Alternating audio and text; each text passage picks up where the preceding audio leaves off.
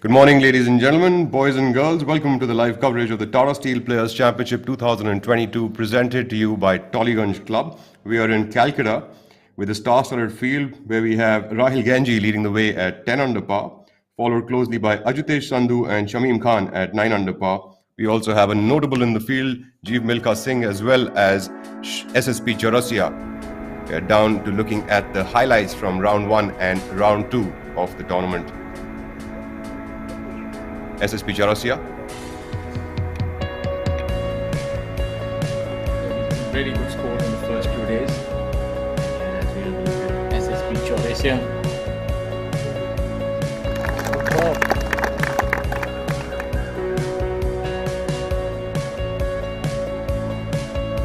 There on our screen is Jeev Milkha Singh having a very good week so far. At 7 under par.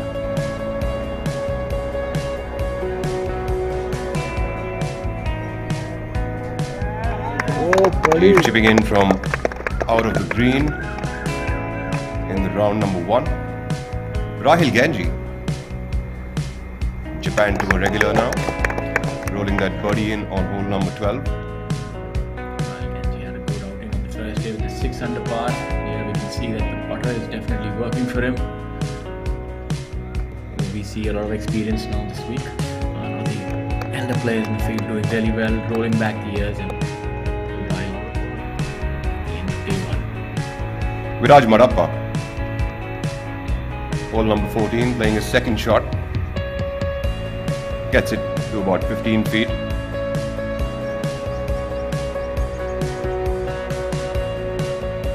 Comes up just about shy for that putt. Viraj Marappa playing at his home course this week. Got Kalin Joshi playing alongside the Olympian Udayan Mane. Kalin rolling that in for a par, shooting a round of 64 on day 1. Ajitesh Sandhu. Scores in the first day very low, and you can see from the highlights a lot of good numbers here. Ajitesh obviously no stranger to success.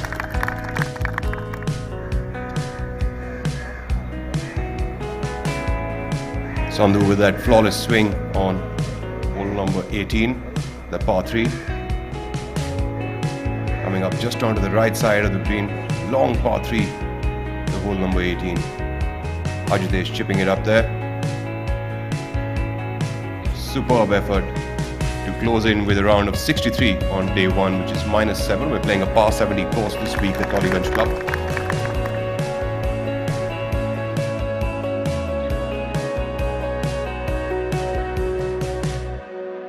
Round 1.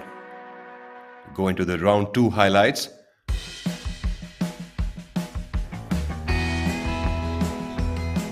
In round 2, we saw a lot of interesting stuff happening. Rahil Ganji closing in with a 66 to be at 10 under par to be the leader. Veer Elawat from the bunker on the right side of hole number 8 gets it to within 5 feet. Rolls that one in conveniently. Lawat currently at a total of -8 for the tournament. Yuvraj Singh Sandhu playing that steady golf of his, still at 8 under par with 67 and 65 to begin the tournament. Gets that almost in the hole from the fairway.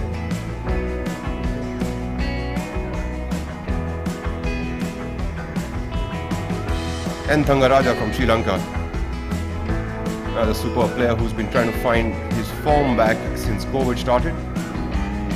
We haven't seen him around in a long time up atop the leaderboard, but he is again one of the contenders at the tournament. And Thangaraja at a total score of -8 after 2 days. This kind of golf course totally helps his game. In front. Second day, you can see him. Good shot.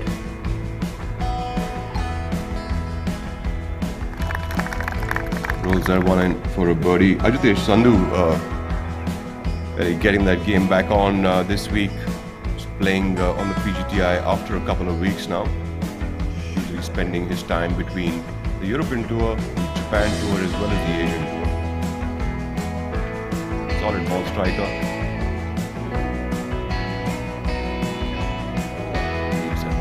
just short of the hole.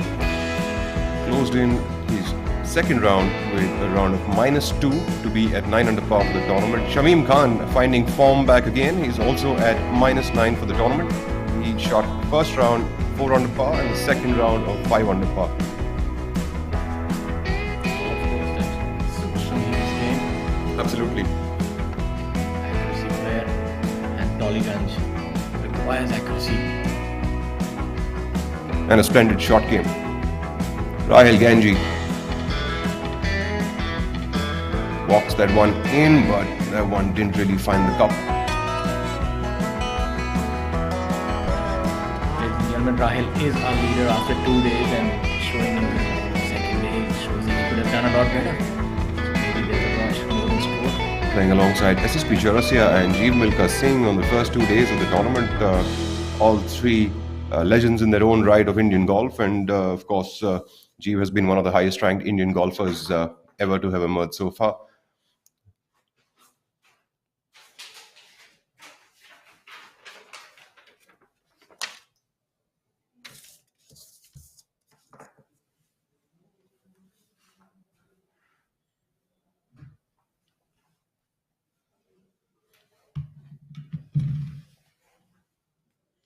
As we go back to the live action from the tournament on day 3, we are here at the Tollygunge Club in Calcutta. I'm your host Rahul Bajaj alongside Shaurya Singh. As we run you through some scintillating golf being played here from the Tollygunge Golf Club, Kolkata. An exciting week here. A lot of the international players in the fray and legends such as Jeev Milkha Singh also here. The hot shot like Rashid Khan, established names like Rahil Ganji, Shamim Khan. Very good international flavor this week as well, with players such as N. Thanga Raja from Sri Lanka, MD Zamal Hussain, Sukra Bahadur, and Badal Hussain from Bangladesh have made the cut. Midson Pereira also making the weekend rounds. The cut, ladies and gentlemen, was at level par, so obviously showing you the level of golf. Bogeys are definitely not welcome, and if you make too many, you're not going to be around on the weekend. So a lot of players and some notable internationals who have not made the weekend rounds have been Anura Rohana, and obviously the Olympian Udian Mane not having the best of weeks either. We have on our tee Chikkarangappa playing alongside Vijita Bandara from Sri Lanka, as well as Jeev Milkha Singh. What a brilliant group. Chikka starting day number 3 at 7 under par for 2 days, and Jeev Milkha Singh is also at 7 under par. Vijita Bandara leads the way in this group at 8 under par for the tournament after 2 days. You can see Chikkarangappa is limbering up on the tee. None of that required for Jeev. He's got a lot of experience. I think the body does what it has to automatically. Looking splendid here is Chikka. Loves to favor the red color. It's going to be a very interesting group to watch. Having said that about Jeev, actually Jeev a couple of years ago started working on his fitness very, very intently. He had a few injuries, and then he started working very hard on his fitness thereafter. And he's been working very hard on his game to get back into his winning ways. In fact, he is almost back in there, as we can tell. He's started a few tournaments on the Asian Tour this year, and started to find form back again. And this week also at 7 under par. So I'd be looking forward to seeing what Jeev could pull off over the next 2 days. I think a lot of our field is going to be motivated by what Anirban Lahiri was able to do over on the PGTI, on the PGA Tour on the Players Championship. A phenomenal outing by him. Unfortunate not to get over the final hurdle, but a runners-up, the biggest paycheck I think in Indian golf history for any golfer. That's a phenomenal feat by Anirban.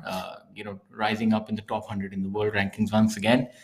So all of these players would be very motivated, and none more so than Chikka here. Chikka is a very dear friend of Anirban's, and I'm sure that he's looking to replicate that. Looks like he's going with a little bit of a fade over there on hole number 1. Tightish kind of a tee shot, which followed by a wedge in to that green. It's a tee shot that everyone wants to get right over here. He definitely has. It's a telling sign when the player is just not looking at the ball and takes the tee out. That means right where he wants it. I'm seeing players go with a lot more driver, maybe previous years we'd see a little bit of a cautious approach with rescues or three woods on this hole, but obviously everybody is going hell for leather now. And I think it was you and me who were trying to go with a more conservative approach over here, and he landed up in the commentary box thereafter. but we're not going to be conservative here, ladies and gentlemen. We're going to tell you as it is. Like on your screens, you have the legend Jeev Milkha Singh. Milkha Singh with that unorthodox golf swing, he's done phenomenally well and been such a great role model and an ambassador for golf in India.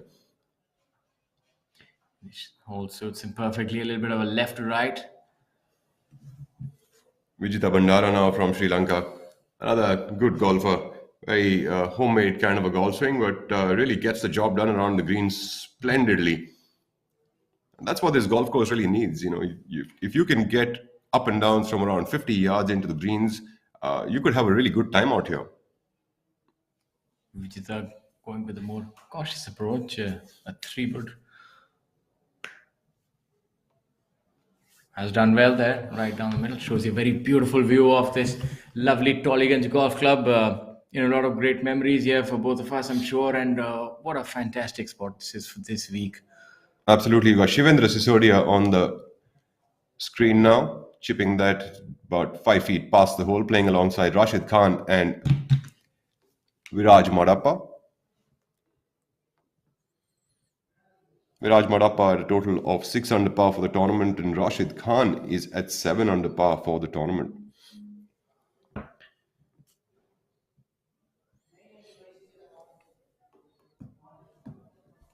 What I remember about this golf course is the greens are really nice to putt on. This is a very moderate length layout. In fact, by professional standards on the PGTI, it would be one of the shorter golf courses. Many birdie opportunities, but it's also a very treacherous layout. I must tell you that length is not the only defense that a golf course can have, and Tollygunge Golf Course is an embodiment of that. You'd have short holes, very narrow fairways, OB lurking on either side, water tanks, and the golf course is replete with bunkers and slopes. So it's very interesting. It's actually a shot maker's golf club. Absolutely. In fact, the golf course over here is a traditional parkland design, got a lot of dog legs also in the middle. A bunch of tight tee shots out there on this course. And the tight tee shots really are not creating any hurdles for players like Rahul Ganji, who are leading the way at 10 under par. Shamim Khan Ajitesh Sandhu following closely at 9 under. Vijita Bhandara and N. Thangaraja, both Sri Lankans, alongside Veer Lawat and Yuvraj Singh Sandhu at 8 under par for the tournament. The golf course does have its own challenges in the forms of the tree lines as well as carefully placed bunkers. Also, the rough around the greens would act as a challenge. A bunch of tee shots around here, including hole number 3, are quite the tough ones. In fact, going into the back nine also, the players will find many difficult tee shots around the bend of the par 5. Hole number 11, if I'm not wrong, would be another hole which does provide that challenge to the players. In fact, hole number 10 also provides a nice, difficult tee shot to begin with. Yes, exactly. Obviously, this golf course requires that you're able to work your golf ball both ways. It does give you some great opportunities for birdie as well. The par 5 that you mentioned, hole number 10, if I'm not wrong, is a very interesting hole in itself. And I'm Absolutely. sure a long hitter would have nothing more maybe than a 7-8 iron if they're able to hit a big drive out there. Absolutely. Pardon myself there. The hole number 10 is the par 5. 11th is the par 3. We also have another par 5 coming in at hole number 13, and 13 usually not people's favorite number to hold up in their hearts. But another par 5, which does throw up another opportunity to make an eagle probably. Shivendra Sisodia putting for par now. So the golf course just measuring all of 7,300 yards, but don't let that fool you. It is still challenging. You can drop a lot of shots here. The greens are pretty tricky, very quick greens.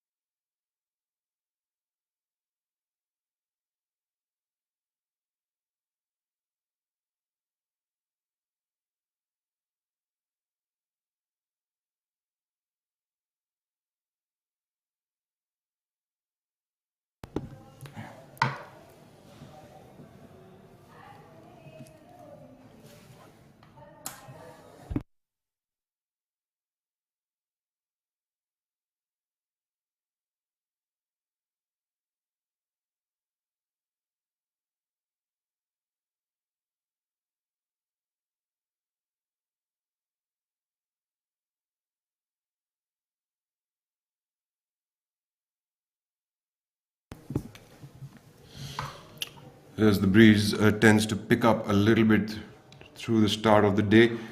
Calcutta, of course, one of the best venues for golf in India. You know, it's got a lot of history over here. The Tollygunge Club, of course, was built years ago, and across the road you also have another golf course. All are creating a lot of history. In fact, the Tollygunge Club is one of the finest clubs in the whole of Calcutta. Yeah, a lot of history here. Many worthy champions from this part of the country, such as Arjun Atwal, SSP Chaurasia, now Sunit Chaurasia, taking over the mantle. Rahil Ganji done so well and still going from strength to strength. In fact, he's our leader today, uh, and he's doing really well, playing on different tours, playing in Japan, has been contending a lot. So he's definitely finding his form at the right time. Absolutely. In fact, looking at what the international field is doing this week, opposed to what we saw in the Kalhar Blues and Greens Golf and Country Club, that the players weren't really able to get through to the weekend rounds. And this week we have Vijata Bandara at 8 under and N. Thangaraja, another one from Sri Lanka, also at 8 under par. We've got Mohammad Zamal Hussain Mola from Bangladesh also coming into the fray at 5 under. And Nepalese Sukra Bahadur Rai is also up there at 5 under par for the And a tournament. good morning to our viewers. That's us on your screen as we will run you through the next few hours of riveting golf here, right from Kolkata, the lovely city. Absolutely. We're going back into the action as we speak. We also have Badal Hussain and Mithun Pereira who've made the cut. Badal Hussain is from Bangladesh and Mithun Pereira also from Sri Lanka. Mithun Pereira is another player whom this golf course really suits. But Mithun, of course, has been trying to find his form back again. The players who are really to look forward to, and also the players who would be making our marquee groups going forward, and also on the first couple of days, Rahil Ganji, Shamim Khan, Ajitesh Sandhu, Veer Elawat, Yuvraj Singh Sandhu, as well as Chikkarangappa, Rashid Khan, Jeev Milka Singh, Karandeep Kochar, Viraj Madappa. So a lot of big names out there at this tournament.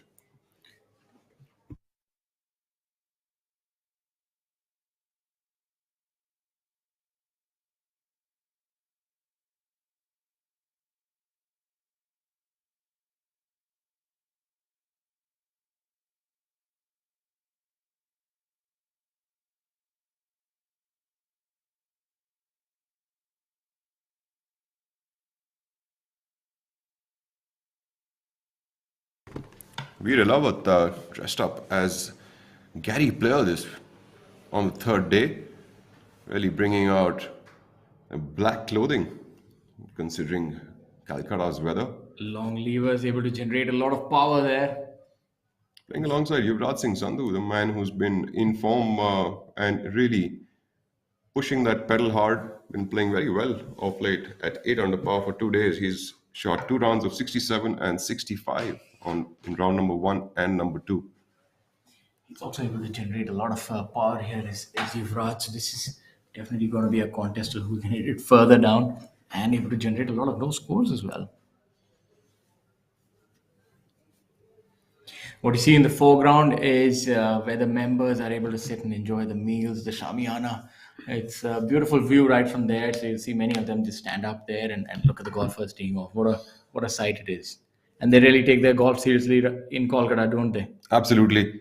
Yuvraj Singh Sandhu, happy with that drive of his on hole number 1, playing alongside Sri Lankan N. Thangaraja.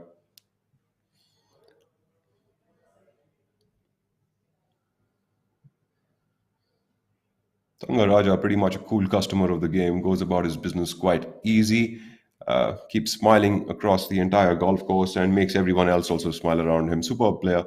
Very great player off the tee boxes and as well as in the fairways, and a very solid all-round golf game. In fact, there are a lot of players whom you see have got one part of their game strong. In fact, N. Thangaraja is very steady through and through from tee to green. Jeev Milka Singh left himself short of the green, have about 4 feet from the right side to make his par. Chika has found himself on the green in 2 shots, be putting for birdie. Jeev doesn't play much of his golf in India, but schedule has allowed him to come around and participate at the PGTI tournament over here in Calcutta, and we're all like always, we're glad to see him on the screens.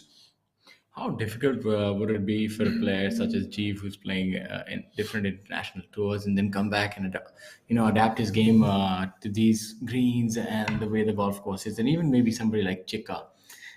When you talk about green speed being different, can you explain to us a little bit about how a professional would actually prepare for a situation like that? So I think over a period of time, players who are versatile and work very hard in terms of getting different shots for different courses are the ones who actually end up succeeding. Chikkarangappa there for birdie seems like he's underread that putt. Nonetheless, going back to how players adapt to golf courses, number one is definitely experience of playing various courses and becoming a versatile golfer so that you can adapt to wherever you go. That would be the number one thing. Also, as you go along the way, and also you do a little bit of homework before you prep up for a tournament going into the next week or the week after that or the month after that. So a lot of players would know that, okay, this is the kind of golf course that I'm off to, and how is it that I should be preparing for this. So let's say if I were to go to the Tollygunge Golf Club, I'd be prepping myself 100 yards and in, through and through. So that would be my priority. So that's the way that I would look at prepping for a course like this. So more often than not, players are already, thinking about and prepared for these kind of courses. They just sharpen up certain areas of their game. So they have the qualities already. They just sharpen up certain areas which they know will help in this kind of a situation or this kind of a golf course. Like if some player was supposed to go to Delhi Golf Club, they'd be prepping up their tee shots through and through. So they'd probably be spending a month prior to that tournament just prepping up their tee shots, keeping them very tight on a string and making sure they're getting fairway after fairway uh, going into this kind of an event. And similarly, if players were going into a golf course which was long and wide, they'd probably be working on their long putts a lot. On our tee boxes, we've got Ajitesh Sandhu playing alongside Shamim Khan. So what you might be seeing is that the players are actually showing their golf ball to their co-player. That's when they actually identify their golf ball. They're all playing normally with a different numbered golf ball with different markings, and that's so as to not confuse and hit the opponent's ball, because that can incur a two-shot penalty for the player that does so. So that's a very important part as well. So whenever a player changes the ball, he tends to inform the opponent so that his co-players, so that they also know what's happening and are careful about the same. Two players, a very distinct style of game. Ajitesh Sandhu, obviously a very classical golf swing, a very good ball striker, an immaculate dresser, I must also add. Shamim Khan, very relaxed, goes about his game, doesn't bother too much about the specifics of how the swing is or anything else. Is able to get it done, has his own method, but definitely very effective nevertheless. What do you think they're talking about right now? Probably talking about the birds and the horse riding area on the right side of this fairway. Probably, not being too serious and having a little bit of a chatty morning Exactly. as they all gear up I for think the upcoming 4 hours of the third round. they must have played quite a few rounds towards the latter part of tournaments together. Ajitesh Sandhu always finds himself in and around contention. The leader just about walks up on the tee box. Rahil Genji showing his golf ball on the mark and maybe saying hello to his fellow players this morning. Great group here to look forward to. Rahil and Ajitesh, both of course, with very different kinds of games. And Shamim Khan is going to be doing more fairway to green as well as a great short game to help him get on further atop that leaderboard. So it's going to be an interesting day out there. Very different styles of golfing. Two international golfers. One player who's won multiple times on the order of merit on the PGTI, Shamim Khan, and one of the highest career earnings on the PGT of India. Yes, a very interesting group nevertheless. Uh, not the longest of hitters on this group, but very good ball strikers, both Ajitesh and Rahul Ganji, and are able to hit it a decent distance. So it's going to be very interesting to watch this group. And Shamim Khan can really wield that putter like a weapon. He's capable of making good 20-24 putts. in a round of golf. So it's quite possible that Shamim could make a lot of birdies, and his unassuming demeanor actually helps him because nobody really knows before, and lo and behold, he's able to threaten for the tournament, and that would be something that he's looking at. And now you see he's trying to figure out his swing and see what works for him. Shamim also looks like he's been working on his golf swing of late. Seems to be, doing some changes in there. Never seen him really so careful about the way he goes about his swing. I think he's been working on a bunch of changes to get back into form. Great hole, this first hole here at the Tollygunge Golf Club, measuring all of 405 yards, not the longest hole. You not have many par fours that are above 400 here. But the challenge, as you can see, it's a very narrow fairway and the rough is up. Maybe the fairway is all of 25 yards. And on either side, if you miss it, it's a difficult shot to the green. So it's a golf course that you can actually go after. You can take out the driver and be more aggressive. It does yield a couple of birdies, but it can also claw back. So it's going to be a very interesting um, mix to see how these players actually are able to navigate their round today.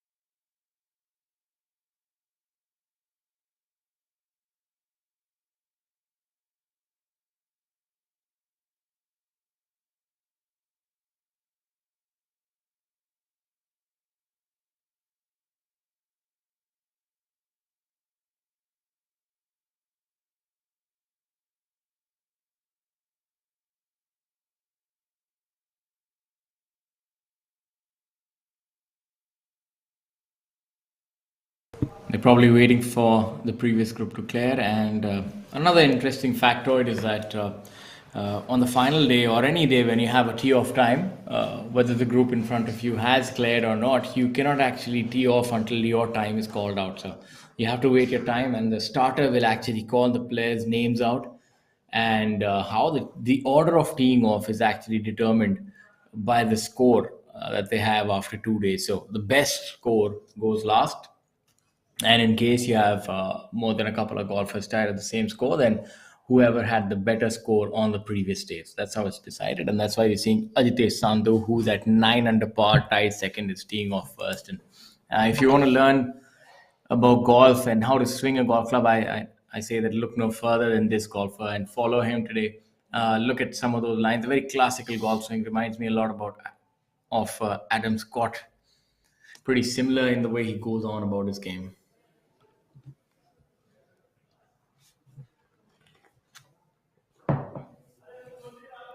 And if you want to learn about getting it done, perseverance, then you have to look at Shamim Khan. Never seems to break into a sweat, and always seems like he's having a stroll in the park. And his swing is also emblematic of that. Very relaxed, almost just barely holding on to the club. And now on your screens is Rahil Ganji, our leader of this tournament so far. He'll definitely have a lot of home support here. But Rahil, a homegrown lad, he's played his golf here and at Royal Calcutta Golf Club. So, he really knows this golf course like the back of his hand. And that can definitely prove to be an advantage on the final 2 days. Absolutely. In fact, Rahul gave an interview yesterday, and he was saying that he wasn't making the shorter putts. So after a point of time during his round, he actually started hitting the ball further off from the hole, and he was making the longer 20, 25 footers. Rahul Ganji on the tee box, one of the longer hitters of that golf ball. Really seeing a lot of players taking out driver over here, opposed to when the last time I played over here, I was hitting a 3 wood off the tee box. Yeah, I think what they're doing is obviously trying to get closer to the green. So if you miss the fairway, you're in the rough, but you only have maybe 110 yards short. So they're trying to take their chances in terms of getting closer to the green. And let's see if Yuvraj can take his chance for a birdie here.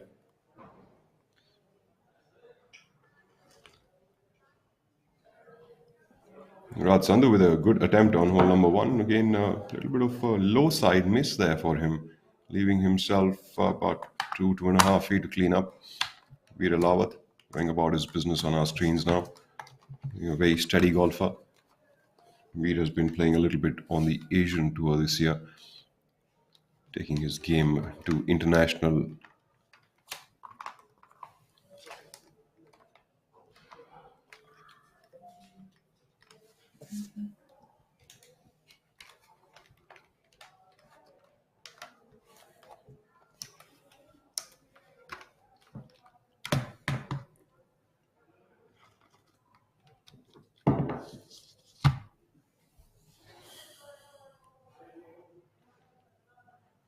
Just Veer coming coming up a up little short. shy there is Veer. The cut was applied after 2 days at even par for the tournament. Players who would make it at even par were Brushwal Pal Singh alongside Shabek Singh Kunar and Rajiv Kumar Jadiwal, all at even par for the tournament. Also, Kapil Kumar. Some of the notables in the field who ended up not making it to the weekend rounds, of course, were the Olympian Udayan Mane, Anura Rohana from Sri Lanka, another man whom this kind of a golf course really suits. Abhinav Lohan, who's been having a good showing on the tour. Surprisingly, M. Dharma did not make it to the weekend this week, and usually he's around the top five of a tournament around day 3 or day 4. Probably. Chirag Kumar also not making it to the final 2 days. He's a former Panasonic Open winner. Golf is such a fickle game. Chirag finished runner-up the previous week, and he's not here on the weekend. So, I mean, you tell me it's a mystery. Makes no sense to me. So he should be really firing on all cylinders, but shows you that each week is different. Just the way this game is, isn't it? We got two amateurs in the field who weren't able to make it to the weekend. None of the amateurs were able to qualify for the cut line, and that would leave the amateur trophy quite lonely for this week's prize presentation. You look at Yuvraj Singh Sandhu, he's waiting on someone before he takes on that par putt on hole number 1. It's about starting his day.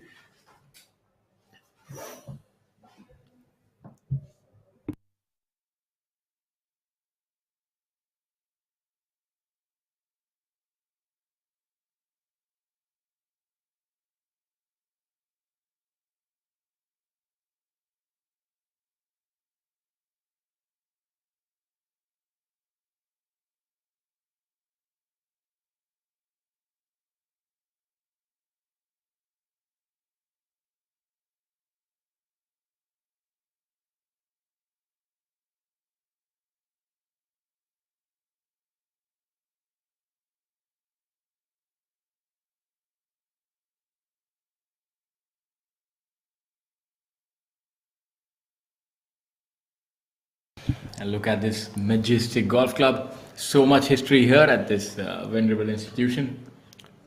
One of the finest golf courses that we have in the country, and of course, the history that dates back.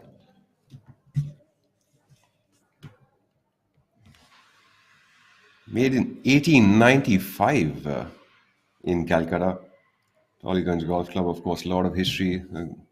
We see over here is one of the deeper bunkers on the golf course, providing that extra challenge to the players. And as you can see, the tree lines and nothing easy for the players to get out of. And of course, the flowers adding to a little bit of a good viewpoint for the players. A very historical place in terms of golf. As you see, just right across the road is the oldest golf course outside the British Isles. This is the Royal Calcutta Golf Club, and Tollygunge Golf Club, where we are here, is also extremely historic in its own capacity. It's you've had so many big tournaments being played here, and even the local golf is a big thing here. I think this would only be second to the fervent support that football gets over here.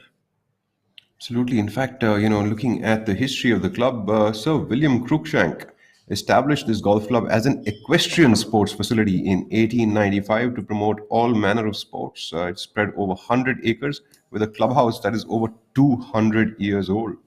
A lot of history This is at Tata this Steel, golf course. and this is an idea. History. So what happens when you join them? Something remarkable, like the material of the future.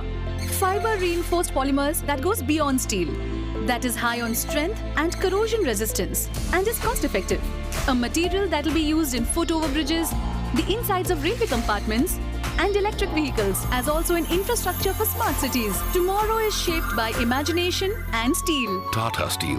We also make tomorrow. This is steel, and this is an idea. So what happens when we join them? Something marvelous, like cars that are lighter, more fuel efficient, yet safer. Thanks to high-perform automotive steel, which lowers CO2 emission and makes this world a better place.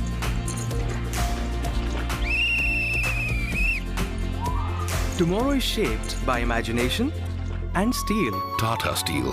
We also make tomorrow. This is steel, and this is an idea. So what happens when we join them? Something iconic.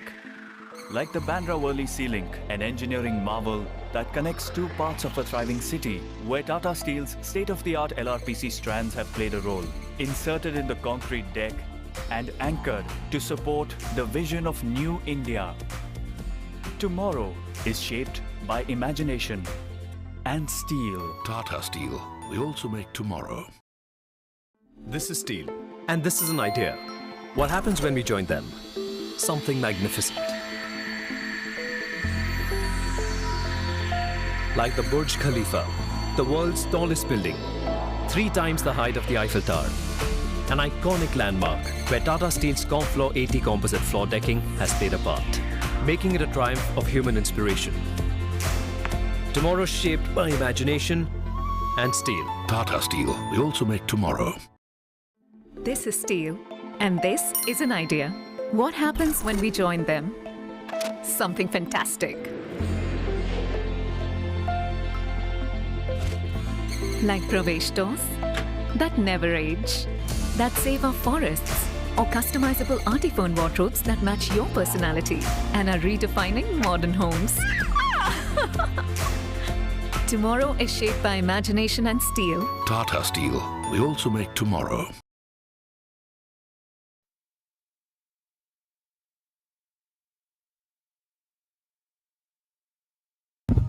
As we move back onto the action on the golf course, Tata Steel, of course, our main tour partner. We're looking at the leader group Rahil Gangji playing alongside Shamim as well as Ajitesh Sandhu from Chandigarh. Some of the sponsors which actually help the PGTI bring these tournaments together are Tata Steel, Amritanjan Fruitnik, which is the hydration partner of the tour, American Express, of course, the digital payments that go through. American Express also helping promote golf via, having various cards which could help you get golf lessons and access to golf courses, which helps definitely considering, golf course memberships are not easy to get. Also, Rolex. Rolex has been a supporter of golf since the late 60s, since the time of Arnold Palmer. And of course, Incredible India, the tourism partner of the PGTI, and Incredible India trying to develop golf and tourism in India in tandem, helping to get various cities on board and also helping the country as well as the Indian golfers all get acquainted together. So Ajitesh Sandhu eyeing that partner on the first hole itself, trying to get close to Rahil Ganji, get into that lead at 10 under par. Another mention is the very hefty prize purse that we have of 50 lakh this week. So there's a lot to play for these players. I'm sure that Ajitesh would definitely like a slice of that.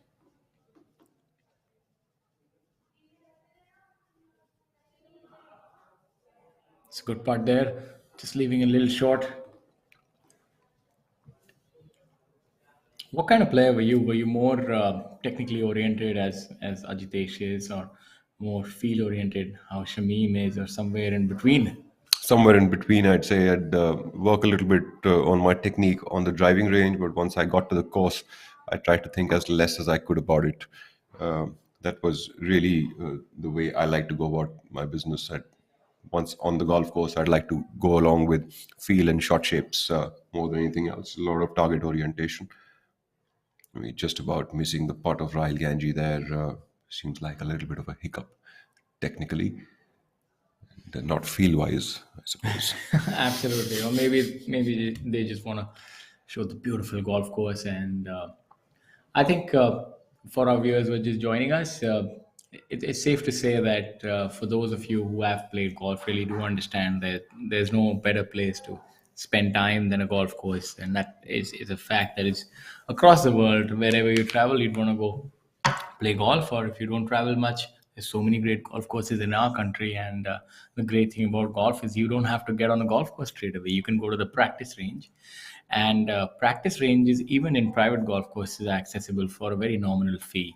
And there's so many public golf courses and facilities, so I really encourage parents to help their kids start the game. What you also have in a lot of these golf courses are junior programs. So those are the things where juniors get membership at a very discounted rate and so on and so forth, almost free, I think, in many golf courses. So golf is becoming more accessible, and we've seen in the last 1 year itself what amazing accomplishments by our Indian golfers, be it Aditya Ashok or what Anirban Lahiri has done. These are watershed moments. These are really historic achievements by them, and that's it's almost like a clarion call for the rest of them to really step up their game. And I think the government is taking notice.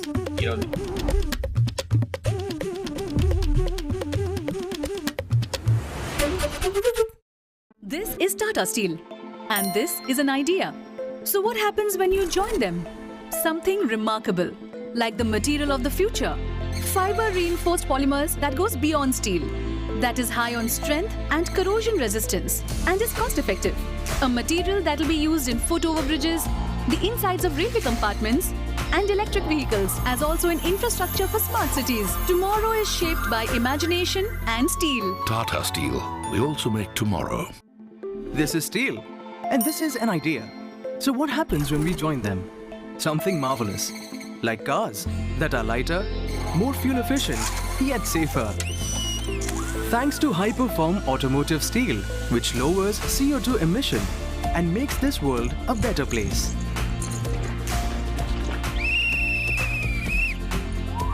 Tomorrow is shaped by imagination and steel. Tata Steel. We also make tomorrow.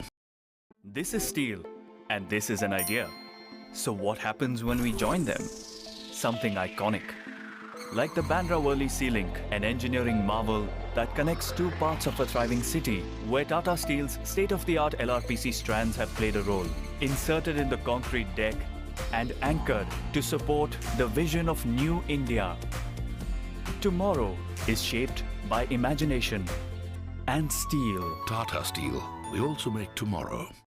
This is steel, and this is an idea. What happens when we join them? Something magnificent. Like the Burj Khalifa, the world's tallest building, 3 times the height of the Eiffel Tower. An iconic landmark where Tata Steel's Comfloor 80 composite floor decking has played a part, making it a triumph of human inspiration. Tomorrow shaped by imagination and steel. Tata Steel. We also make tomorrow. This is steel, and this is an idea. What happens when we join them? Something fantastic. Like Pravesh doors that never age, that save our forests, or customizable artiphone wardrobes that match your personality and are redefining modern homes. Tomorrow is shaped by imagination and steel. Tata Steel. We also make tomorrow.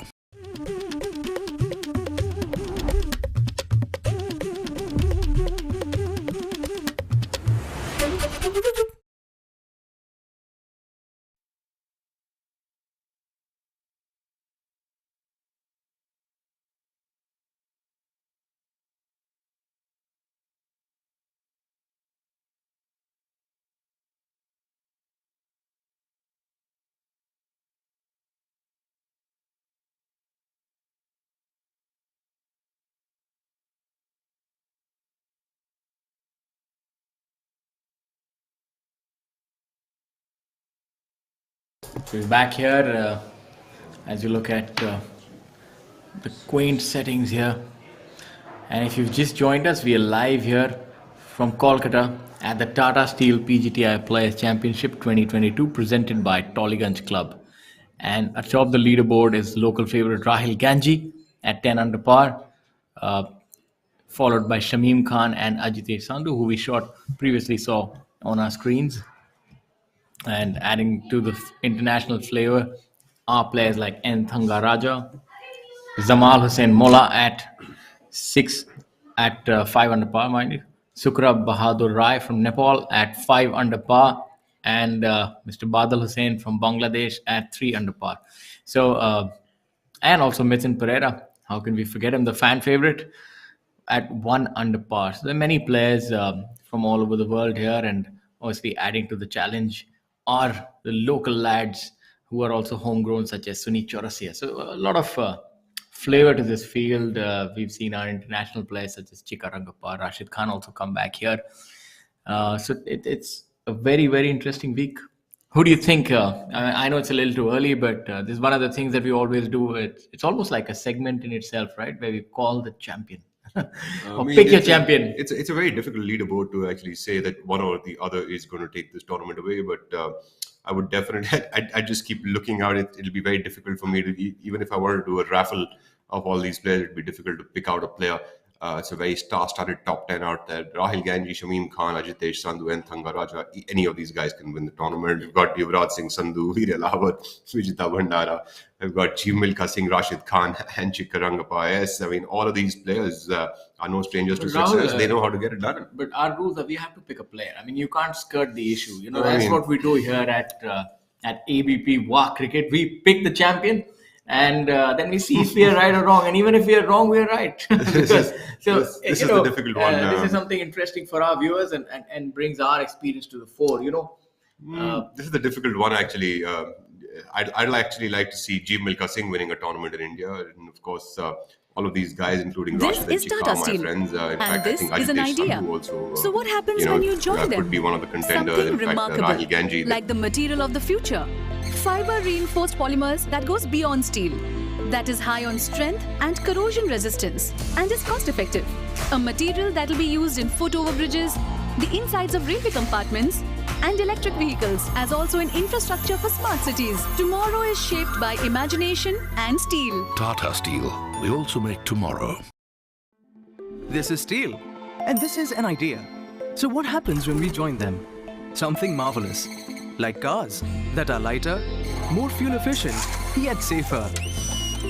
Thanks to high-perform automotive steel, which lowers CO2 emission and makes this world a better place.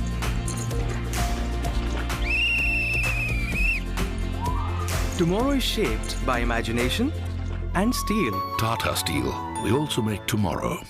This is steel, and this is an idea. So what happens when we join them? Something iconic.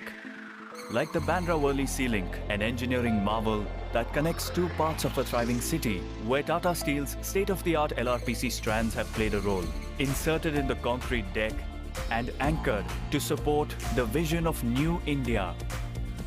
Tomorrow is shaped by imagination and steel. Tata Steel. We also make tomorrow.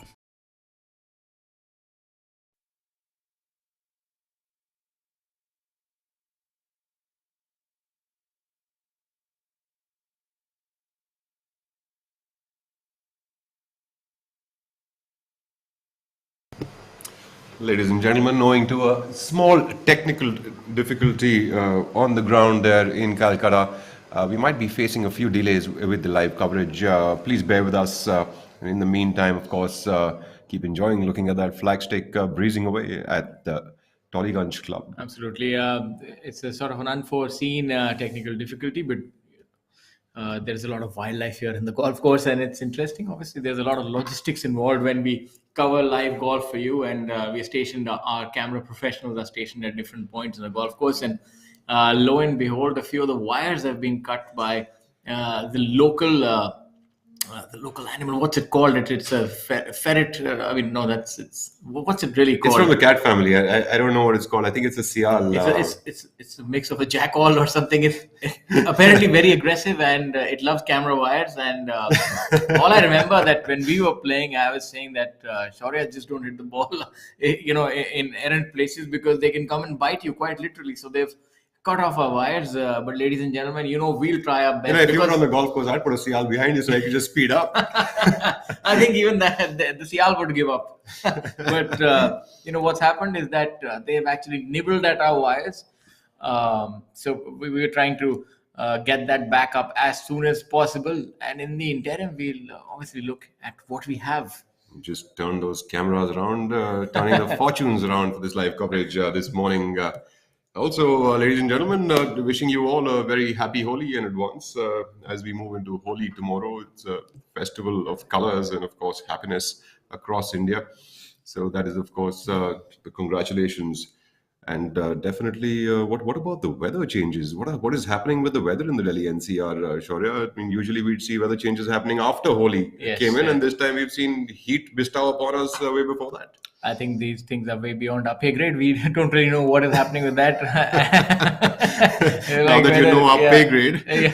So we don't really know what's happening with the heat or the cold, but obviously there are changes happening to climate, and that's a big thing is global warming and things like that. But again, that's beyond the purview of our coverage.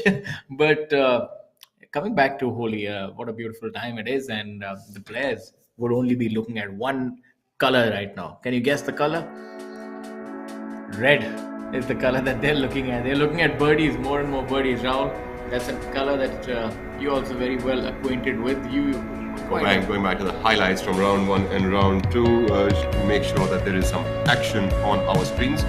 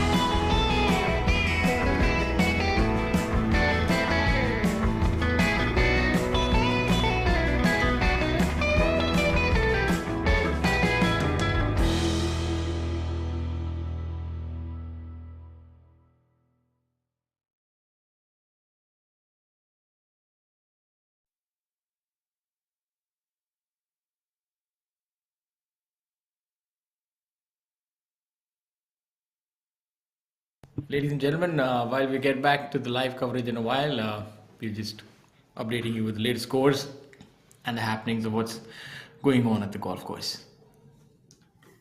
And now we are back here live at the Tollygunge Golf Club, Kolkata, for the Tata Steel PGTI Players Championship 2022 presented by Tollygunge Club.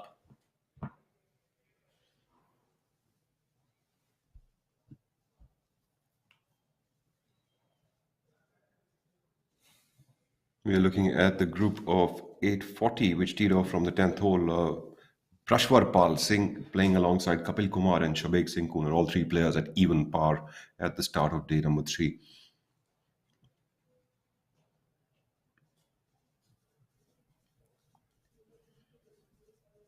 Kapil Kumar, of course, was leading the tournament 2 weeks ago, didn't quite finish it. This week, just about making the cut. This is the equalizer that this game is. Prashwar Pal Singh now getting ready for his putt. I think he's also a product of the Q school this year. 2 brothers, I believe, right? Yes, I believe so too. And apparently very long hitters of the tee. Let's see if the long hitter can make a putt as well. Does he? He does. A lovely putt there by Prashwar Pal Singh. So he has the length and the Midas touch. He's got it all, it seems. Absolutely splendid putt there by him. We have Kapil Kumar now. Spent a few years on the tour so far. It's a little cut into the fairways and very good around the greens. But could have really closed in on that tournament in Kalhar, don't you think? He was very steady. He was one of the steadiest players out there for 3 days. In fact, on day number 4 as well, he didn't leave the vantage point for a very long time. And it was only a matter of time until the other players started making a few birdies towards the end of the round. And Karandeep Kochhar ended up using that opportunity.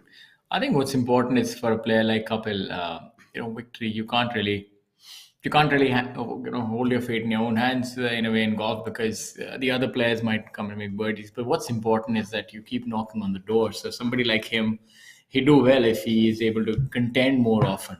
I think the victory will come when it's meant to happen. But as a player, you're supposed to get yourself into contention.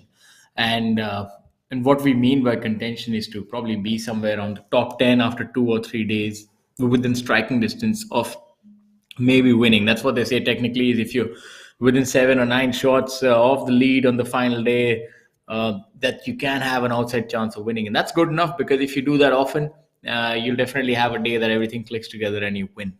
Absolutely. Kapil Kumar not really making that putt. Seems like he was unhappy with that read. Shabek Singh Kunar now, all the 3 players in this group staying steady at even par for the tournament so far.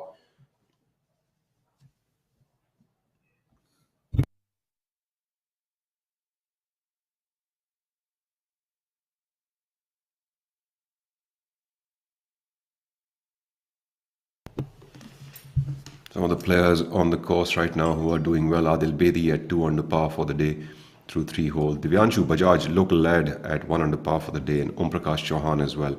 Ranjit Singh getting some work done on the golf course, has jumped up 17 positions already at 2 under par for the day and 4 under par for the tournament, alongside Aman Raj, who is following suit. Arjun Bhati, newly turned professional golfer, is a -2 for the day and -4 for the tournament. So interesting stuff happening on the golf course. Even though we are still fighting the technical difficulties that we might be facing, the golf course is peppered with great scores. Hani Besoya already at 4 under through the first 6 holes of the day on this day 3, and really making a move up that leaderboard. He is now at a total of 6 under par. We have on our screens now Manu Gandas from Gurgaon. Manu, the winner a couple of weeks back, brilliant player.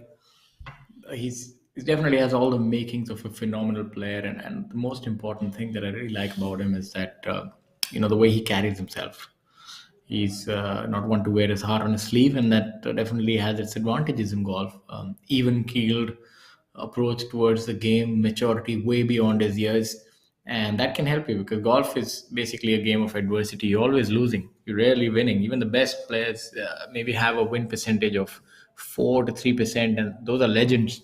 Otherwise, you'd be lucky to win. Even the good players, maybe one tournament in 2 years. And so you have to know how to deal with the adversity or a little bit of disappointment, and make sure that you are not wavering from your path. And Manu just exudes that kind of confidence and stability in his game swing, and that translates into good stable scores, because mind you, this is a profession for a lot of the players, so you don't want to always be blowing hot and cold, because at the end of the day it's also somewhere that you do make a living from. I know these younger players are actually looking on to move to bigger things and go on to bigger tours. The way they see the game is not for money.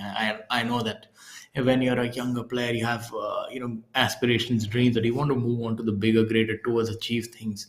Uh, but for the players maybe later who are who know that they'll be playing on the PGTI tour, or maybe a few tournaments on the Asian and so on and so forth. They want to achieve success here, and they want a certain kind of stability. But golf doesn't give you anything for free. You have to make the cut, and only 50 players and guys make the cut out of almost a field of 130. So it's extremely competitive.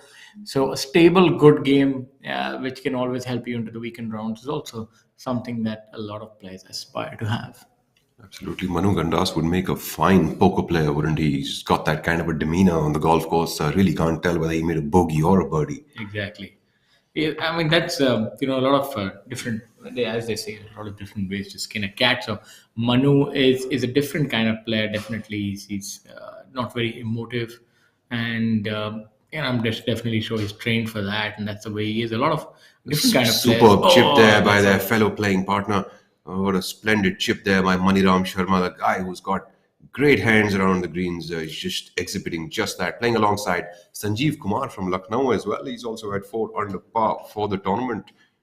This is definitely Money Ram's golf course. These are the kind of golf courses that he really likes, and he really thrives in these kind of settings. A golf course that is not too long, that rewards accuracy play, and the way Money Ram sort of goes about his game, this could be a very ideal setting for him. Money Ram at 3 under for the tournament. So, if there is a fairy tale to happen, maybe it's this week. 7 shots seems a lot to catch up, but a player like Maniram could still shoot low numbers here.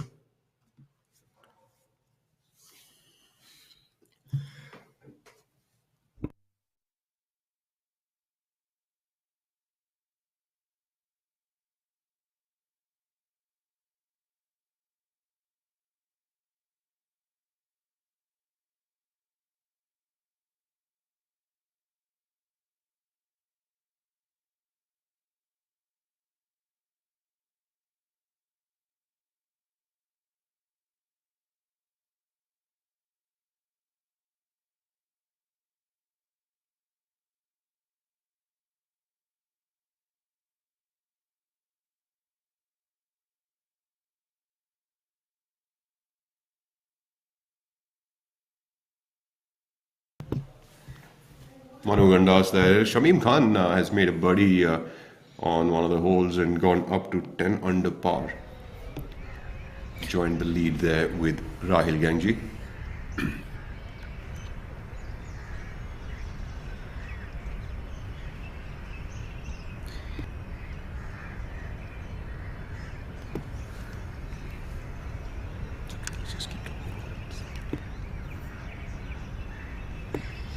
Sanjeev Kumar from Lucknow, another player who hasn't won in a while, but he's been a winner on tour in the past, just about brushing past that hole.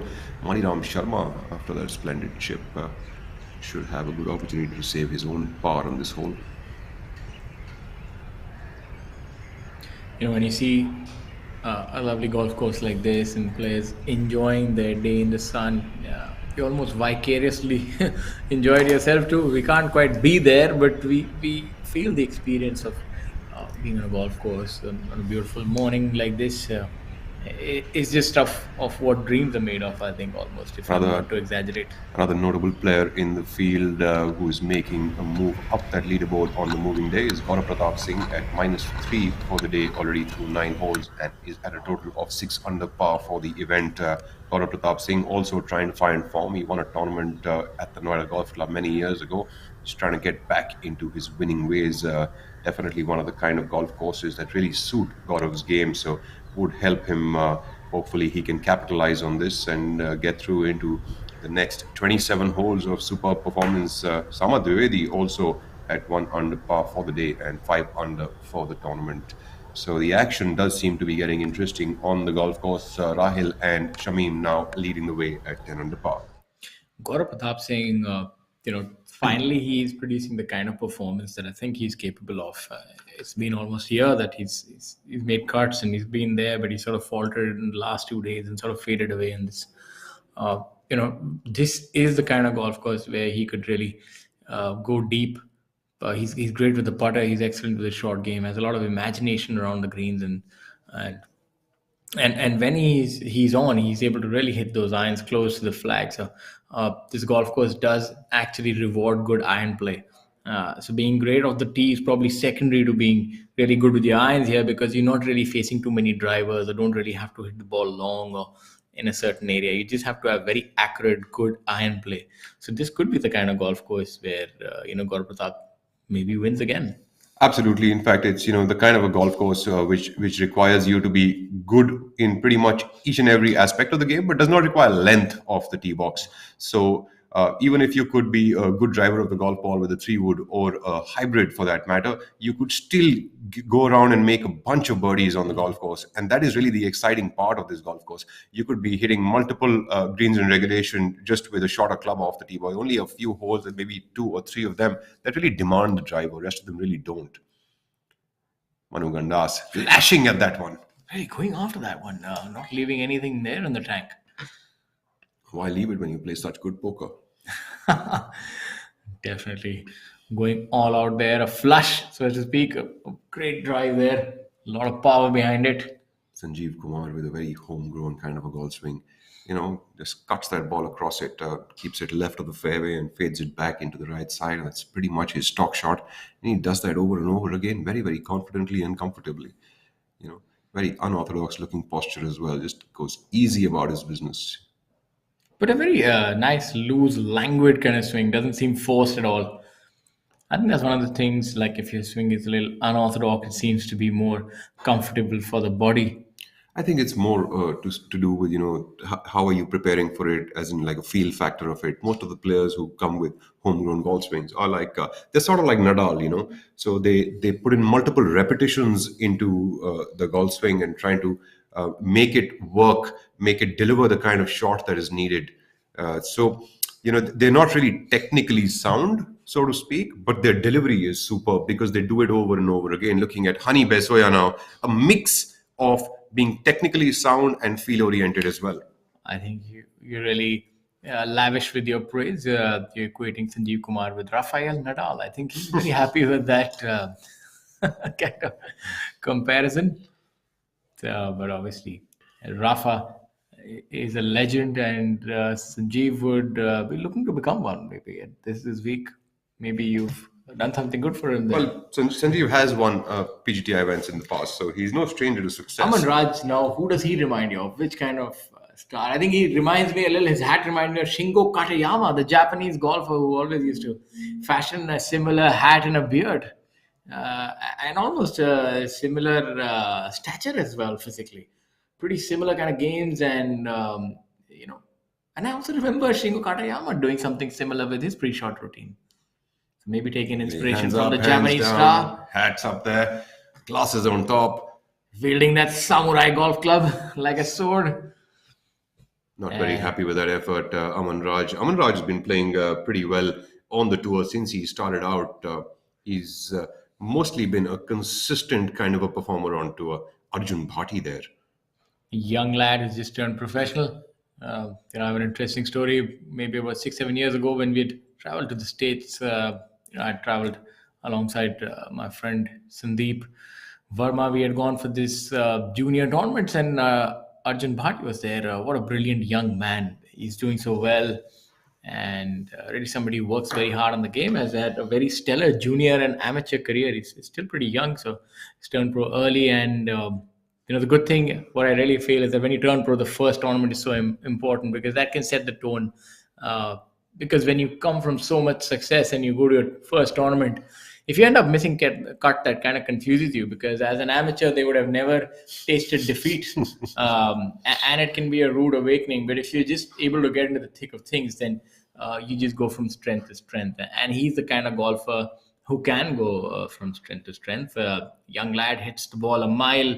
I believe even when he was young, 6-7 years back, he was able to hit the ball 240. Right now I think he hits it close to 300 yards. So he'll feel right at home on this. And a lot of other professionals who are working with him. He's a good friend of Ashok Kumar. Ashok works closely with him and mentors him. So obviously, all those aspects are taken care of, and look for him to do well. And he's also off the golf course. He's been pretty good in terms of doing the right things. Learning altruism early in life, and sort of giving back. And so fine shoulders on this young man's head.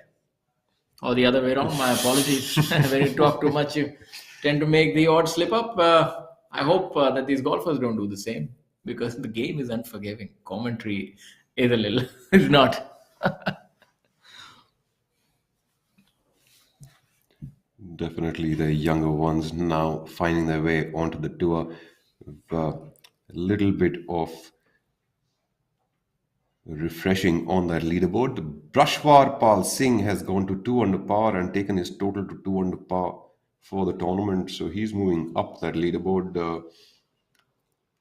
You also have Karthik Sharma, the lefty, who is also at 3 under par. So a lot of people are getting in a few early birdies today. Adil Bedi has moved to 4 under for the day and 5 under for the tournament. And Hani Besoya as well at 4 under for the day and 6 under for the tournament.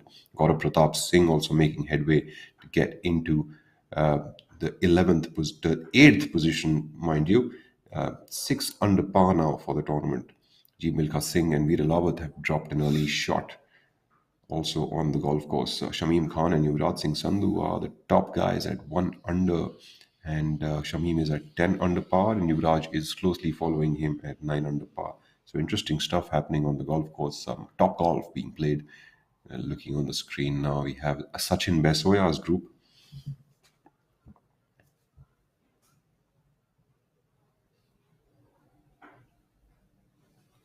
We're looking at is Karan Pratap Singh with Sachin Besoya and Varun Parekh. They're all on this green. Varun Parekh eyeing that putt, getting a little bit of help from his caddy. Usually you'd see professional golfers doing most of the work on their own when it comes to the green. Some of them, of course, needing a little bit of and using caddies' help only once in a while. You'd see most players tend to read their own lines and do their own thing over there. They only use the caddy's help when it's really, really required or confused.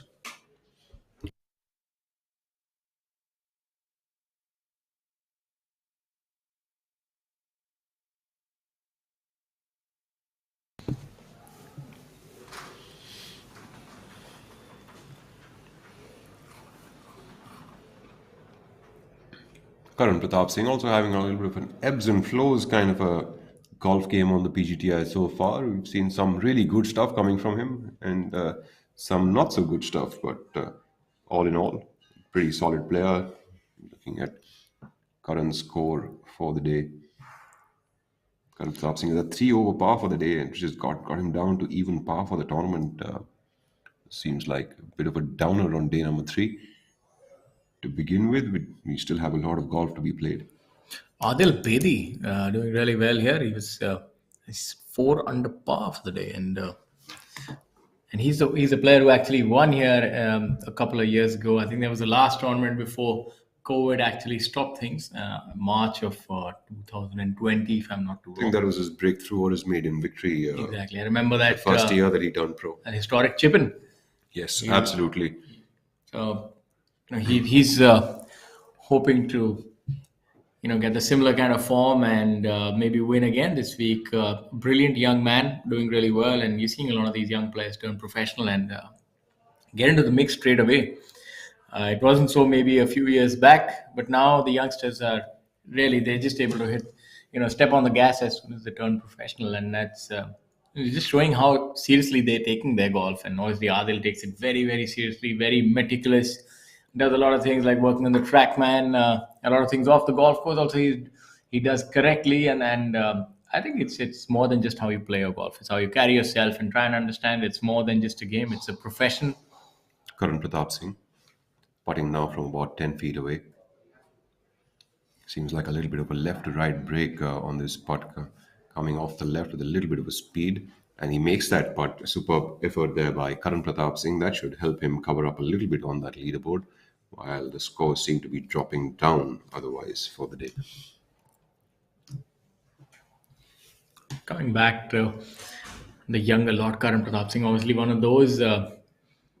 We see that it's obviously becoming more difficult for the experienced lot to keep up. But I think competition is always welcome. It brings out the best out of everyone, and that's what they say that now what the famous company McKinsey in consulting used to say they has to have they still do have the adage up or out. So you either improve or you fall by the wayside, and that's what's happening on the PGTI. I tell you, the PGTI is one of the most competitive domestic tours in the world. It's one of the only few tours that has world ranking points, and rightly so. You look at players who actually started here, like Anirban Lahiri, who actually made his way to US Tour just by playing here, the Asian Tour, the European Tour. I think he's played one Q School, but he was able to get to all the bigger tours directly. And Shubhankar Sharma. So there are many fantastic players who play well here and then perform in the international events and then go from strength to strength.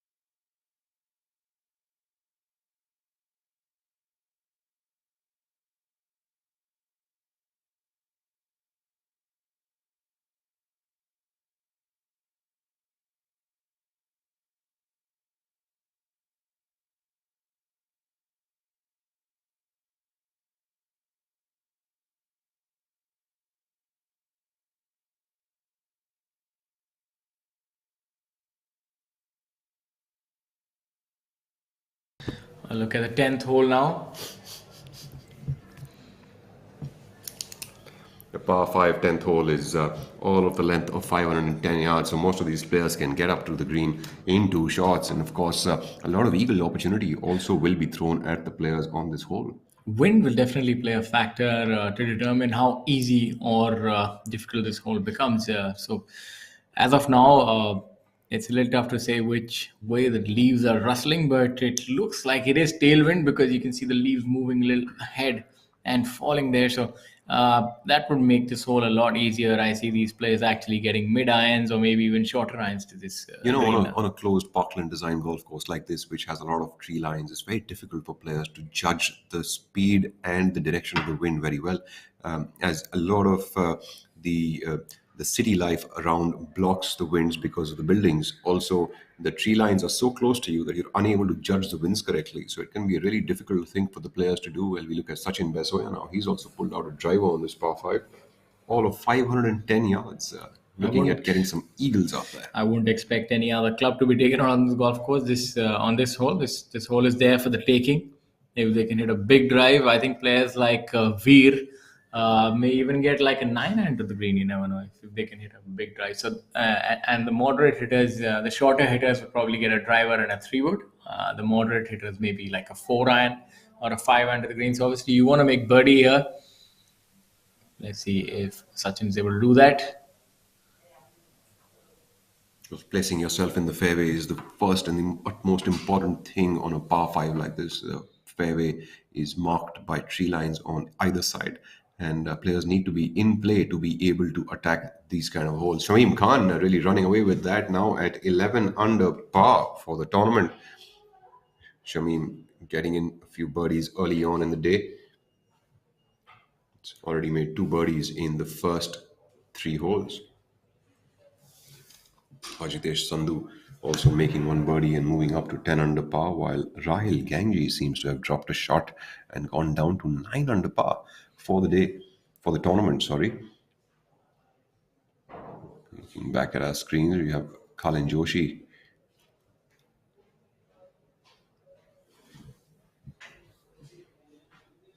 Kalin Joshi is playing alongside Sunit Chaurasia and Sunit Bishnoi. Another splendid group to be looking forward to.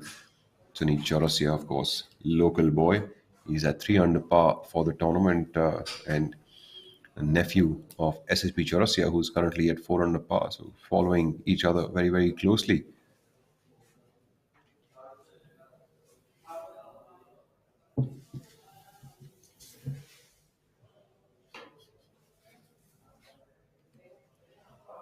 Three players striding up that green.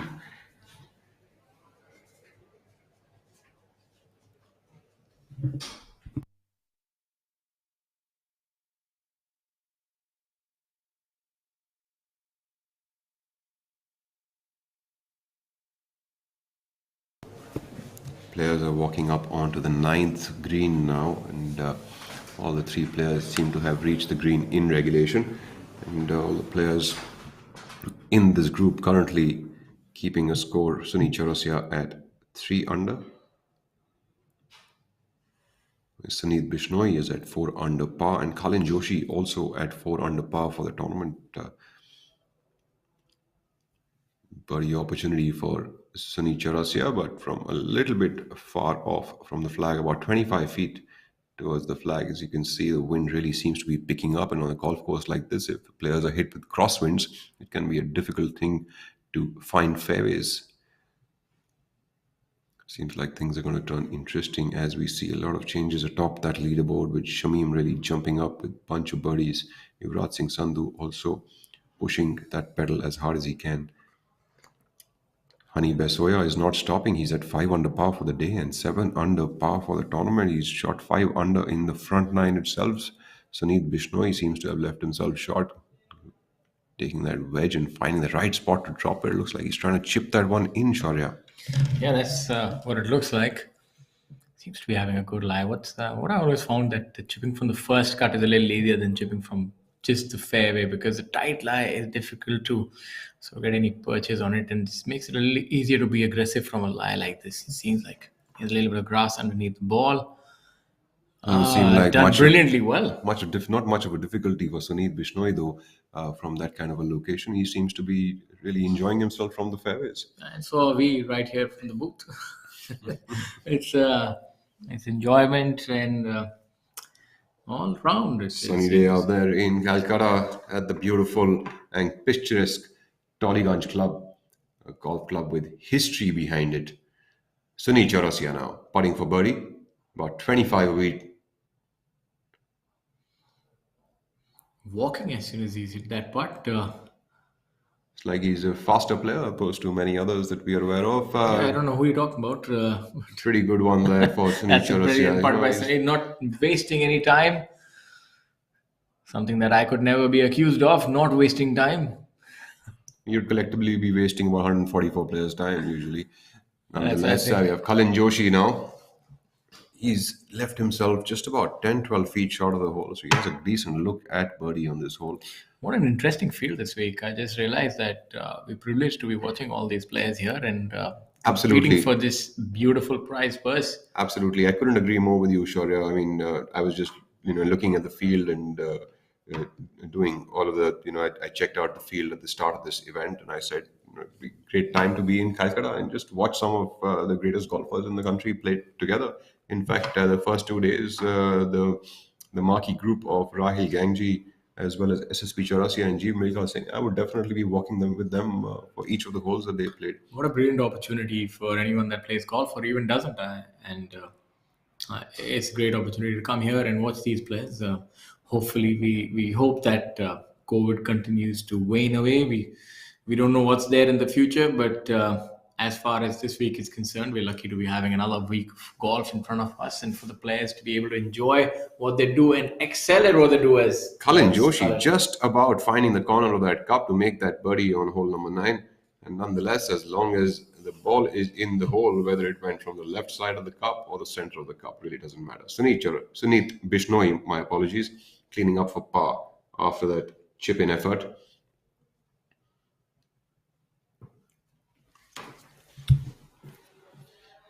Great week to be watching, and for junior golfers across the country, it's a great week, tournament week to be looking at. Also, Tollygunge Club is a host to many other junior events as well, so a good show for them to be looking at, as they could learn a lot from how the pros go about their business over here. Absolutely. I think it's a great opportunity for anyone who's wants to learn more about the game of golf or just enjoy these players. Talking about local lads and Calcutta boys, we have Divyanshu Bajaj on that 18th tee box on the par 3. It's a 202-yard par 3 with a green which goes more in length and not in breadth. So a difficult hole to sort of get up to, but around the green should not be much of a trouble for the players. Playing alongside Ranjit Singh. Ranjit Singh, who unfortunately capitulated on the final day. It was very unexpected of him at Ahmedabad when he was leading the tournament. Maybe he's here to make amends. Still playing well at 4 under par so far for the week. Maybe he can mount another challenge for the victory this week and undo the wrong that he did the previous week. And now we have on our screen Vikram Rana, the player from Delhi. Vikram Rana, a veteran on tour. A veteran, but not a veteran on tour, but a phenomenal player. A great amateur career that he's had. Turned pro quite late in his career, so as to speak. Normally, you see players turning pro a lot earlier, but as I said, there are different routes to get to the PGTI, and he's doing pretty well. He shot a 6 under par on the first day. Unorthodox sort of a swing tends to favor a draw. A little handsy, but seems to work well for him, and has hit a good tee shot here on 10.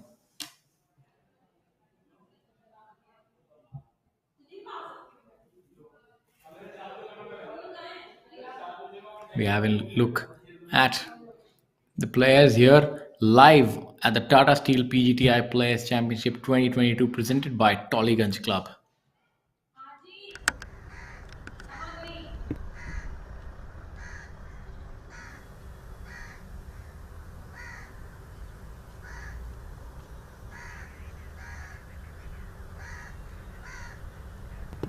And we have Rahil Ganji, Shamim Khan, Ajitesh Sandhu, Yuvraj Singh Sandhu, Veer Alawat, a lot of good golfers in the fray, Rashid Khan as well. So there's a lot of action, a lot of good scores that are here at this point in time. So stay tuned as we go back to the 10th hole.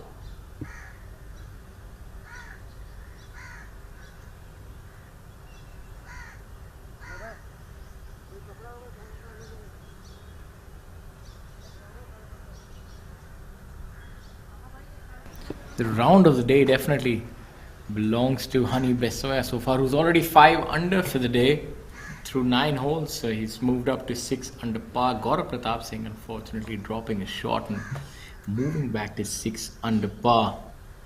And Adil Bedi at 4 under par. And in a different statistic, we're just talking amongst ourselves and our team. We realize that our camera and cables have suffered extensive damage due to the wildlife here, and that's another interesting tidbit.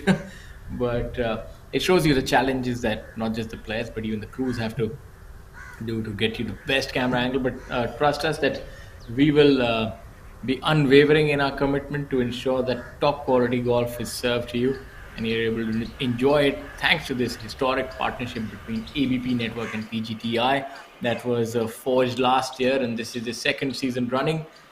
And so far so good. We've been able to bring you live coverage of a lot of the events that are happening on the Professional Golf Tour of India. The Professional Golf Tour of India is one of the premier domestic golf tours in the world.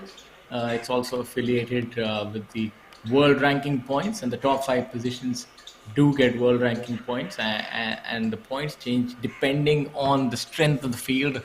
So most of the week you'll have the same points unless you are able to have top 50 or top 100 golfers compete, and it means a lot for these players. As you saw previously, Udyan Mane was able to utilize these to play the Olympics, and the history of PGTI, we've seen a lot of good players come out of India and actually go and do amazing things on the international stage. And a lot of the players would be hoping to do that. As we have a look at hole number 9, there we can see Ranjit Singh would definitely be smarting from that debacle that he had a couple of weeks back. And let's hope that he can make amends here. My apologies, ladies and gentlemen. That is hole number 18. We're on the green now on the par 3. Yes, exactly. I meant hole number 9 into 2. Ladies and gentlemen, we would like to keep our viewers on their toes. We want to keep thinking as we have a look at the marquee boards of Be interesting. sponsors. Be interesting for our viewers to know that PGTI is the Professional Golf Tour of India, which is the leading body for professional golf in India as well as for the neighboring countries. So PGTI actually brings around the best of golfers from all of the Asian countries as well as from India onto this tour, bringing along best of talent for all of us to watch and consume as we watch it on our screens.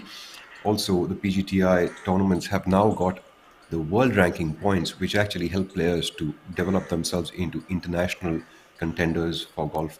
And they could actually end up getting entries into Asian Tour events as well as Asian Development Tour events, the Japan Tour events, as well as the PGA Tour events, depending on how many points they can collect through the year. In fact, Udayan Mani reached the Olympics just by collecting points on the PGTI. So something that is very much possible. So, all of these opportunities given by the PGTI are opening doors for more and more players to come in and, develop themselves as actually world beaters.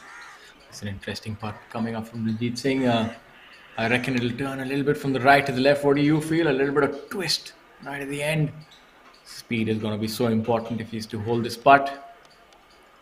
Underread that one. So Ranjit Singh not being able to make that putt. We assume that was for birdie. The ball must have turned about 10 degrees towards the left, while Rajit might have done about a 65-degree turn towards the right side, trying to get that ball back into the hole. Clearly, that didn't really work out very well in his favor. Yeah, I mean, you feel. I really want Ranjit to win. We saw him a few weeks ago at Ahmedabad doing so well. But golf, of course, is as they say, it's not over till it's over. Obviously, that is something that stays with the player for a little while. He's an experienced campaigner. He's a veteran on tour and a phenomenal player, a very good ball striker. So this shows you the mettle of a player. He's able to bounce back, and he's in red numbers at 4 under par at this point in time. Ranjit almost merging in with that, board at the back with his orange and the grey combination, saving up the par on hole number 18. Maybe that's a camouflage tactic.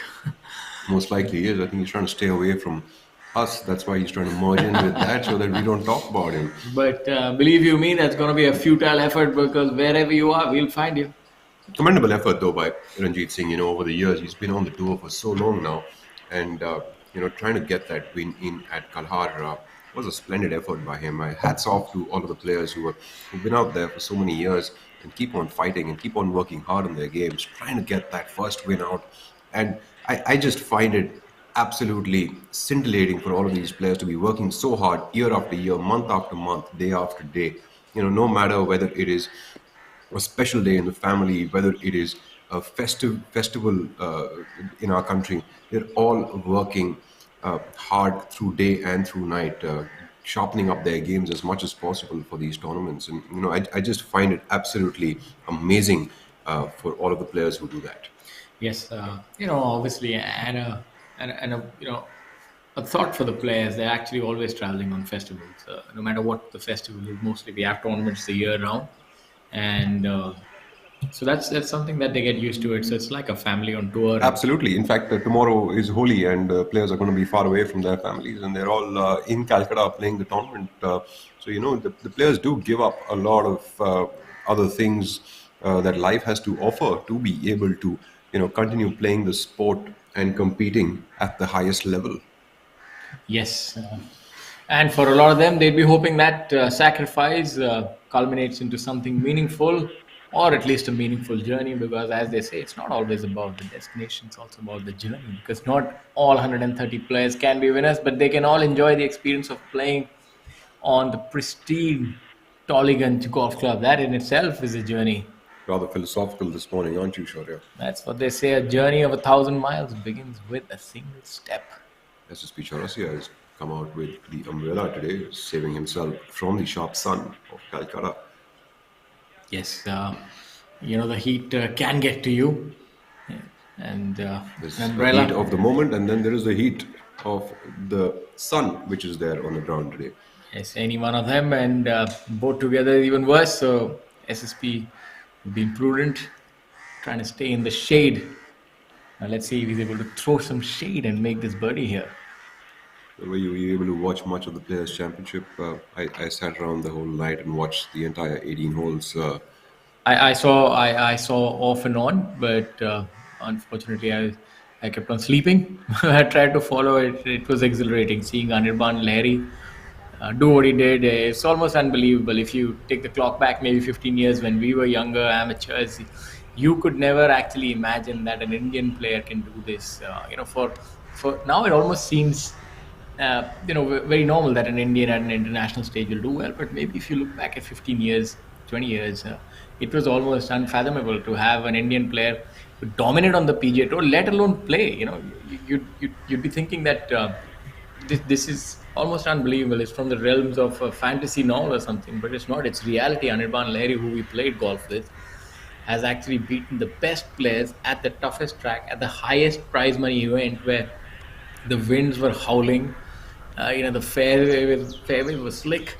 There were homegrown golfers who were competing. So his achievement was fantastic. As we have a look at this putt, Things are changing. Vikram Rana there at already a 3 over par for the day through 6 holes. On the 9th hole, clearly not making the best of efforts on the 9th green. Hits that putt almost 15 feet past the hole. so Vikram Rana definitely not using his years of experience on the putting green. Vikram Rana, somebody that I've played a lot of golf with in our younger years, playing at Army Golf Club in Delhi, and he would need some accuracy on this one to shoot it right in the hole.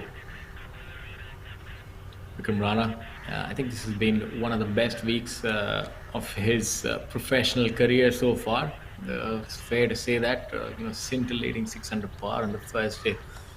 It's a bit early to claim it as the best week though, but definitely making inroads into being one of the finer weeks for himself. He's got a lot of work to do now for the next 27 holes. Got to make a lot of birdies out there to be able to get a good finish in. Sukra Bahadur Rai also losing ground. Vikram Rana, affectionately called Rana G by his friends. SSB Chaurasia, fondly called Chowda by his friends. Chowda now taking his birdie putt on hole number 9. The even Brilliant. par for the day, 4 under par for the tournament, would remain at 4 under par through the first 9 on day 3. Vikram Rana's putt would turn a little bit from the right to the left. Let's see if he gets this right. He needs to save the day. It's looking like he's getting into a snowball effect, dropping shots out there. He Exactly. needs that putt to stop that damage. Seems like the train is getting off the track, so he has to stabilize the ship. But the train bogies don't seem to be getting over. Those bogies need to end. Yes, He needs to pass that station anytime now. he has to stop the rot here, make this putt. It's going to be pivotal, otherwise, this round could really get away from him. He needs to remain in red numbers. 3 under par at this point in time. 2 under par, my apologies. Let's see what he does here. A very good, proficient putter. Very good around the greens. I remember that, the youngers, when we were practicing, we'd always see him around the green and the chipping green. That was his favored place. Oh, unfortunately. Good thing is that he's passed the hole on all the putts that he's hit, and that I feel is very, very important. No matter whether Yes. you make a 3-putt or whether you make a bogey or birdie, you must have speed which takes you past the hole. Yeah, but not so much speed that takes you so much past over on your first putt. But yes, be ahead of the hole, but not so much ahead of the hole. Attack the hole, but with caution. So controlled aggression is what they say, and it's we are making jest of the situation. But the fact is, it's very tough to gauge speed. He had a very long putt, maybe all of 70 feet, and it's very difficult to We gauge saw the speed. we saw Sunny Chaurasia just putting from a similar situation sometime back and leaving himself just given to the hole. Well, that's what you say. I mean, a lot of Sunny Chaurasia has Definitely a brilliant touch on the greens and the understanding of the speeds. There's a lot more than just having a good stroke. Another player that I've started looking forward to watching is this lad Samar Dwivedi playing at one under par for the day, a total of five under for the tournament. Samarth also, slowly and steadily has been making multiple changes to his golf game and has been improving steadily as time moves on. I've been noticing that he's been slowly and slowly shooting up more under par rounds and finishing further up the leaderboards, pretty much where he should have been always. Good to see him coming back into that sort of form, missing that putt just off the left side of the hole, tap that in to make his par. Somewhat very proficient with the guitar as well. A multifaceted, talented Absolutely, player. he's also a very good fitness trainer. In fact, so he's got multiple things going for him, and golf also seems to be coming into shape, and that's just amazing for him. No pun intended, huh? Absolutely not. So yeah, obviously, somewhat a very talented individual. So many good players here on the PGTI, and that's what makes it interesting for our viewers, and that the competition brings out the best. And I think that's the way it should be. We're seeing a lot of young golfers turn pro, pushing the old a lot. SSP Chaurasi, what a fabled story. What you could actually make a movie on him, and I'm sure there will be in times to come. A prolific winner, a champion, three-time champion on the European Tour, definitely breaking down barriers. It's players like him who are able to inspire a generation. They've achieved things which were thought not possible maybe 15 years ago. Let alone one tournament of the European Tour. He's won so many, three. So, he's inspired a generation of golfers. Now we have Karthik here, lefty. Let's see the southpaw. Oh, just missing that one.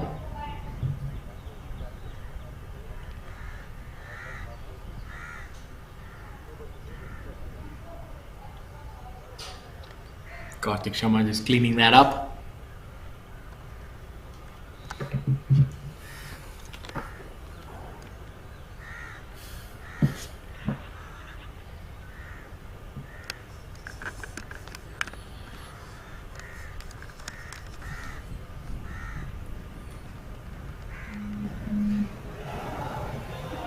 You're watching Ashbir Seni on the 18th green. Ashbir Seni playing alongside Karthik Sharma and Adil Bedi. Both Ashbir and Adil play most of their golf in Chandigarh, although Ashbir Seni hails from Kapurthala. He's been trying to find form.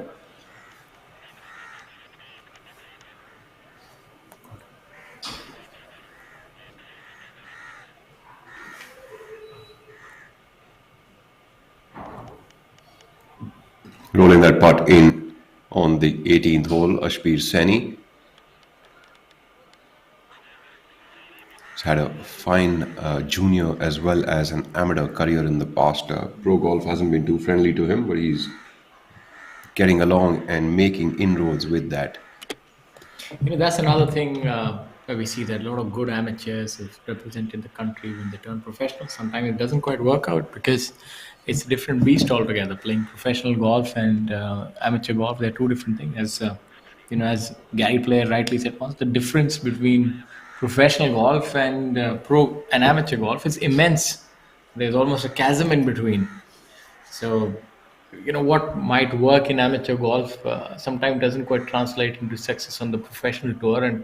And what I've seen is that players who were able to bring the scores out in amateur golf but did not have the technical ability or great ball striking really did struggle when they turned professional. Because when you sort of playing amateur golf, you're freewheeling, unbridled. And as we have a look at SSP on hole number 10, let's see if we can freewheel on this one. Seems to have been disturbed by someone or something. It's definitely not happy there. Looks like he's leaked that one out a little bit Yeah, towards let's the right see side of the fairway. But shouldn't be too wide for him. SSP is a very steady swinger. Wouldn't have really lost ground there. And on a musical note, let's see if someone can reach Nirvana here and emulate Kurt Cobain right down the center of the fairway. Let's see. A strong setup, likes to come from the inside, wants to hit a high draw, it seems. Shallowing that swing out. Bombs away. Looks all right. Look of a confident man. Talking about bombing away, Shamim Khan seems to be running away at 3 under par for the day through 5 holes. Vikram Rana, very unorthodox swing. Likes to favor a draw, but teeing up on the right side. It's a swing which is very hands oriented. Not a lot of rotation there. Then sort of squaring the club with the right hand. But obviously, it shows you that in golf, as long as you have a repetitive motion, you can get the most out of your game. And kudos to him that he's able to compete with the young lot. And he's turned professional late, but obviously making up for lost time. Have a little bit of a flying right elbow. So the swing doesn't matter too much. What matters is the repetition, and he's obviously sorted that much out. But I do feel like lesser moving parts in your golf swing do help you to be more repetitive with your golf swing, especially under pressure. The more amount of moving parts you have, the more difficult it gets. Juggling in there into his shot now is Vikram Rana. Be taking that club back anytime now. Let's go now. There we have it. There we have Vikram Rana, a strong tee shot there on hole number 10, the approachable par 5. Vikram Rana taking a different route, or his tee seems to have left something behind. That was a customary towel, putting on the shades. All of the players have their own ways of going about their business. While we look at Shamim Khan, he's really taking his business very seriously today at 12 under par. And Yuvraj Singh Sandhu also moving atop now at 10 under par. I like seeing tournaments being played on golf courses which can equalize the field. You don't just want to always be playing on a golf course which is a bomb and gouge. You want all different players with different abilities to be able to come to the fore, and a golf course like this allows that. So if you're a long hitter, you have your advantage, but if you're great on the greens and have a good structured, well-knit short game, you can also achieve success here. So we're seeing players like Shamim Khan, who is definitely not the longest hitter by any measure. He's opening up a sizable lead, a 2-shot lead here. And so there's a lot in store as we'll have a look at hole number 9. You have SSP Chaurasia here as well, which is doing well at 6 under par. He's an average hitter. So different kind of players can compete here. Anybody can win, although SSP can win on any golf course. He's won at the DLF Golf and Country Club, which is an absolute behemoth, which is massive. So he can contend and win anywhere. Next group that we're going to be seeing coming into this green is going to be Sukra Bahadur Rai, playing alongside Zamal Hussain Mola and Karandeep Kochar. Sukra is from Nepal, Zamal Hussain from Bangladesh, and Karandeep Kochar from Chandigarh, India. Nice international kind of a group over here. Leaving himself a little bit short of the green. Mohammad Zamal Hussain will not make it to the green in regulation, has not chosen enough club there. Seems like almost one club short of the green. Right to left winds there on this hole. Sukra Bahadur Rai also not doing too well on the golf course today. Has dropped out multiple positions after starting the day at 5 under for the tournament. Has dropped 3 shots already and dropped 17 positions. That's going to hurt.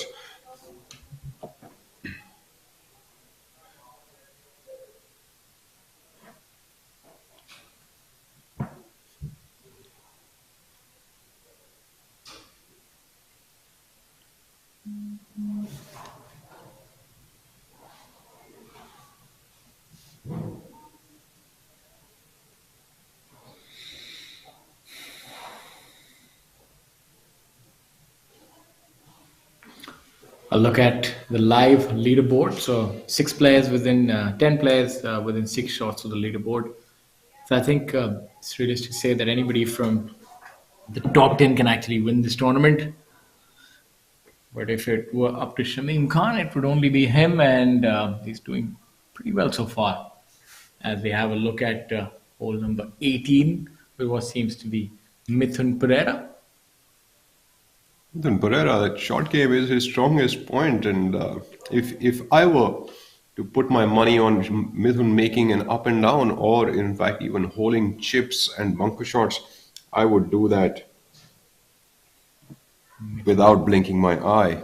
Clearly, Mithun not with the best of his efforts on that bunker shot. Would leave himself a little bit of work to be done from about 10 feet away for par. Very affable personality, Mithun has. He's a very likable character. Doesn't take himself too seriously, and it's been a challenge for him to compete on the professional tours. He's always echoed that. He said that my driving lengths, and it's really commendable that a player like him. That shows you about his mental strength, his prowess, and his belief in himself. Because his driver probably goes as far as people's 3-iron. And that's not an exaggeration for a lot of the longer hitters. Their 3-iron would be as long as his driver, or maybe even their 4-iron, because Mithun probably hits his driver 235 in the air and 260 overall, but he's still able to do well. He's won tournaments. He's had a good career even on the Asian tour. And the last few years he's dabbled a little bit to try and increase his speed, work with a fitness trainer, so on and so forth. So he's trying different things. And before his victory, I think 2 years ago, he was almost contemplating that am I doing the right thing, but he was rewarded with a victory. So it's good to see that players with different abilities are able to compete, and I really like that about the game of golf and golf courses like this. On a more serious note of slow play and fast play. On a more serious note, not to point a finger at anyone, I noticed that a lot of players who are better players take very less amount of time to play. They're very reactive. They read the lines or they judge the shots. They make a decision and they go into execution mode. Really giving themselves less amount of time to think, mull, or put second thoughts into their mind. I see that very often with the better players. In fact, even on the PGA Tour and the European Tour, I have noticed multiple times players not even walking up to the green to see their chips. They feel a shot and they go ahead and execute it, and sort of disassociate themselves with too much information.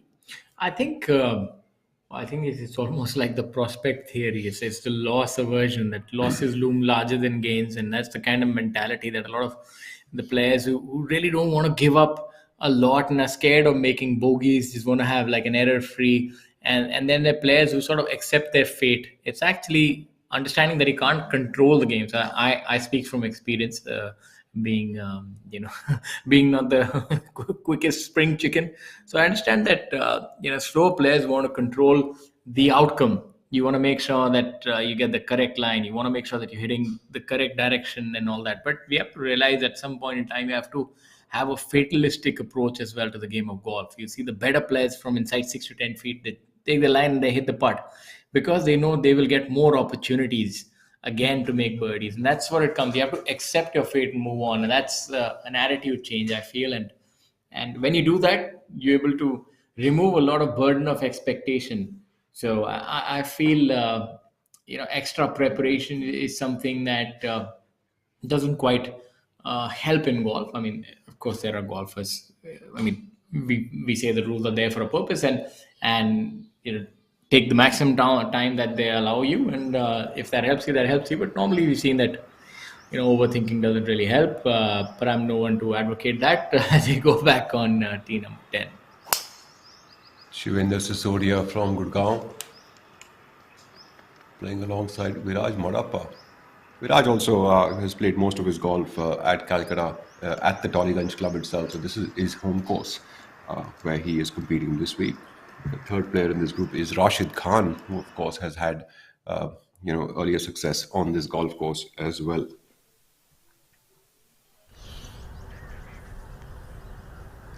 Back to the group of Jamal Hussain, Maula, Karandeep Kochar, and Sukra Bahadur making amends there. Gets one birdie in, which would help him from 3 over to come down to 2 over par for the day, and seems like a sigh and a breath of relief for Sukra Bahadur Rai, coming in all the way from Nepal to compete here.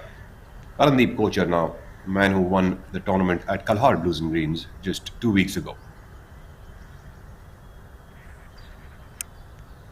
Approachable birdie putt for him, just inside of the right edge is what this line looks like. It's going to break just a tad bit from that side.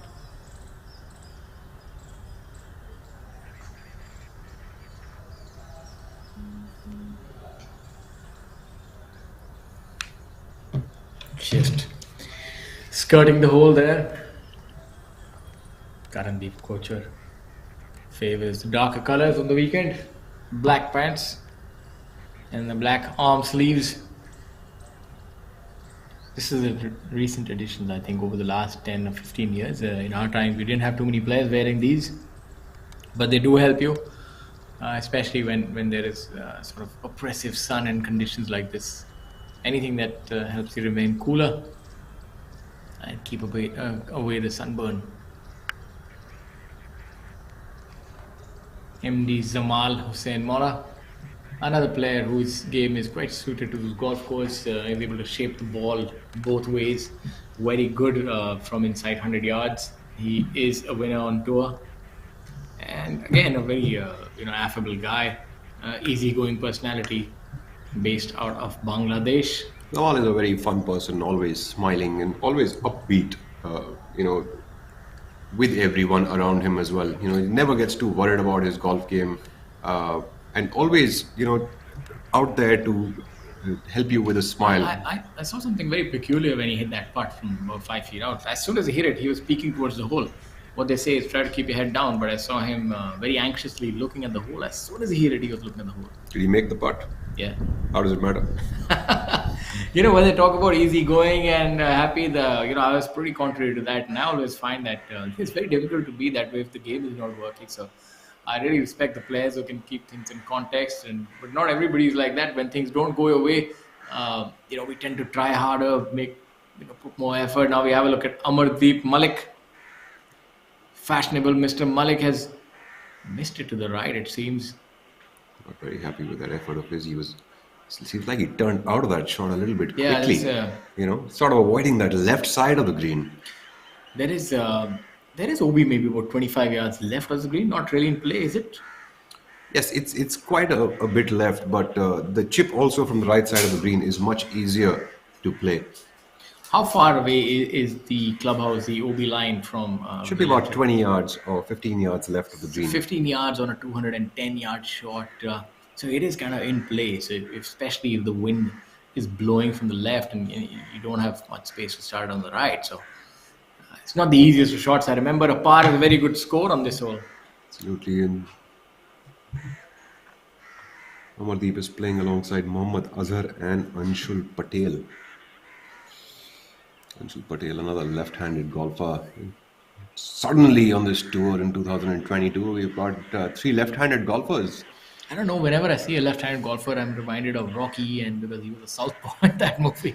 That's my one correlation that I'm able to draw. Anshul Patel really turning himself up in holy colors today.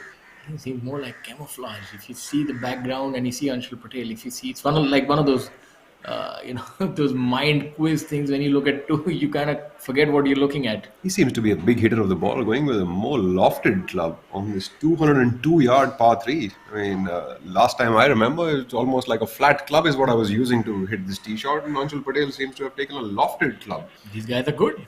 Maybe that was too lofted. And long. Rather too good and too long, I believe. Maybe it was too lofted. Now we have a look at hole number 10. Number 10, Sukra Bahadur Rai from Nepal needs to get a couple more birdies in, and this par 5 could be just apt for it. 510 yards from this tee box. That's our first look at him. Let's see. Standing on the left, so favoring a draw. Good rotation on that for Sukra. Looks like a steady swinger there. Yeah. The first time that we are seeing him on our screens. So, looking interesting golf anxiously. swing for Sukra. Can't miss Zamal. Those trousers have a lot of glare in them.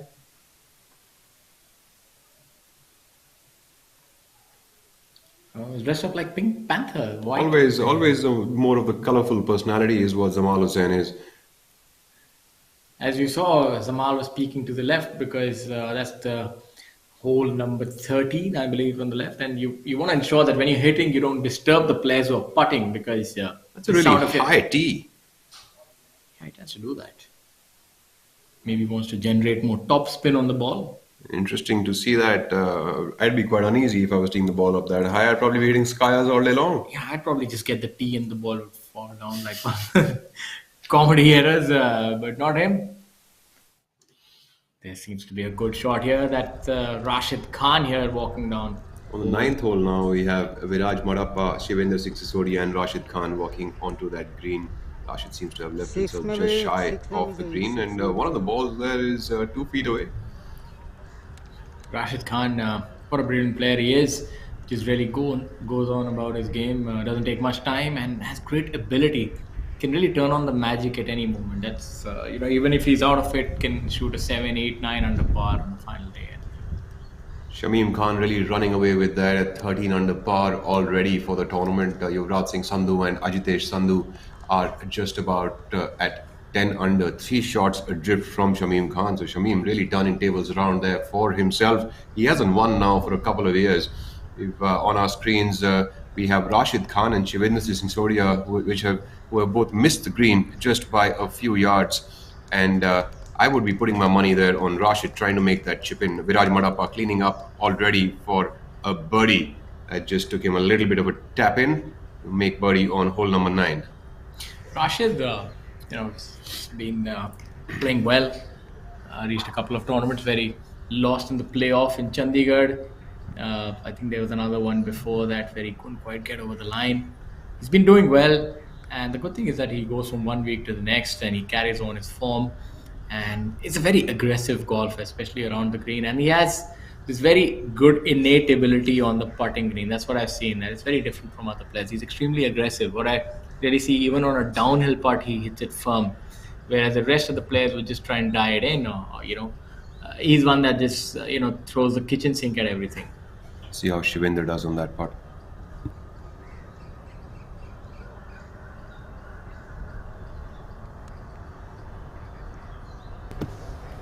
Shivendra missing that putt just from the left side of the hole, but a decent effort nonetheless would leave him about 3.5 feet coming back to save par.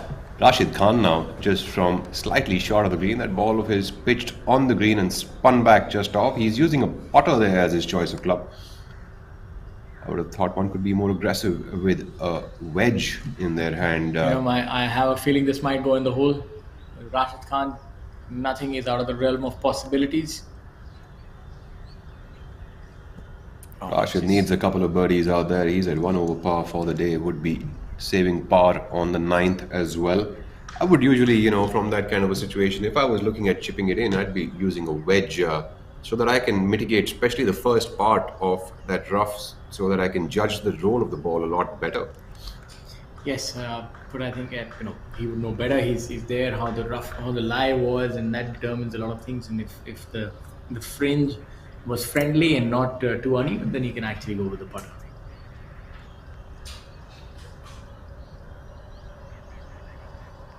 Shivendra Singh Sisodia now with just over 3 feet for par. Shivendra Singh Sisodia currently at a score of 3 under par for the tournament. It's 3 over for the day, so not really going well for him. And Thangaraja surprisingly at 5 over par for the day through 6 holes, and that's created a lot of damage on the leaderboard for him. And he has dropped down to 3 under par, starting the day at 8 under for the tournament. Shamim Khan running away with the tournament already on day 3, using the moving day to his advantage. While Rahil Gangji not keeping up his challenge so far is at 1 over par for the day, but there's plenty golf to be played on this golf course. So there's a lot to be seen. So please stay with us. We are at the Tollygunge Club. You're watching the Tata Steel PGTI Players Championship 2022. Anshul Patel, Amardeep Malik saves par there.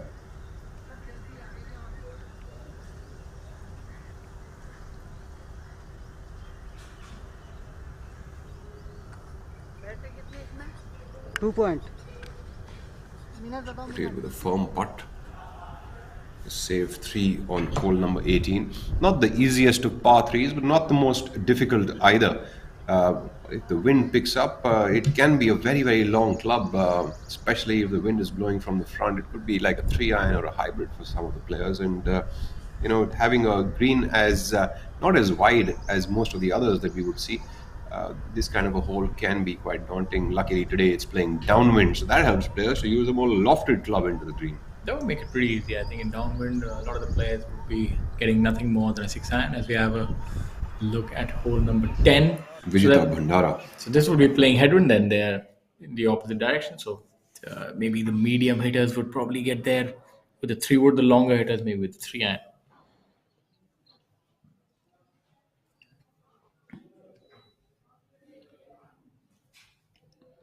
Yeah, we have on hole number 10, Viraj, obviously a very long hitter. I've also noticed one thing about swings that a swing actually depends a lot on how a player is built as well. I see like conventional swings are more you'll see players who are fitter or maybe have that sort of a rigid sort of frame. They're able to have conventional swings, whereas somebody who is maybe not too much into fitness will have a swing which is a little unorthodox, because for a conventional swing to work, your bigger muscles really have to work properly, like the back muscles and the hip muscles and so on and so forth. You really need to be stable to have a good conventional swing. What is your take on that? Absolutely, you're spot on when you say those things. The thing is that today the golf swing has become so connected with fitness that if you're not keeping up with the times, you're not going to be able to add speed, which most other players have. You can't replicate good wrist positions or good arm positions if you're not fit enough, because your muscle memory would be directly connected with the way you have kept your body. So, all of these things actually do come into the mix. Hence, we also see that the better built players also look like better swingers of the golf club. They also become more fluid. They can add power to their swing a lot easier. They can have one motion swing. Other than the other players, you will see that they've got breaking motions. They've got 2-3 parts in the golf swing. Too many moving parts happening. While the fitter ones really can get things together much better. That's what I've seen. I've seen fitter players normally have like a single plane swing, a rotatory swing that can go easily around. They don't have many encumbrances that stop a good finish. But whereas you find like players who have sort of this, maybe who are not that physically gifted, will have truncated finishes, or sort of a different kind of wristy sort of a swing, or this is very different. But obviously you have to see something that works according to your body. That's why we say don't just blindly follow a swing, because each swing is it's supposed to be tailor-made for the body and how you like to swing. Rashid Khan, obviously somebody who tees the ball again very high and has a lot of wrist involved in the swing. You can see a very strong grip and likes to hit a high draw that rolls out. He's able to get a lot of distance from that frame. If you look at him, you would think that he's not really a long hitter, but he is. He's pretty strong, and I know that because we play a lot of cricket, and what we really like is very athletic on the field, always going for catches, runs, and everything else, and he sort of takes that form here as well. He's very freewheeling in his approach towards sports, and he takes that to golf as well. In fact, Rashid does work very hard on his fitness. He's also one of the most flexible guys that I've seen, and that really helps him lash at the ball the way he does. That's what helps him to add all the speed that he does, be it through his arms and his wrist, but he uses that to his advantage. Shivendra Singh Sisodia hitting it towards the left side, Viraj Marappa signaling out to the Agewala at the Tolly Club. And the Agewalas are, for the uninitiated, we'd like to tell you, in a professional tournament, in some holes, we actually have a ball spotter who we normally call as Agewalas, and they're able to spot the ball for the professionals and signal to them where it might have gone. Sometimes on a golf course, not like this one, but where you have a lot of shrubbery and bushes, it can be anxious moments for a player with an errant shot, because with the new rules, you now only have 3 minutes to find your ball. Previously, this was 5 minutes, so 3 minutes can go in the blink of an eye, and you lose your ball, and 2 shots are gone. So it's an effort to try and make the game quicker, but also has added a little bit of more stress to the players. I can tell you that for sure, especially on golfers with thicker rough. I personally feel that's the other initiatives like trying to hit the ball quicker. Those are fine, but I find that this rule is a little. It's a little too much. You want to have some equity there and some balance. I think 3 minutes is hardly any amount of time for a player to be able to locate his ball, because on a golf course you can have all kinds of impediments. So Rajiv Kumar Jatiwal from Chandigarh played very well at the G. Milkha Singh Invitational in the second half of last year's season. Has struck a rich vein of form. He's a player who's never really been a top 60 player, but now he's making cuts and doing well. He's a sort of a journeyman professional. The 18th hole, Anga Chima playing alongside Rajiv as well as Yashas Chandra from Mysore. Anga Chima, another steady golfer. Anga Chima today at a score of -2 for the day and 3 under par for the tournament. That has taken him up 12 positions on the penultimate day. He is now at tie for 24th position. And for our viewers, you want to see how Angad, where he does a little bit of forward press with the left hand. That's a very good move. Sort of helps you start the swing, a little bit of a trigger, helps you compress the ball a little more because the better players will have a more shaft lean with the left wrist ahead because that helps you hit into the ball.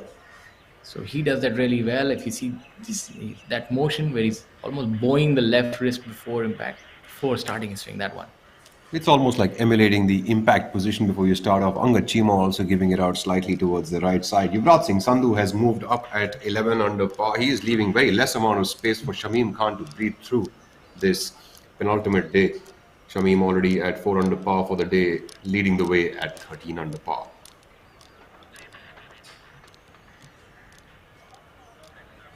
Beautiful setting here.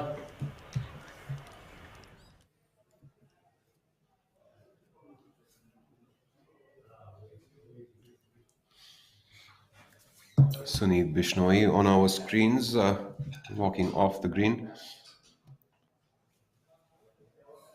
Shows you the statistic. This is a 10th hole, mind you. Sorry, 18th. 18th hole. 18th hole. We are looking right now at the 9th green, but the screen is also educating us about the 18th hole, which we were just seeing where Angad Chima as well as Rajiv Kumar Jatiwal were playing 202-yard par 3. It's one difficult hole to take care of, especially if the wind turns from the front and a little bit from the left. That could be a difficult hole to take care of. We have Jeev Milkha Singh now walking on the 9th green with Chikkarangappa and Vijita Bhandara. Very interesting view here. The flag at a front left looks inviting enough, but with the wind at the player's back, it'll be pretty tough to control that. But Chikkarangappa has no such troubles. He's done phenomenally well here. Absolutely control that spin just about right.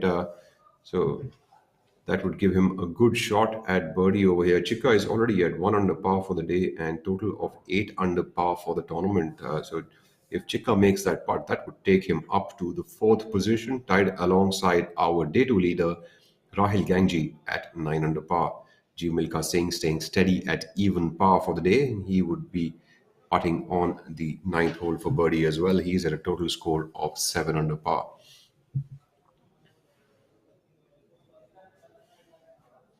Vijita Bhandara also looking like he's given himself a decent shot at birdie, although he is a little bit too far away from the hole. It's a lot of work to do. That would be an enormously long putt to take care of. Vijita Bhandara not giving himself about 50 to 60 feet for birdie there. The 9th hole is a 433-yard par 4, ladies and gentlemen.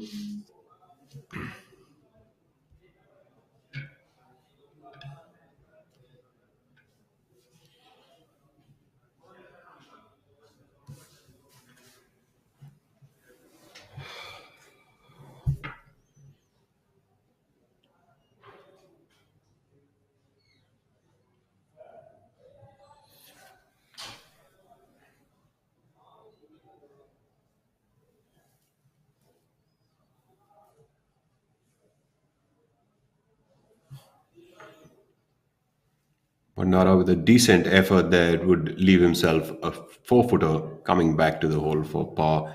Not a bad effort from this far. Giving himself that shot at birdie, making sure he runs that past the hole. Jeev Milkha Singh.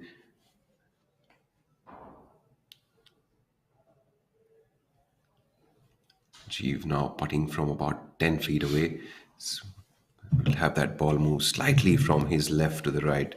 It's not a big break on that putt. It looks like a makeable putt. Definitely, if G wants to create some damage on that leaderboard and create an opportunity for himself to win this tournament.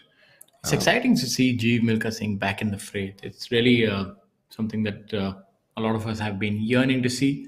I know he's been besieged by injuries in the past few years. You've seen him towards the latter part of his career that he has had a lot of injuries, but seems to be catching second wind now. I mean, all these players like Jeev Milkha Singh and Arjun Atwal, what great ambassadors for the game of golf that they've been. Jeev Milkha Singh not really getting that line right.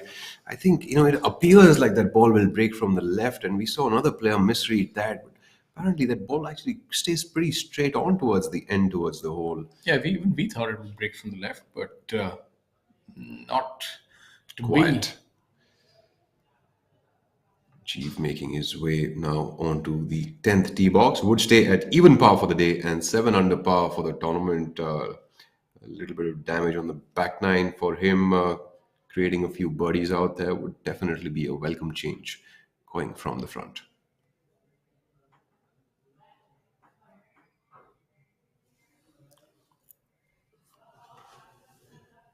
A look at our leaderboard, which is getting a lot more interesting as the day wears on.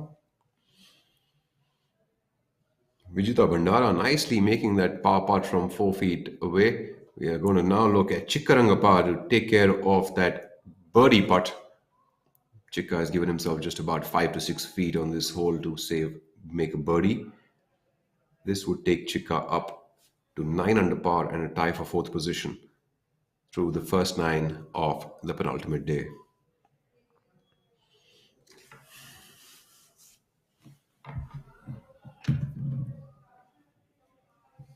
Chikka, of course, must be very inspired by the performance of his good friend and mentor Anirban Lahiri last week at the Players' Championship, where Anirban Lahiri finished at a total of 12 under par to finish just one short of winning the tournament. Cameron Smith won that golf tournament at 13 under par. So superb effort though by Anirban. He's been struggling with his game for the past couple of years and not, having the best of years for the last 2 or 3 years now.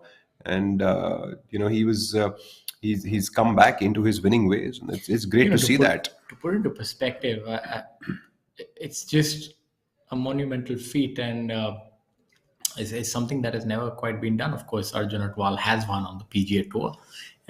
But what we're talking about is the biggest prize money event, a massive field, almost akin to a major, and a brilliant performance by Anirban. I'm sure the victory is also around the corner, but this kind of a paycheck does a lot for him in terms of his ranking on the PGA Tour.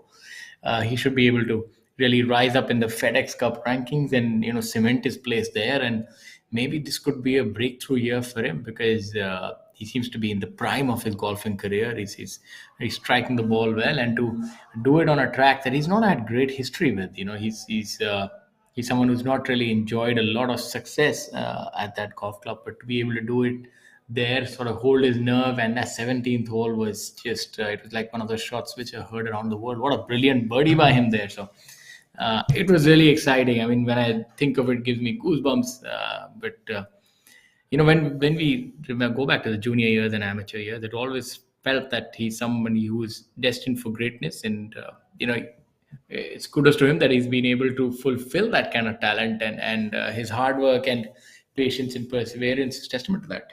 Yuvraj Singh Sandhu has now moved to 4 under par for the day and at 12 under par for the tournament. So he is really breathing down Shamim Khan's neck up to close and personal. His group would now be making his way onto the 9th green, as we can see them down there in the fairway. Veer Lawat, Yuvraj Singh Sandhu and N. Thangaraja just about making their way now onto the 9th green. We go back onto the 10th tee box to look at Chikkarangappa to take his tee shot.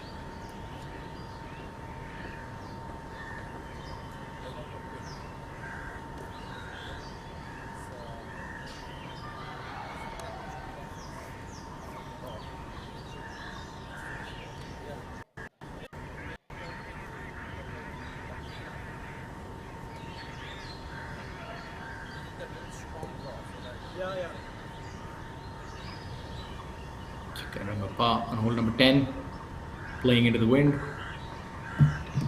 For our viewers who are just joining us, we are live at the Tata Steel PGTI Players Championship 2022 presented by Tollygunge Golf Club. And this is an event which has a handsome prize fund of 50 lakh being played at the Tollygunge Golf Club at Kolkata. And if you're just logging onto the channel and expecting cricket, we have a surprise for you that instead of cricket, you're looking at golf. So, enjoy this coverage of live golf that we're bringing you. That's been made possible by the historic partnership between ABP Network and the Professional Golf Tour of India. It is the second season that we're bringing you live golf, and there are many more tournaments to come. This is the second live coverage for the year so far. Vijita Bandara at 7 under par for the tournament and 1 over par for the day.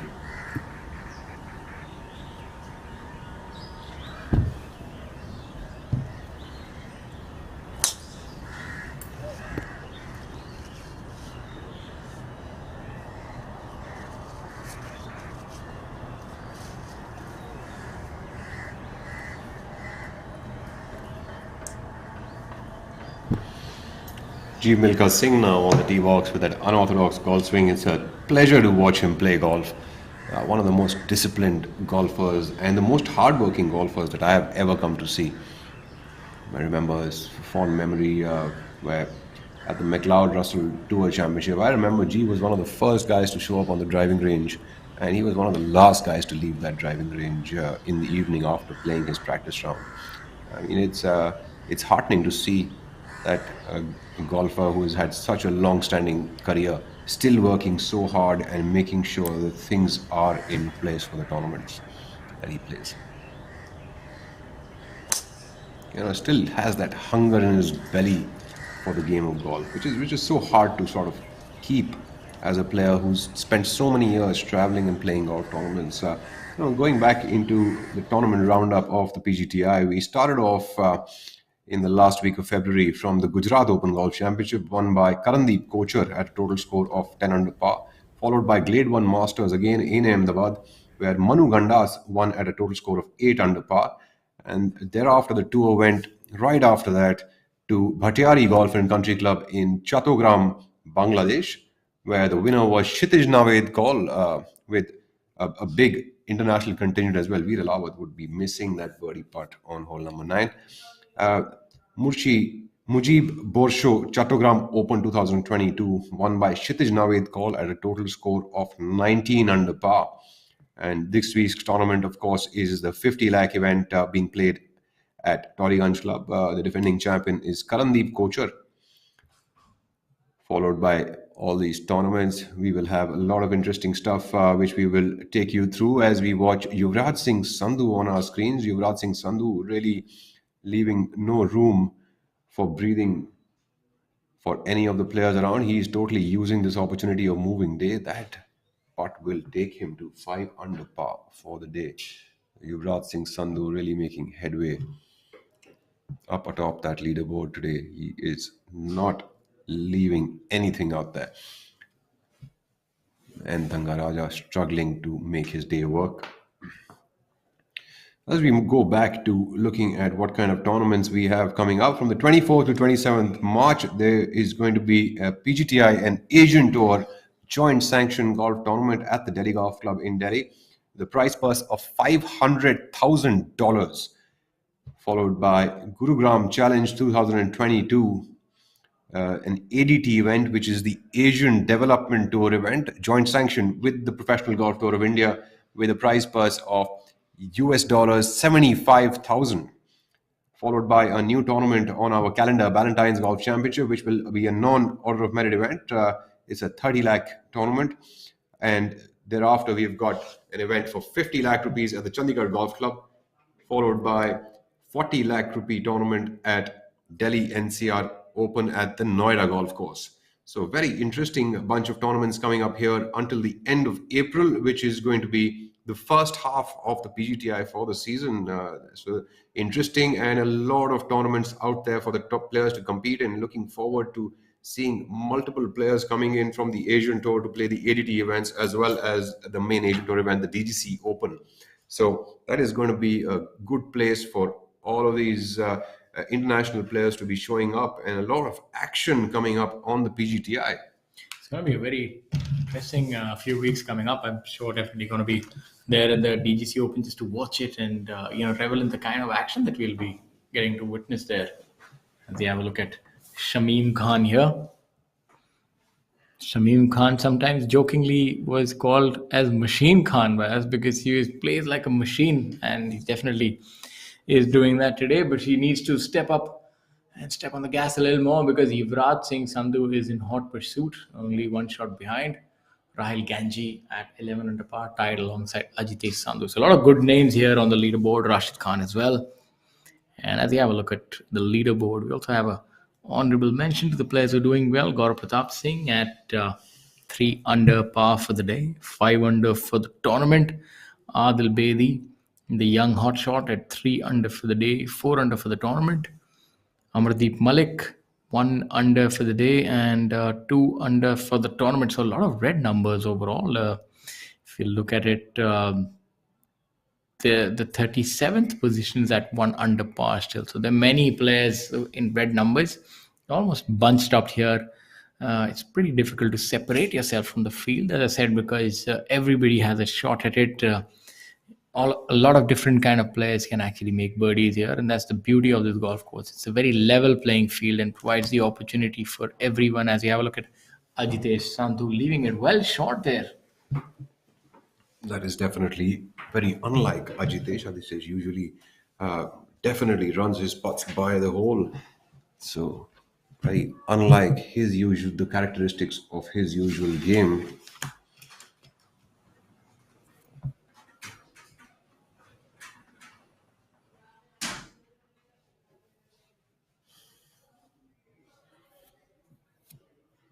Shamim Khan, our leader now, leading us at 13 under par, almost making even that long attempt for birdie on hole number 9. Shamim would stay at 13 under for the tournament. He's at 4 under par for the day. Rahil Ganji also making amends now, has come back to 1 under for the day, and he is now at 11 under for the tournament. So Rahil and Ajitesh tied at 11 under par, Yuvraj at 12 under par, and Shamim Khan leading the way at 13 under par.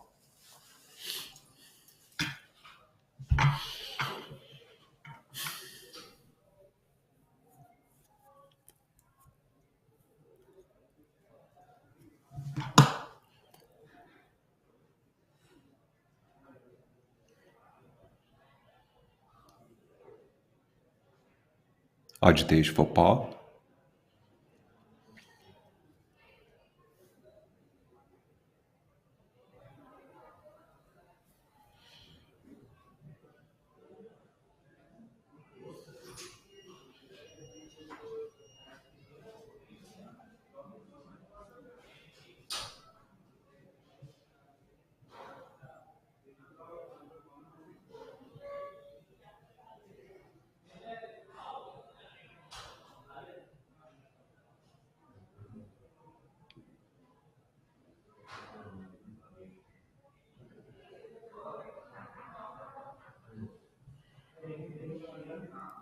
Rahil Ganji, a man from Calcutta, taps that putt in.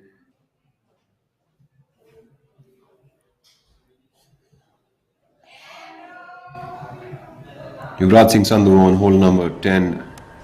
He is also now tied alongside Shamim Khan for the lead at 13 under par. So Yuvraj Singh Sandhu not taking it easy on anyone. He is really making a move there on the leaderboard.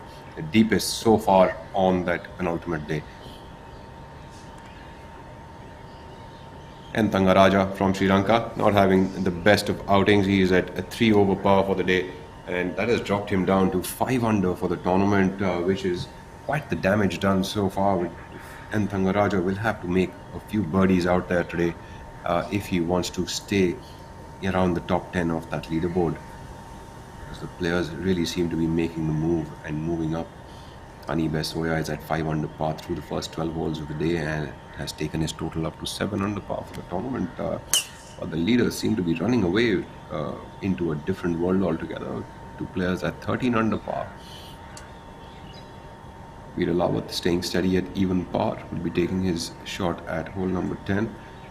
Veer Lawat, of course, one of those players who hits the ball a far away, could actually give himself a superb shot at making eagle on this hole if he can hit two good shots.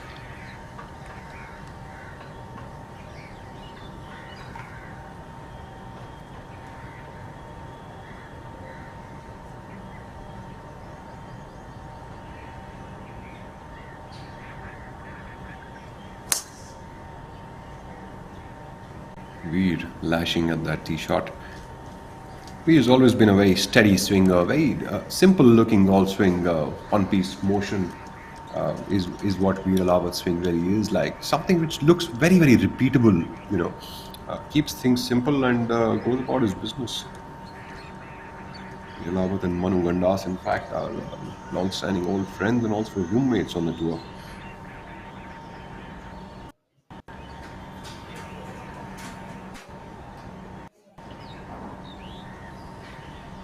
Looking at that new leaderboard, we have Yuvraj Singh Sandhu and Shamim Khan tied up at 13 under par, Rahil Gangji and Ajitesh Sandhu at 11 under par. Chikkarangappa is solo at 9 under, while Rashid Khan and Veer Rawat are tied at 8 under par. Viraj Madappa is in great company with Jeev Milkha Singh, both at 7 under, and Vijita Bhandara as well. 6 का cable change कर रहा हूँ sir.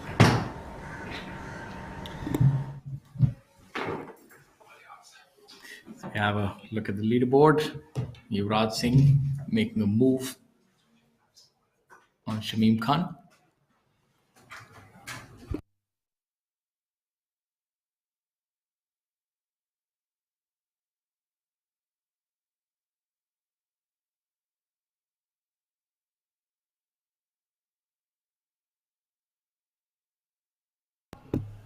Very interesting day of golf going on with Yuvraj Singh Sandhu, the young man from Chandigarh, who's at 5 under par for the day, 13 under par for the tournament.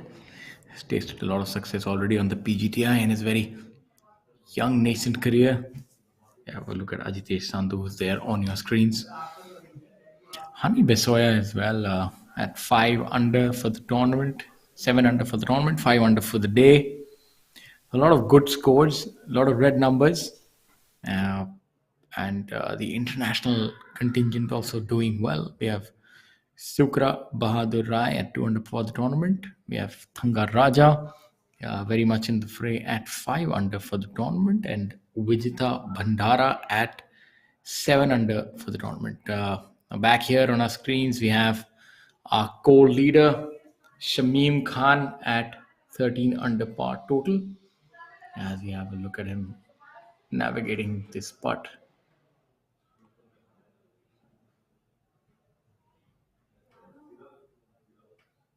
Good putt, just about missing the hole.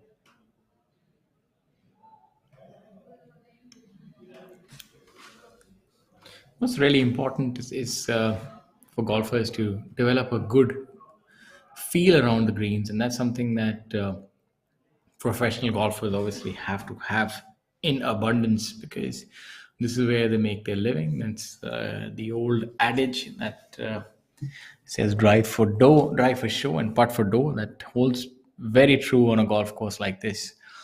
Maybe in the more modern, longer golf courses, how you are off the tee is really more important than how you're on the green. But a golf course like this, the only place that you can separate yourself from the rest of the competition is your by your putting prowess. So these players are definitely going to be focusing on the short stick, as Rahil Ganji unfortunately does not hit a very good putt there.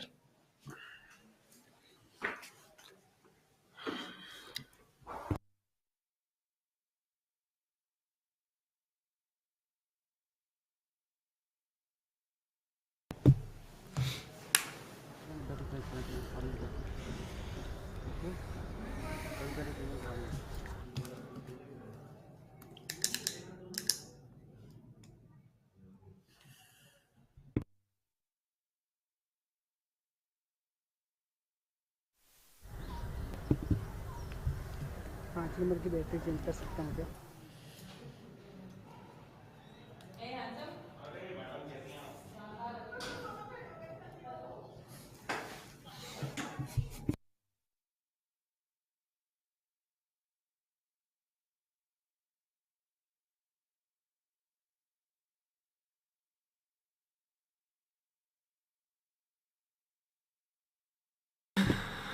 Shamim Khan on hole number 9, putting for par. Shamim Khan would be staying at 13 under, tied alongside Yuvraj Singh Sandhu.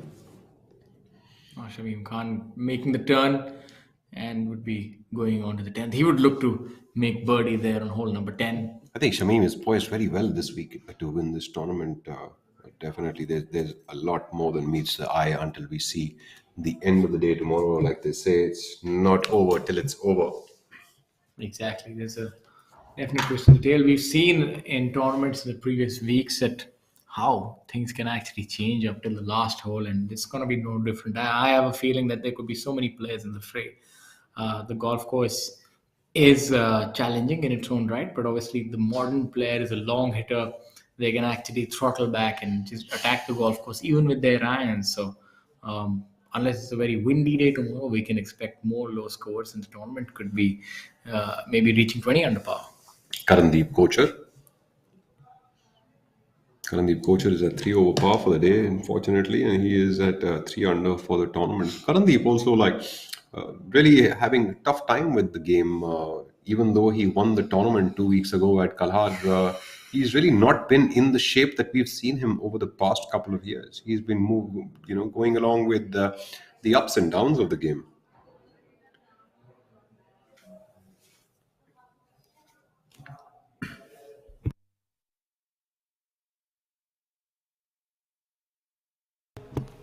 Look at hole number 10, Ajitesh Sandhu there. What would you want to tell our viewers? What is it that they can emulate from somebody like Ajitesh and his swing, the way he goes on about his business? There are multiple things about Ajitesh. Number one, of course, would be his demeanor on the golf course. Also, I've known Ajitesh for a few years now, and he's one of those guys who's very careful about his fitness as well as his diet. And this is what really goes into making a good player. Overall, you have to take care of multiple things for you to perform at your peak on the golf course when you step out over there. So being careful with what you're eating, what you're drinking, and what kind of fitness levels you're keeping, and of course keeping all these things in shape, and thereafter keeping your body in shape does help you perform the best. And Ajitesh, of course, has a very fluid looking golf swing, keeps his setup very, very square. He likes lines to be pretty straight on. So you can say that he's quite crisp with the way his club moves through in his golf swing, and keeping his mind and body fit, of course, helps him to repeat that on the golf course. So overall, all of these things come into the mix. And most importantly, I've played a couple of rounds with Ajitesh, and most of the times I've never seen him leave it short of the hole. I've always seen him be very aggressive with his putts. And aggressive in a sense that he knows that he's going to come round back and make a 4-footer or 5-footer coming back into the hole, and that's what helps him be that aggressive. And that's why I see Ajitesh does go around onto the golf course and shoots in a lot of 7 and 8 under par rounds, as we have seen in the past as well. So he keeps things very, very steady. And one day when his putter really catches the heat, he shoots those 7, 8 under pars, and I think that's what a good player really does. Coming back to your point, I think what everybody could do, whoever just plays golf, maybe when you're practicing putting, just practice your 3-footers and 4-footers. Everything else is sort of secondary, because these are the putts that you really need to make in order to have a good round and not drop a shot, or save that important bogey or so on and so forth. Because that's where if you're an aggressive putter, then you'll always have 3 or 4-footers. If you can be good from that range, then you can be more fluid and free on your longer putts, and you'll make more birdies, because as they say, never up, never in. Absolutely. So there's multiple good things happening out there on the golf course today. Ajitesh, in fact, now spends most of his time between Japan and Asia, very less amount of time, and Europe as well. He spends very less amount of time playing the PGTI these days because of his busy schedule.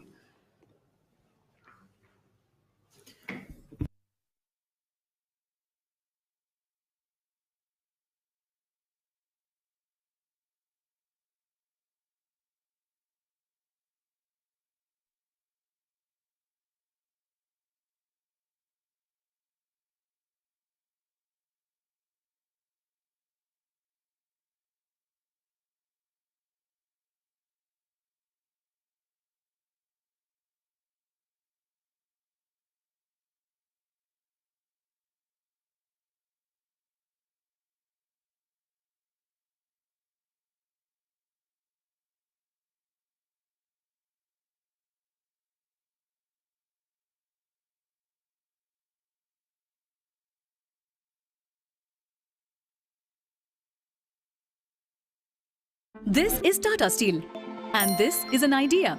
So what happens when you join them? Something remarkable, like the material of the future. Fiber reinforced polymers that goes beyond steel, that is high on strength and corrosion resistance, and is cost effective. A material that will be used in foot overbridges, the insides of railway compartments, and electric vehicles, as also in infrastructure for smart cities. Tomorrow is shaped by imagination and steel. Tata Steel. We also make tomorrow.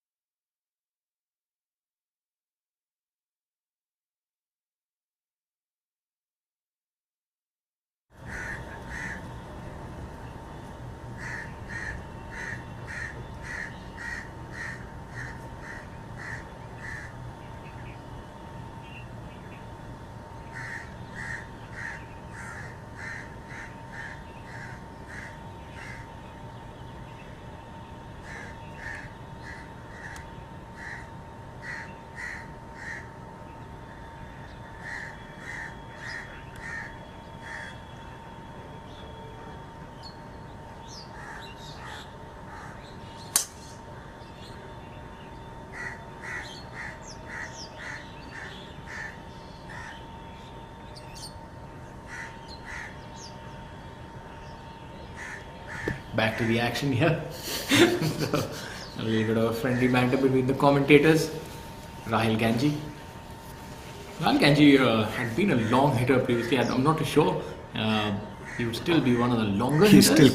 still quite a long hitter. I'm not sure if Rahul would be very happy to hear that he's lost any distance. Rahul is still a pretty long hitter of the golf ball. In fact, he's got one of the best rotatory body actions in Indian golf that I've seen. You know, keeps the club really in front of his body and then turns it out. I remember that famous albatross that he made on the US tour when he was back playing in I think the Nationwide tour almost 10 years ago, I think. Right. That's one thing which is quite impressive, that Rahul has also been somebody who's plied his trade all over the world. It's not so easy to just pick up lock, stock, barrel and just travel somewhere and stay. So he stayed in America, I think 2 or 3 years he played that tour. Absolutely. He kept his card as well, and I think then he came back because the finances on the Nationwide tour, the secondary tour of the PGA tour, are not that attractive. But he played quite a few PGA tour events as well. Yes, he did play well, in fact, over there. And we're looking at our leader, Shamim Khan, at 13 under. Another opportunity for birdie here on hole number 10 for Shamim. He makes it look so easy. Always does. That's really always been the case for Shamim. He looks like a cool customer, very unassuming sort of a golfer.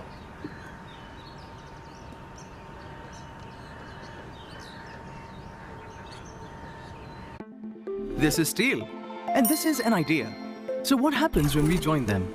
Something marvelous, like cars that are lighter, more fuel efficient, yet safer. Thanks to high-perform automotive steel, which lowers CO2 emission and makes this world a better place.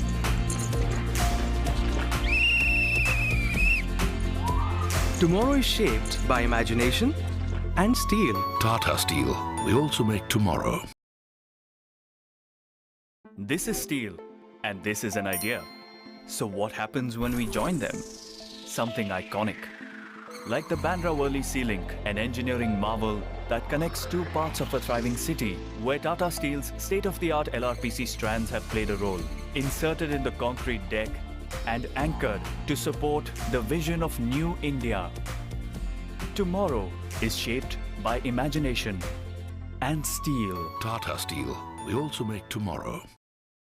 This is steel, and this is an idea. What happens when we join them? Something magnificent. Like the Burj Khalifa, the world's tallest building, 3 times the height of the Eiffel Tower. An iconic landmark where Tata Steel's Comfloor 80 composite floor decking has played a part, making it a triumph of human inspiration. Tomorrow shaped by imagination and steel. Tata Steel. We also make tomorrow. This is steel, and this is an idea. What happens when we join them? Something fantastic. Like Pravesh doors that never age, that save our forests, or customizable artiphone wardrobes that match your personality and are redefining modern homes. Tomorrow is shaped by imagination and steel. Tata Steel. We also make tomorrow.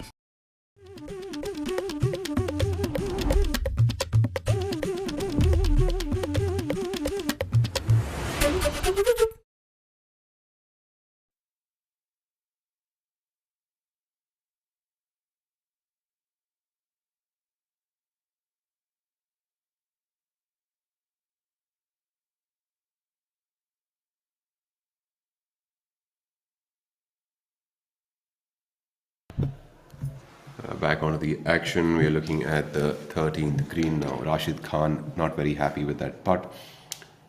Would have to settle for par there. We've got Viraj Madappa trying to gauge the line on that putt, going meticulously about his business. He's got some sort of a technique that he seems to be applying to find the line out.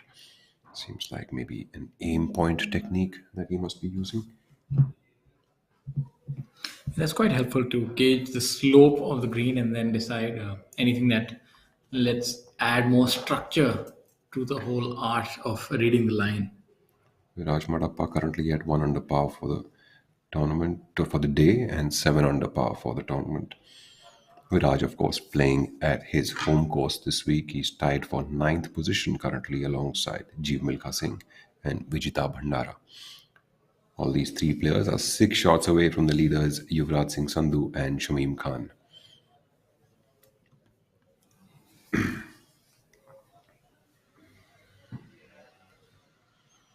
Golf is like a marathon, 4-day tournament. There's so much to be done. There's 18 holes to be played every day. So it's really the guy who stays steady along his game for 72 holes, be it mentally or physically in the game, is the one who really ends up taking the cake away. Exactly. It's not a sprint, really, is it? No, it's almost a battle of attrition, like who can last the entire duration of a tournament, and the pretenders fall by the wayside, and the contenders keep rising. If we were to compare this as we are on WAR cricket, the golf would more like be a test match Exactly. running for multiple days. Players are really trying to stay steady on the ground, not trying to lose wickets, kind of like not trying to drop shots. That's what really pro golf is like because of the long standing. And if you look at 2020, you'd say more of a sprint kind of an approach. But I think if you look at it, now that you've drawn that analogy, it's so difficult for golfers. It's almost like playing a test match every week. You're playing out there for like 5 hours. Good thing they at least get to wear colorful clothing. Oh, absolutely. Test cricketers don't get to do that. Saving grace, but it's quite difficult. Golf, it takes a toll, definitely, and not everybody can really come up, on top. And so it takes a lot of great fortitude to land up week after week and sort of grind. But that's what life is. You show up every day, put your game face on, and you try again. Ladies and gentlemen, I am Rahul Bajaj along with my co-host Shaurya Singh. You are watching the Tata Steel PGTI Players Championship 2022 presented to you by Tollygunge Club. Currently, our leaders after the first 9 holes on day 3 are Yuvraj Singh Sandhu and Shamim Khan tied at 13 under par, and Ajitesh Sandhu following them closely at 12 under par. Some of the tournament sponsors as well as tour sponsors of the PGTI are Tata Steel, Amrutanjan Fruitnik, American Express, Rolex, as well as Incredible India.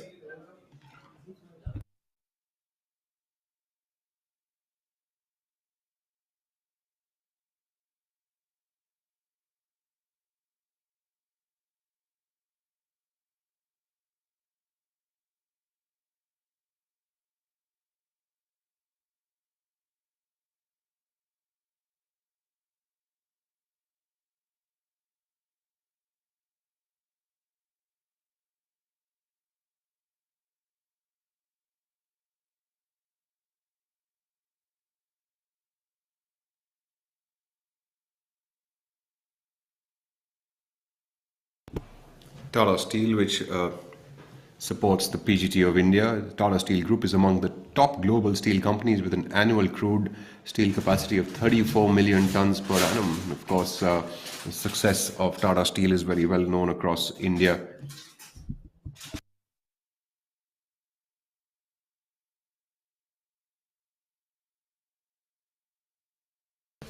It's one of the most responsible companies in the country. It's won several awards and recognitions, including the World Economic Forum's Global Lighthouse recognition for its Jamshedpur, Kalinganagar, and Ejmuidin plants. Tata Steel is India's most valuable metals and mining brand, and of course, is supporting Indian golf and taking it from strength to This strength. is Tata Steel, and this is an idea. So, what happens when you join them? Something remarkable, like the material of the future. Fiber reinforced polymers that goes beyond steel, that is high on strength and corrosion resistance, and is cost effective. A material that will be used in foot overbridges, the insides of railway compartments, and electric vehicles, as also in infrastructure for smart cities. Tomorrow is shaped by imagination and steel. Tata Steel. We also make tomorrow. This is steel, and this is an idea. So what happens when we join them? Something marvelous, like cars that are lighter, more fuel efficient, yet safer. Thanks to high-perform automotive steel, which lowers CO2 emission and makes this world a better place.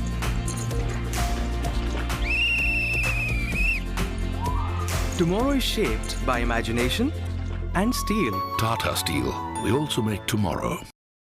This is steel, and this is an idea. So what happens when we join them? Something iconic.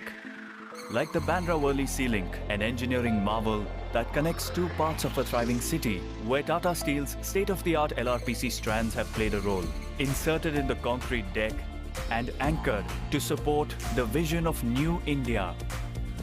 Tomorrow is shaped by imagination and steel. Tata Steel. We also make tomorrow. This is steel, and this is an idea. What happens when we join them? Something magnificent. Like the Burj Khalifa, the world's tallest building, 3 times the height of the Eiffel Tower. An iconic landmark where Tata Steel's Confloor 80 composite floor decking has played a part, making it a triumph of human inspiration. Tomorrow shaped by imagination and steel. Tata Steel. We also make tomorrow. This is steel, and this is an idea. What happens when we join them? Something fantastic. Like Pravesh doors that never age, that save our forests, or customizable artiphone wardrobes that match your personality and are redefining modern homes. Tomorrow is shaped by imagination and steel. Tata Steel. We also make tomorrow.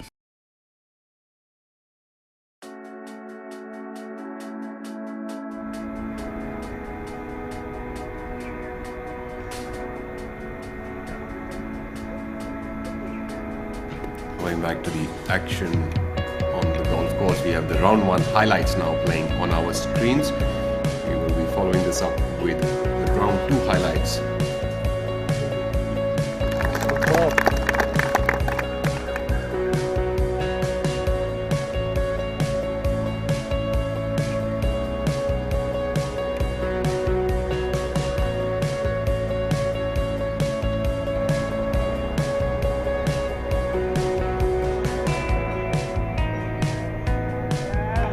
Oh, buddy.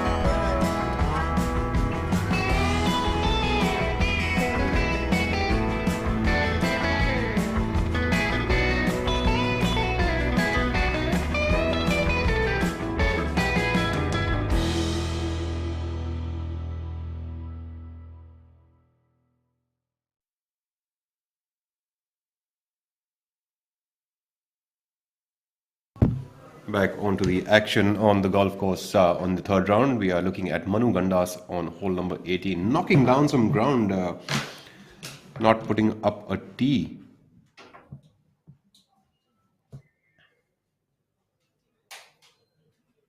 Manu Gandas is the first group tee time of 7:30 a.m. playing alongside Maniram Sharma and Sanjeev Kumar Lucknow. We're seeing them after a long time.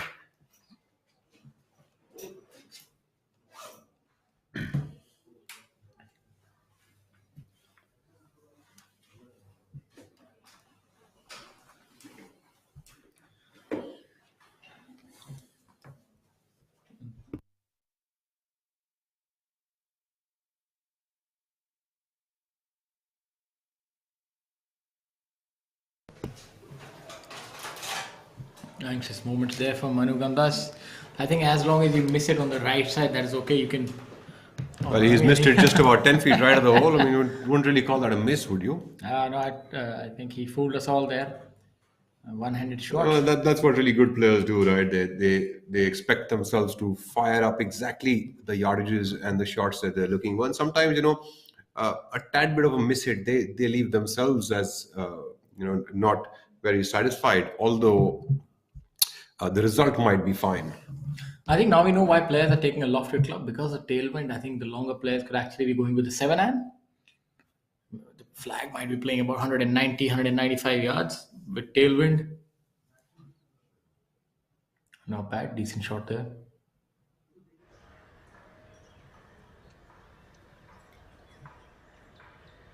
As you can see on our screen, below it's giving you information about the Professional Golf Tour of India and its constituents, a little bit of the history.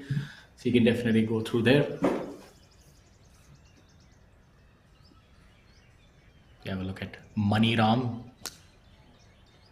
Peculiar little swing, but tends to work for him. That's a good shot by Maniram. He's done really well. Coming to about 12 to 14 feet of the flag. So he's definitely on his game is Maniram.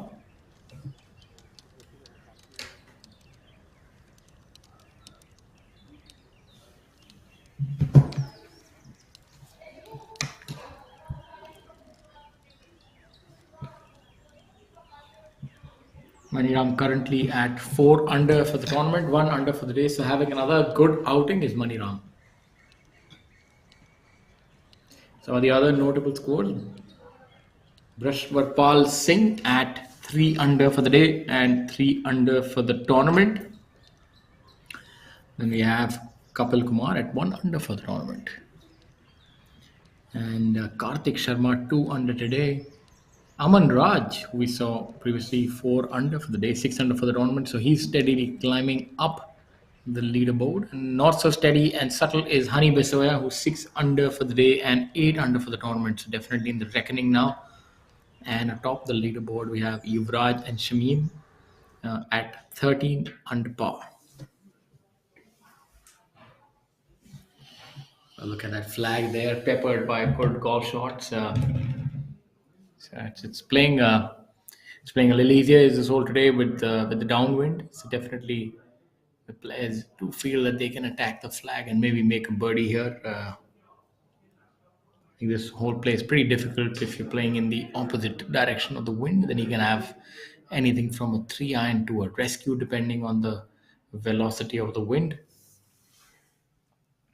You can also see the associate and the sponsors board behind.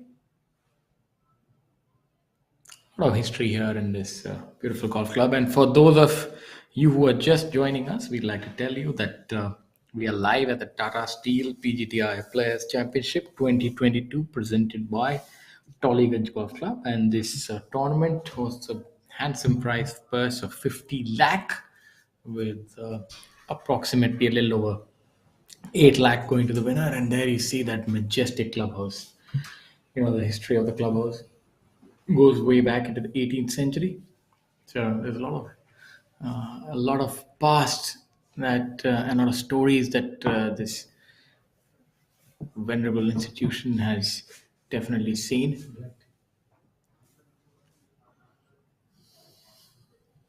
We're back on the 18th. Good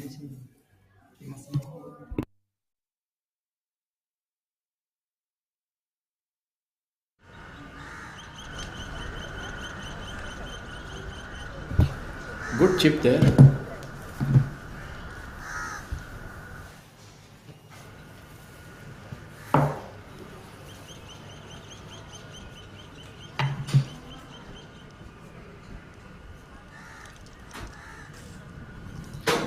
The Tollygunge Golf Club become a regular feature for this tournament and a stop on the eastern leg of the PGTI. As you know, that the PGTI was recently in Bangladesh for the Bhattiari Open, and now we're here.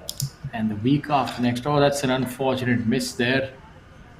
Seemed like a little too firm. The week after next, we're gonna be at the Delhi Golf Club for a joint sanctioned event with the Asian Development Tour. So that's going to be something that the players are really going to look forward to. A lot of prize money playing amongst the international stars. That's going to be a great tournament. Stellar field again. Absolutely, it's one of the better tournaments on the Asian Tour, and definitely we as Indian golfing fans are looking forward to the kind of field that is going to be coming up. I don't know about you, Shaurya, but I will be there pretty much on all of the days, including the practice round, watching a lot of the players. In fact, getting a few tips for myself as a coach as well, looking at who are the best players currently in our region, and also what is it that they do in Blood and Flesh. I used to be on the tour earlier, and I used to, of course, be very much a part of all of this back in the day. But I'd like to pick up more tidbits and watch things what are happening live on the ground as we speak. So I think both of us are going to be there, trying to pick the players' brains and commentate on them live while they play. Absolutely. Ajitesh Sandhu has also joined the leaders at 39. Maniram, what a Maniram beautiful Sharma putt is there, not bro. stopping himself either. Brilliant there by Maniram. Great birdie. Ram Sharma would go to 2 under par for the day. He is now at 6 under par for the tournament. So great effort even by Maniram Sharma. Maniram Sharma from Karnal. Really, this kind of a golf course, he's taking advantage, making the best of the moment that he has. Manu Gandas.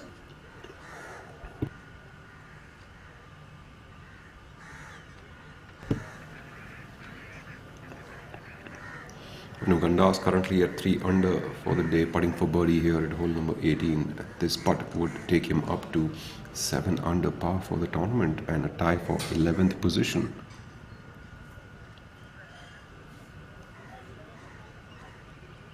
Manu Gandas rolling that in easily. Nicely done by Manu Gandas. He would be finishing at 7 under for the tournament. That would keep him on tie for 11th position alongside G. Milkha Singh and Ntanga Raja.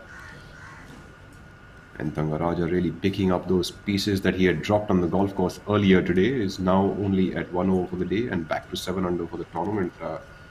Good showing. One of the most beautiful clubhouses that we see, the old colonial building of the Tollygunge Club, right behind the graphics that are running on our screens right now. 13 under par leads the way between Ajitesh, Shamim and Yuvraj. And Rahil Gangji is also up to 12 under par, our leader from yesterday. It's going to be an interesting tournament. The next 27 holes. This is going to be a wire-to-wire, neck-to-neck fight between all these players trying to get the title and also the prize purse. 50 lakh rupee prize purse for this week's event.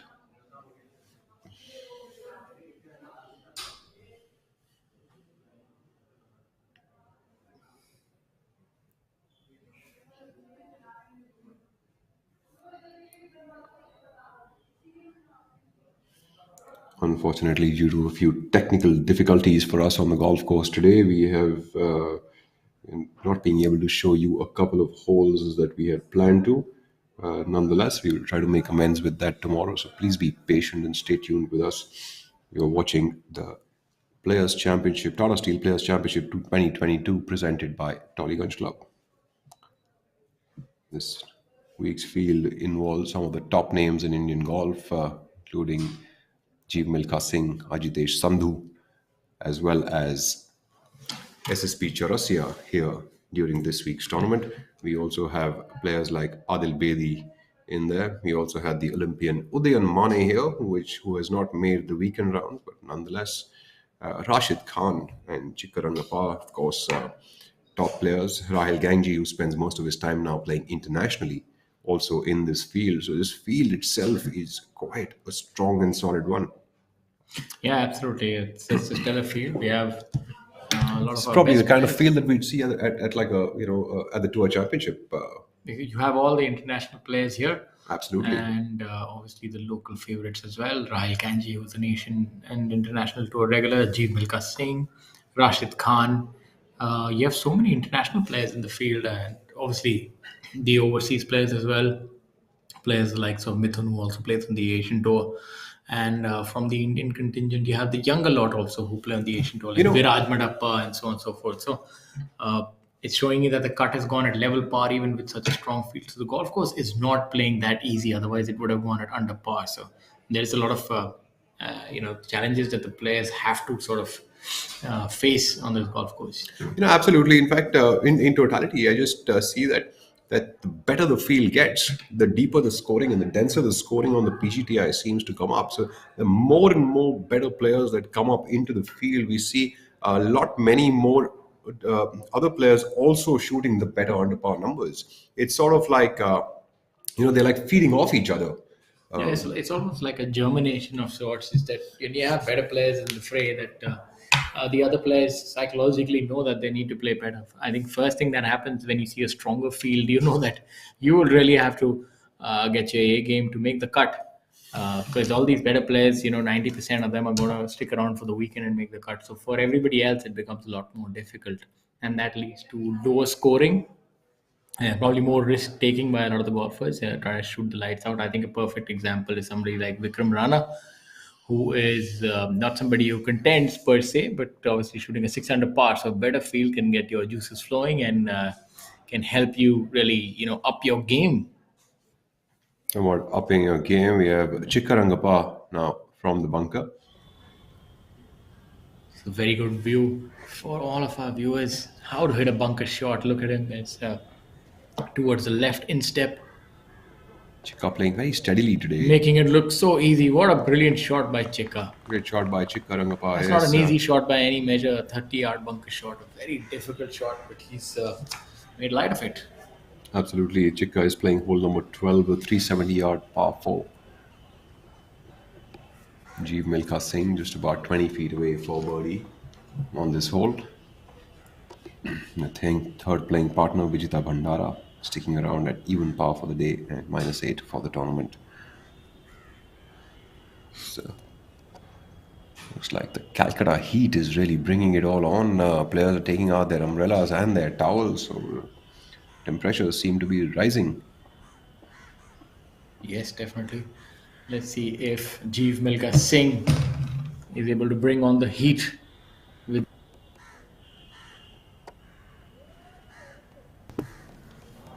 Looks like this putt would break a little from the left. This should be an eagle putt if I'm not wrong. Birdie putt, sorry.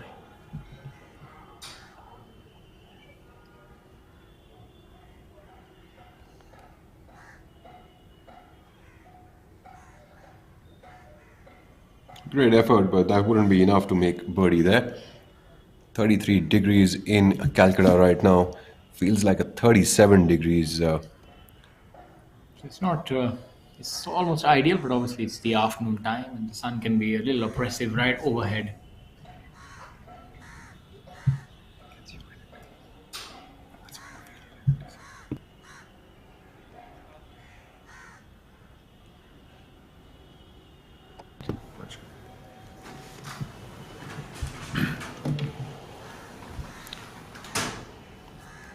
Vijita Bhandara finding that point which he would like to roll that ball over and This hole curve also, that back into the hole for birdie. Remember, this is a tight hole, but not a very long one. Do you remember any players hitting driver here, or just use an iron and then sort of go with an approach, if I remember correctly? So the 12th hole mostly is a hole where you want a 240 to 250 yard drive and maybe a lob wedge or a sand wedge post that. Vijita Bhandara would make that putt for birdie. Brilliant putt there by Vijita.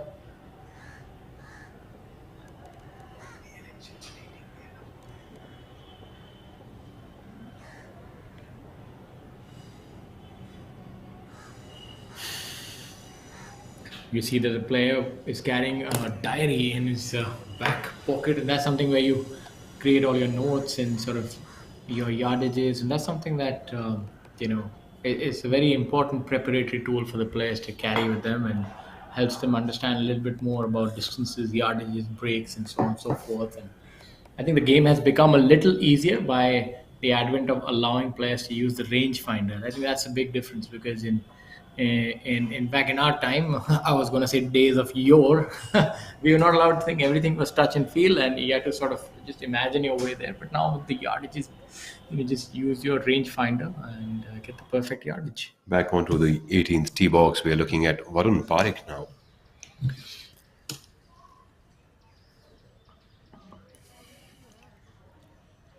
Varun Parekh is playing alongside Karan Pratap Singh and Sachin Baisoya.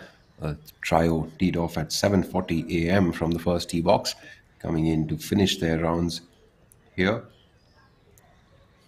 Playing a little bit of downwind today. It's 202-yard par 3, hole number 18.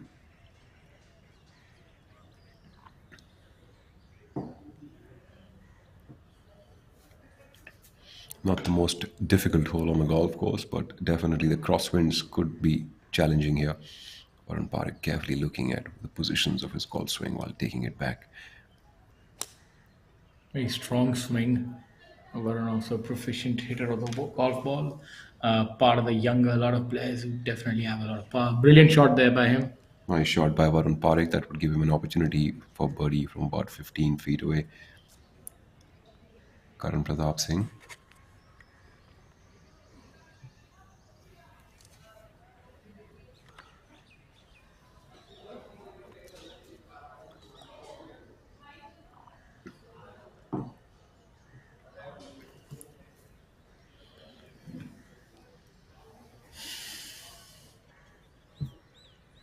Back in the 18th.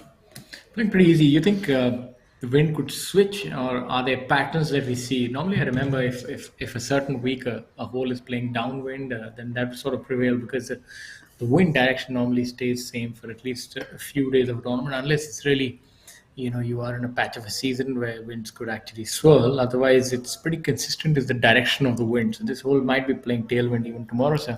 I think you'd be halfway right there, but I believe that around the hour of noon is when the winds do tend to switch slightly.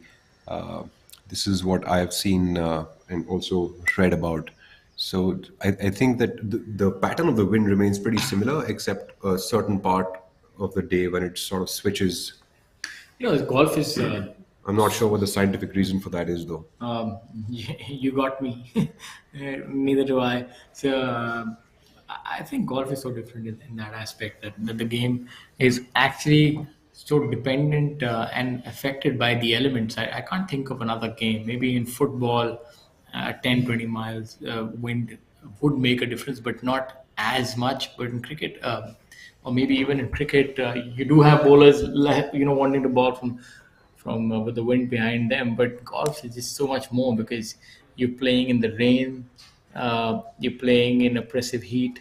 The wind makes so much of a difference in the golf ball, even in putting.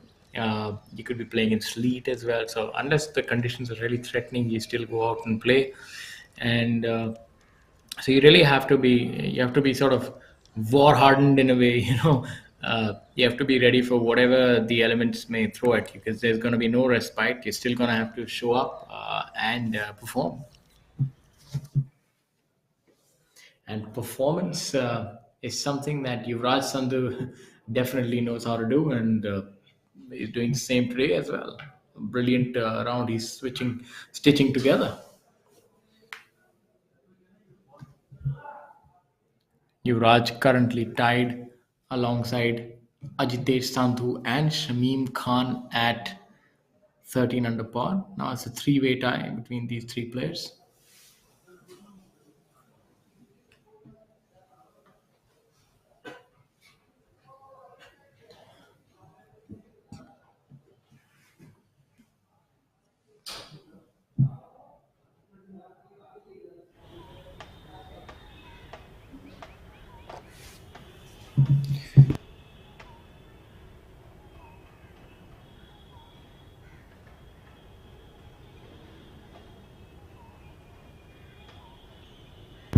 Back on to the 12th hole, we look at Yuvraj Singh Sandhu, who is leading the way at 13 under par alongside Ajitesh and Shamim. Yuvraj Singh Sandhu started off on fire today and started off with 5 under par on the front line itself. It looks like he's not picking up shots yet on the back nine, but hits that putt a little bit more, he'd be creating more and more damage on that leaderboard.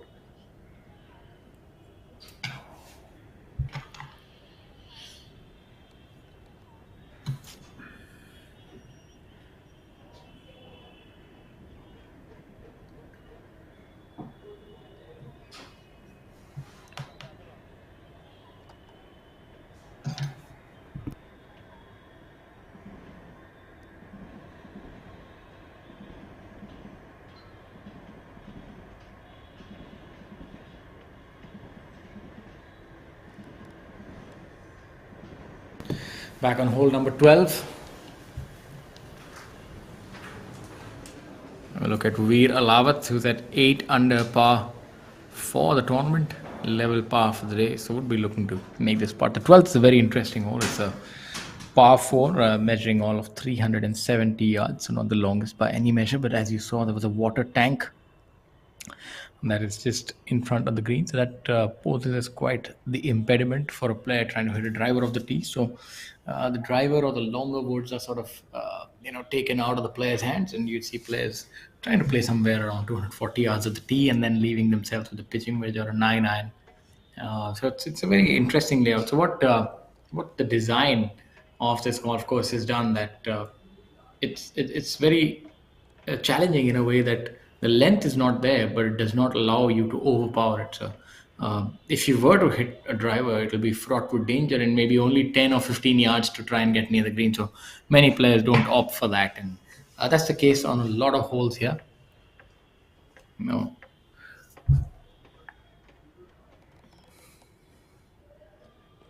Oh, that's a brilliant putt there. Will make his birdie. Would end Thangaraja. Now we have a look at hole number 18.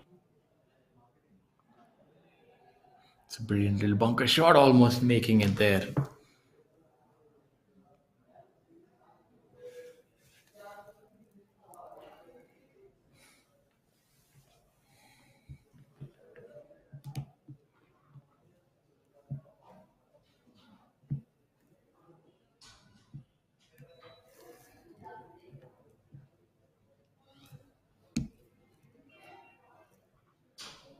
This is a group of Karan Pratap Singh, Sachin Besoya, and Varun Parekh. So we saw Karan just hitting out from the bunker, hitting a pretty good shot. Varun, who we saw previously, hitting a stellar shot off the tee.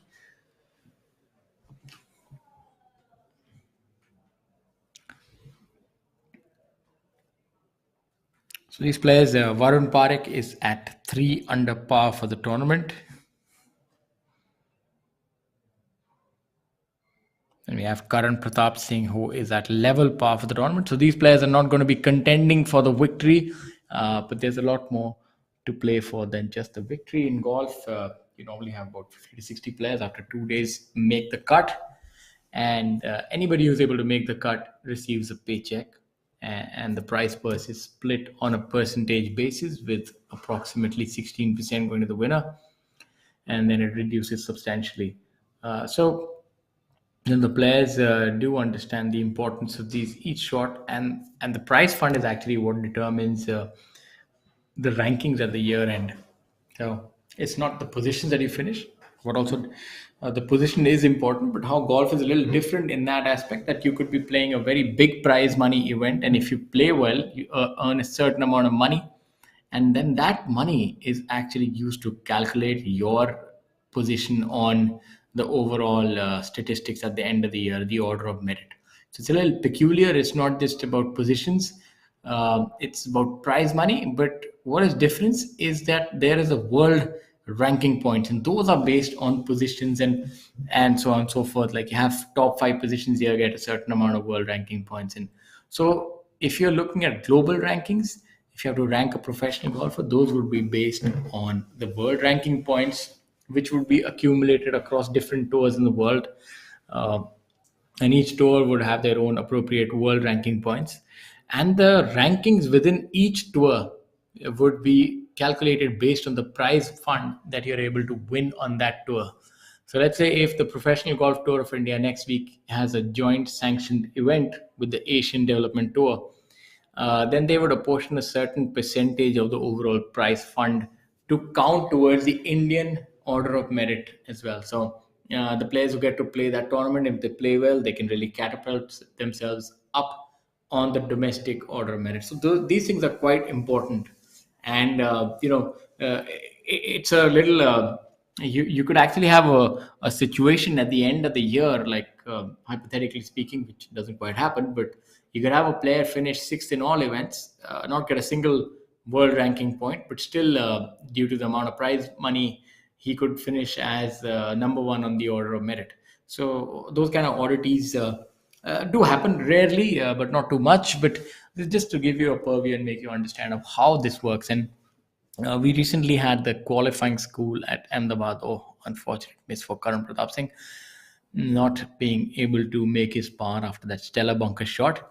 So at the qualifying school, you have players who play for a spot for about 40 A cards, and overall about 80 spots to try and get exemption to play tournaments on the Professional Golf Tour of India. And the top 60 each year get to keep their playing rights, and they do not need to play a qualifying. As we go back on hole number 12, a look at Ajitesh Sandhu, who seems to be in a good position to make birdie. This is a pretty difficult flag. And the 12th is a two-tiered green, a multi-level green. So there you can see there's a lot of elevation from the player's feet up till the flag. And what makes it difficult is when you have a putt that has elevation, it's very difficult to gauge the speed and the line. If you talk about statistics, maybe from 20 feet, a putt that goes up 2 levels, goes up about 4 or 5 feet in elevation rise is a lot more difficult to hold than a one that goes downhill. That is because on a downhill putt, you just have to get the line, and the ball sort of flows itself. But the uphill putt is very difficult. You have to gauge the speed, you have to hit it enough, and more often than not, the marriage of speed and direction doesn't quite happen on these putts. But if it has to, Shamim is the man who can make that happen.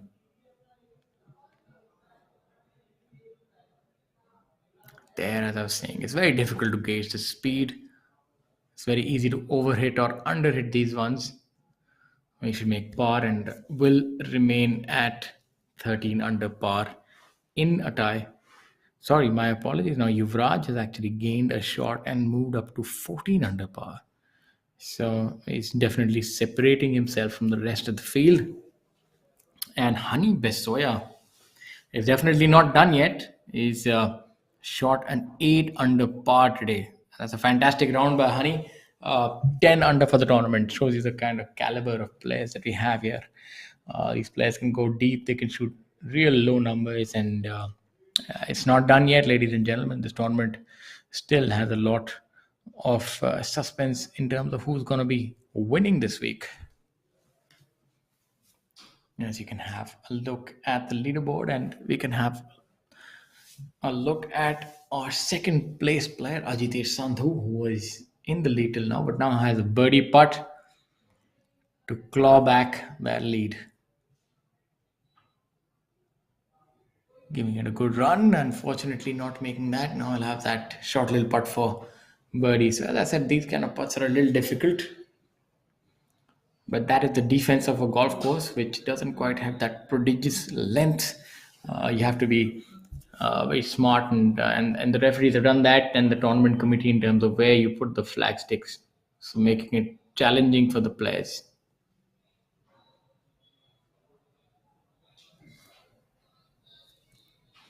So this golf course has some scoring holes, good par 5, where the players actually look forward to making birdie, like the 7th, the 10th, and the 13th. So there are opportunities where players can pick up shots from this golf course.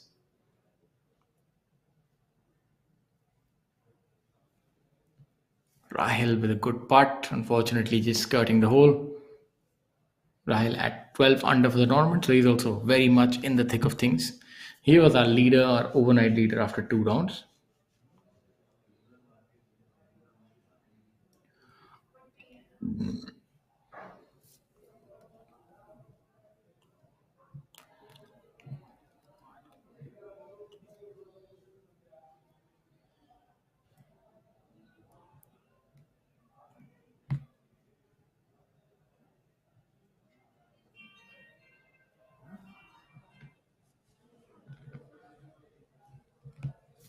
Ajit Sandhu carefully surveying that putt. These putts look pretty innocuous and harmless, but they deserve all the attention. This could putt be all of 3 feet, maybe turning about an inch from his right, break from right to left. Would have to be perfect marriage of speed and direction for this to go in. Looks very easy, but still requires a good stroke. And Ajitesh makes his par. I'm waiting for Shamim Khan. Look at some of the other scores. The players who've done so well today. Adil Bedi, 3 under par for the tournament.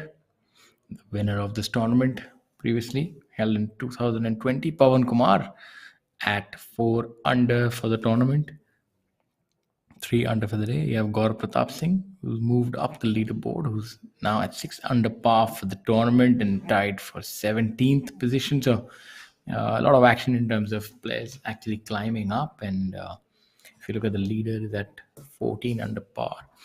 So safe to say that anybody who's at this point in time within about 7 shots of the leader has a realistic chance. We have Jeev Milka Singh, who is at level par for the day, 7 under for the tournament. The legend of Indian golf, Mr. Jeev Milka Singh, would be looking to make a few more birdies to try and challenge for the tournament tomorrow. As we have a look at hole number 18 and the players walking down on this very hole. Here is a look at the leaderboard.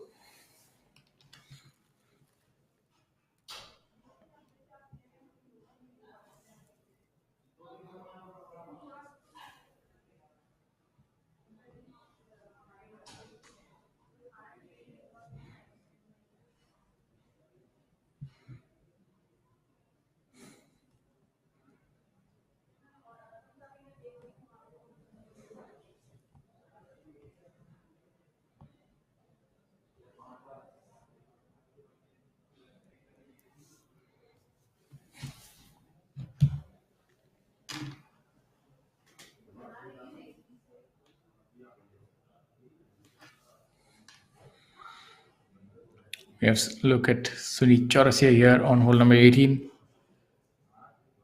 Sunit currently at 2 under for the day and 6 under for the tournament. So having a good day so far. And for those of our viewers who are joining us right now at ABP VAR Cricket, we would like to tell you that you're viewing the Tata Steel PGTI Players Championship 2022 presented by Tollygunge Golf Club, being played at the Tollygunge Golf Club with a prize fund of rupees 50 lakh. The tournament is stroke play format and it's being played on the Professional Golf Tour of India. I'm your host Shaurya Singh, joined by my co-host Rahul Bajaj, and we're at the penultimate day's action here at Kolkata.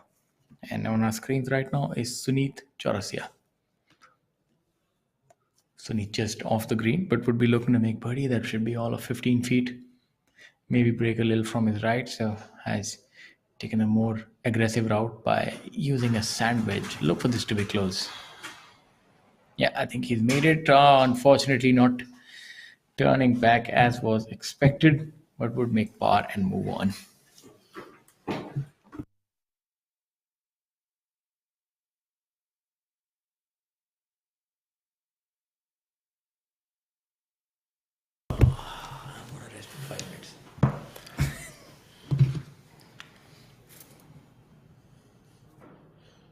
Yuvraj Singh Sandhu has taken solo lead at 14 under par now. Cullen Joshi now looking at his putt quite intently. Cullen's been moving up that leaderboard just a little bit at 5 under par now for the tournament, and he is currently at 1 under par for the day.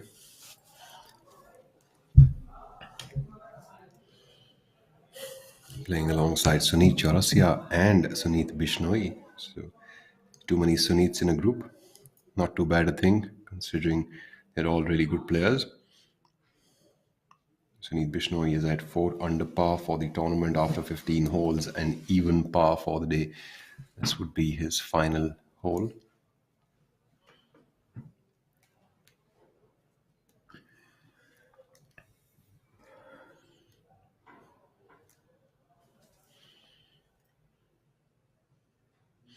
Sunit Chaurasia has now moved up to 6 under par for the tournament and 2 under for the day. Sunit Bishnoi, well done there. Makes a good putt. Confident little stroke.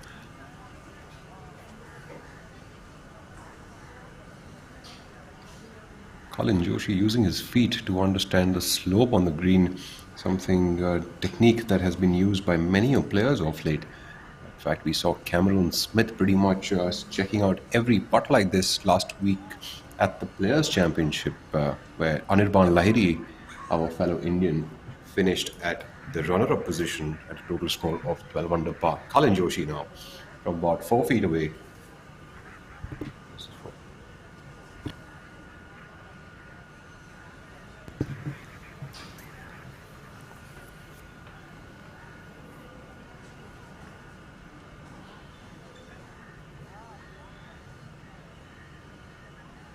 Colin juggling his feet for his alignment. Very well done there by Colin Joshi from Bangalore. Colin Joshi, Sunit Chaurasia and Sunit Bishnoi, all smiles, three of them. Nice friendly group. Players always paying respects to each other, taking off their hats and saying thank you. A majestic Tollygunge Club clubhouse in the background there. Tollygunge Club with that old school colonial building, long standing there since the late 1800s. 500-year-old. This is Tata Steel, and this is an idea. So what happens when you join them? Something remarkable, like the material of the future. Fiber reinforced polymers that goes beyond steel, that is high on strength and corrosion resistance, and is cost effective. A material that will be used in foot overbridges, the insides of railway compartments, and electric vehicles, as also in infrastructure for smart cities. Tomorrow is shaped by imagination and steel. Tata Steel. We also make tomorrow. This is steel, and this is an idea. So what happens when we join them? Something marvelous, like cars that are lighter, more fuel efficient, yet safer. Thanks to high-perform automotive steel, which lowers CO2 emission and makes this world a better place.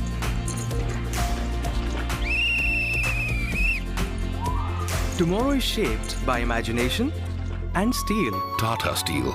We also make tomorrow. This is steel, and this is an idea. So what happens when we join them? Something iconic.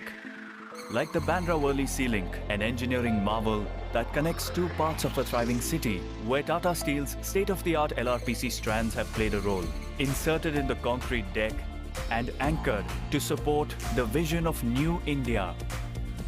Tomorrow is shaped by imagination and steel. Tata Steel. We also make tomorrow. This is steel, and this is an idea. What happens when we join them? Something magnificent. Like the Burj Khalifa, the world's tallest building, 3 times the height of the Eiffel Tower. An iconic landmark where Tata Steel's Comfloor 80 composite floor decking has played a part, making it a triumph of human inspiration. Tomorrow shaped by imagination and steel. Tata Steel. We also make tomorrow. This is steel, and this is an idea. What happens when we join them? Something fantastic. Like Pravesh doors that never age, that save our forests, or customizable artiphone wardrobes that match your personality and are redefining modern homes. Tomorrow is shaped by imagination and steel. Tata Steel. We also make tomorrow.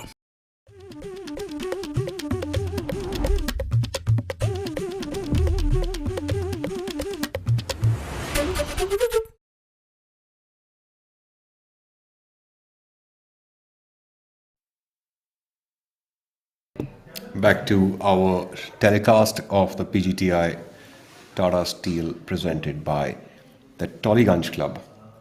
As we just took a look at the Tata Steel, the company as to what it does, the great place to work certified organization. We all know that Tata Steel has set up what we know as Tata Nagar, also called as Jamshedpur, one of the cities that the entire Tata Steel factory is based out of, as well as most of the people over there are employed by the company. So, making sure that all the communities along the factory also benefit out of the investments that they do.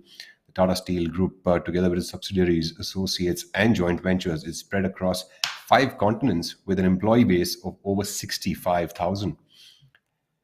So Tata Steel, definitely one of the greatest supporters of golf in India. While Yuvraj Singh Sandhu running away with that title so far at 15 under par, and Ajitesh Sandhu, Shamim Khan are at 13 under par, Viraj Madappa at 12 under par, alongside his fellow Calcutta compatriot Rahil Ganji.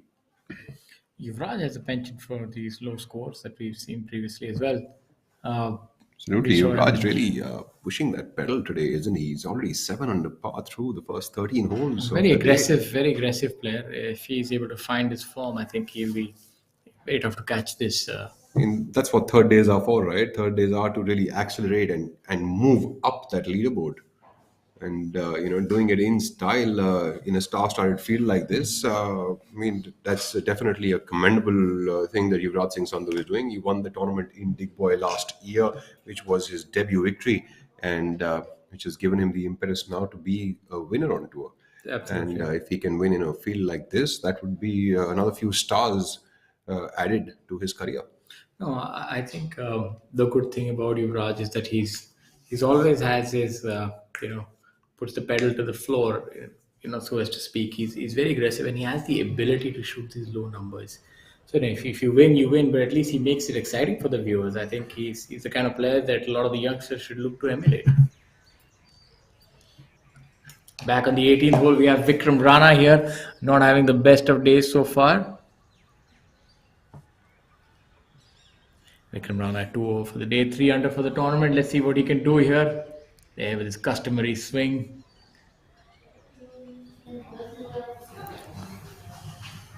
Lining up to the right side of the tee.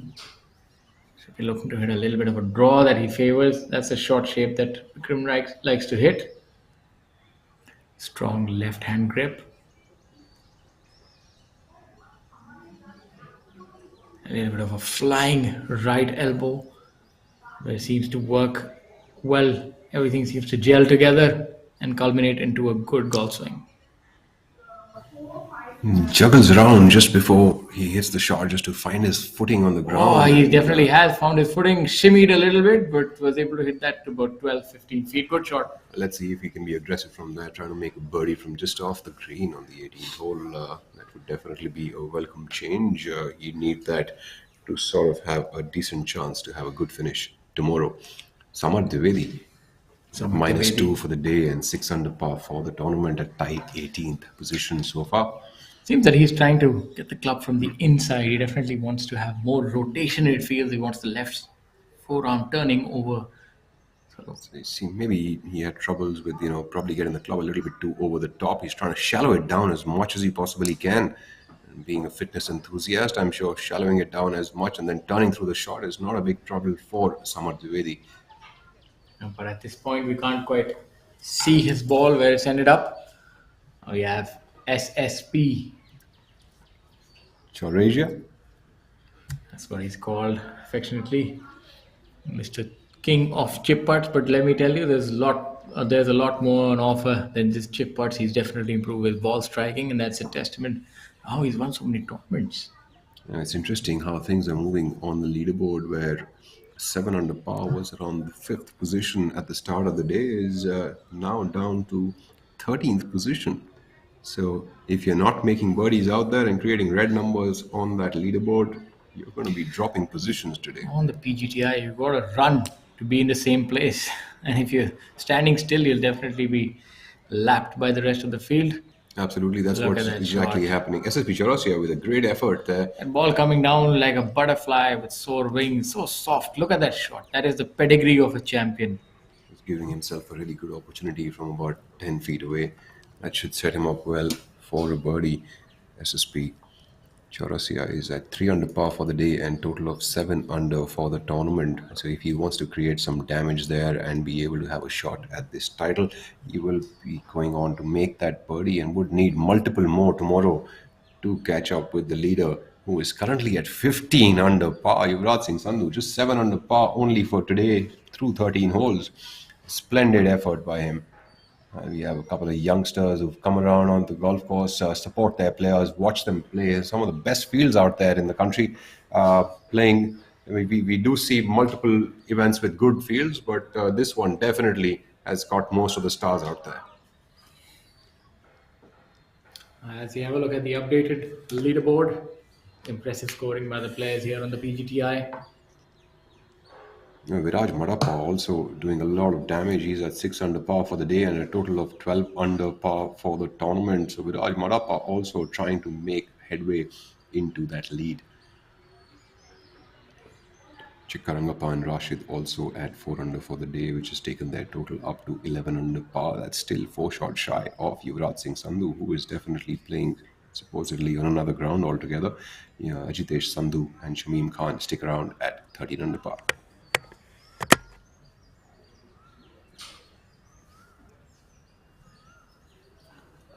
On our screens, we have walking up to the green now is SSP Chaurasia, Vikram Rana, their third playing partner.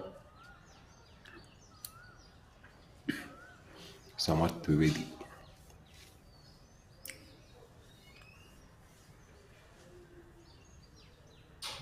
Vikram Rana really finding himself at the bottom of that green, trying to find the line. He's really taken a very interesting spot there, almost staring at it like a tiger, hiding beneath the ground and he's crouching looking behind. at his prey. Vikram Rana seems to be stalking that putt. His intent is clear, to minimize the damage of this round and make a birdie. Will he be successful in that quest? Only time will tell. At this point in time, seems like a little bit of a mystery. But not one to leave any stone unturned. Vikram Rana has gone to school on that putt, to analyze that putt from each angle and to make sure that he has a correct line speed so that he can execute without any fear. Talking about school, let's see if Samarth Dwivedi can quite judge the shot the way he should be. He's really taking that club out and opened it up. He looks like he's flopping it up there. There's going to be a Lav Mickelson. It's going to be interesting to watch. That seems to be really well executed. That's a little unlucky. It looks like Samarth took a little bit too much of an aggressive approach over there. That shot probably didn't need to be flopped anyhow. There's enough room on the green to work with. Maybe because he's on TV. Probably. He's trying to impress our viewers with his skills. We know he has a lot of skills. I still remember in Calcutta at the previous year at Royal, he was able to make a birdie on that last hole. Let's see if Vikram Rana can really give this one a shot to. He's had a lot of time to prepare for this one, so there can be no excuses in terms of preparation. Now let's see if the execution is up to the mark and can match the preparation. There, Vikram Rana looking on pensively, leaving it in the mouth of the hole. Not bad, all things considered. Not bad. He should be able to tap that in to stick around at his current score. A very good chipping action there with the left hand, 2 over par. left wrist bowed ahead, and a very consistent sort of chipping action that he has. I'm looking forward to Samarth Dwivedi now trying to hold that putt. I think he has the kind of firepower that it takes to make these kind of par putts. Unfortunate miscue with that wedge over there for him. Hopefully he can get this one into the hole. I think a little bit of aggression would definitely be required over here for Samarth. Samarth is playing well and has been taking his game from strength to strength. I think he just needs this putt to go in to stick around at 2 under par for the day. This is quite a fast player, isn't he? Yeah. Not wasting too much of time. Got the line, got the read, and now just go and commit to it. Seems to have hit it quite hard. I think that was a little bit too much aggression. I think he'll have his work cut out for bogey. Would not want to end in that fashion and make a double bogey here. Would really be sort of quite unfortunate for him to drop 2 shots here. Should look to mitigate his losses. not compound them. SSP Chaurasia, of course, has a good look at birdie from about 10 feet away. That would take SSP up to 8 under par for the tournament, which would take him to a tie for the 10th position. Currently, he is tied for the 13th position.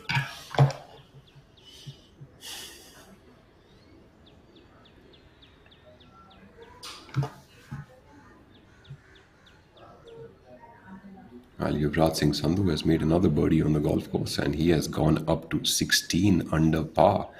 Yuvraj with a 5 under par on the front nine with birdies on hole number 3, 5, 7, 8 and 9. Thereafter he has made birdies on 12, 13 and 14. Really picking up pace over there and running away with this.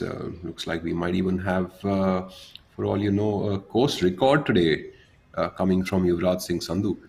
SSP Chaurasia on our screens now, putting for birdie on hole number 18 to get to 8 under par for the tournament. This is the club that has brought him much fortune. He's never left his side. In all his big tournament victories, this has been the key ingredient. Been a friend at his side, at his beck and call when he needed him the most. Let's see if he's going to be there this time. SSP Chaurasia would move to 8 under par for the tournament after 3 days to tie alongside Manu Gandas, Jeev Milkha Singh and Aman Raj. Brilliant putt by SSP, finishing on a high note. That lunch is going to taste so much sweeter now.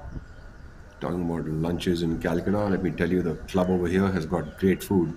Absolutely. Now that you've spoken about it, you've left me thinking about food. Yes, that makes the two of us. Let's hope that Samarth can also enjoy his lunch by making this putt.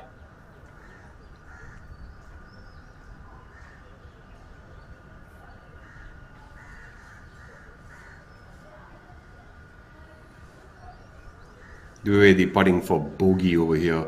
It's got a good 6-7 feet coming back into the hole. Solid putt by Samarth. Brilliant. It's always nice to confidently try for that putt, knowing that you can hold the cup one coming back. Always the sign of the better player. Samarth Dwivedi would stay at 1 under now, dropping one shot, which would leave him with a total score of 5 under for the tournament. Easy peasy for Vikram Rana to save par here.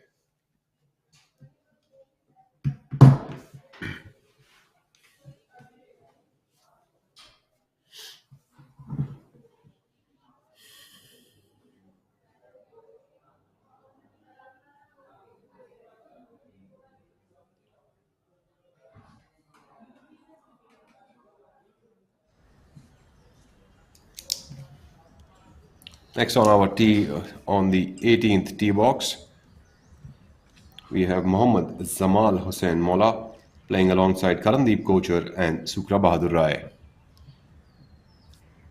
Zamal currently at a score of 7 under par. Sukra Bahadur Rai has dropped off to 3 under par for the tournament.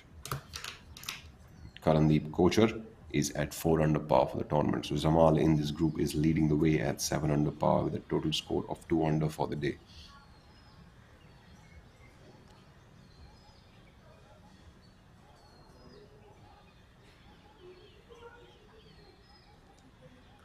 Samal Hussain always colorfully dressed. Let's see if he can have a colorful shot here. Seemed like a very hurried sort of a swing. He sort of lashed at that one. Oh, Well, it seems to be I working think that's for the way to him. go. I think he must lash at everything. What a brilliant shot. Unfortunately, missing out on that hole-in-one there. Lovely shot there by Zaman Hussain Molar, setting himself for yet another birdie on the golf course. Sukra Bahadur Rai now from Nepal.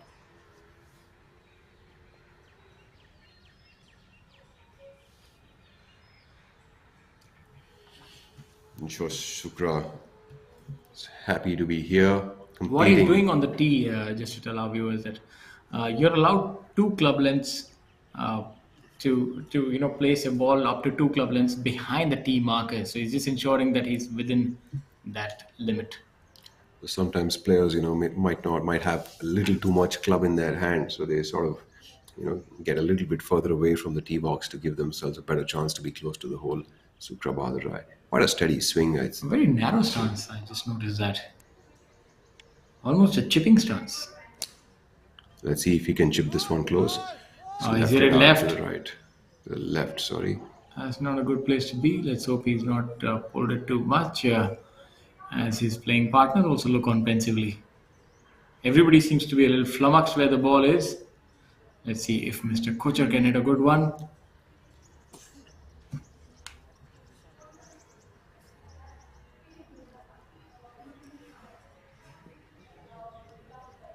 Karandeep Kocher, defending champion of this tournament, currently at 4 under par, 2 over for the day.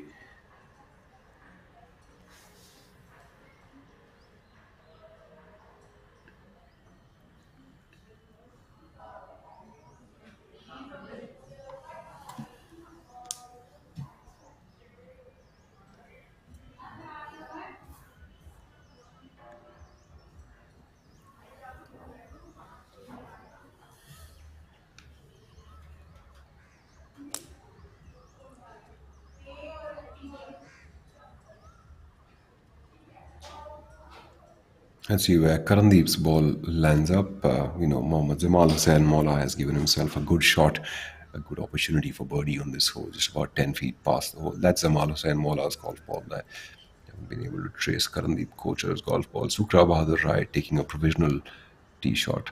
Might have lost his ball to the out of bounds on the left side. Seems like that out of bounds really was 15 yards left, but doesn't seem like it was too far away nonetheless. A 200-yard shot, maybe not too far away.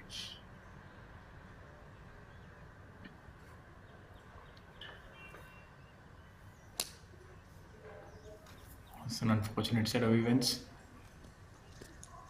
Looks like he's not too happy with that shot either. As I said, that OB seems to be that it's a little far off, but with a 200-yard shot, if you're feeling the nerves and you tug it a little bit, there's a little bit of a mound as you can see, and the ball tends to bund from there into the out of bounds. Also, the tree line that you see on the right side of your screens right now is sort of protecting that OB line. So if you do end up pulling that shot just a tad bit, you could land up, on the left side of these trees, which would land you in the out of bounds area.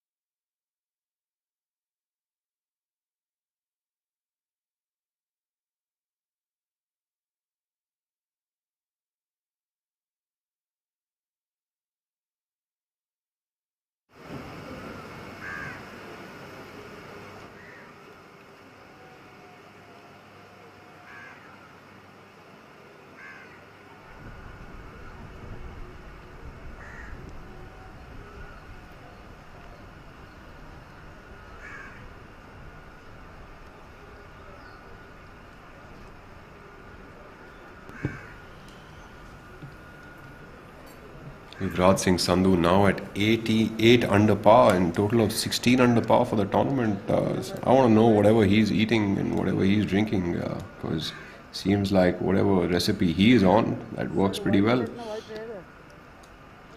Jamal Hussain Mola walking up to that birdie putt should set him up nicely now. Going forward, a quick roundup of our sponsors of the PGTI: Tata Steel, Amrutanjan Fruit Nectar, and American Express, Rolex, as well as Incredible India, the sponsors because of whom we are able to provide you the tour. The tour is able to provide the tournament opportunities for the players and provide a platform for these players to progress in their golfing careers.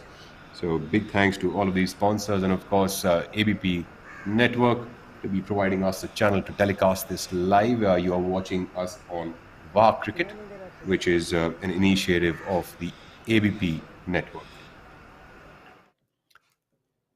Karandeep Kocher has missed it just to the left of the green. Should not be much of a tough shot for him. It seems like he is a little careful with that lie over there. Not sure.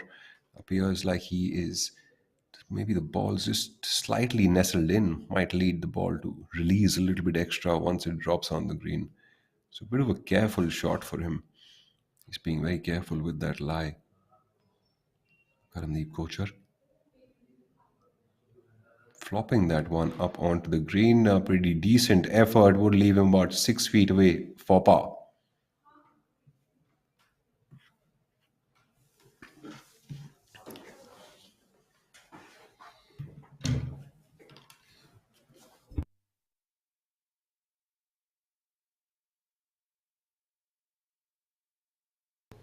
It's for all of the viewers who must be watching us. An unfortunate incident happened early this morning where one of our fellow professional golfers from yesteryears, Mr. Sachin Nigde, we lost him this morning in Pune. So we regret to inform you of this bad news. He was all of 44 years of age, a very unfortunate set of events to have played out this morning. And our condolences to the family as we get back to the action on hole number 18.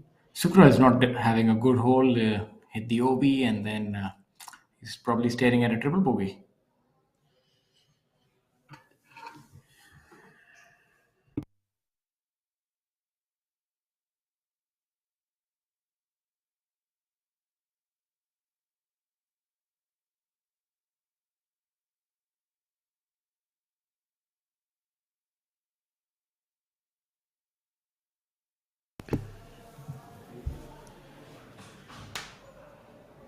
Samal would be eyeing that putt to make birdie.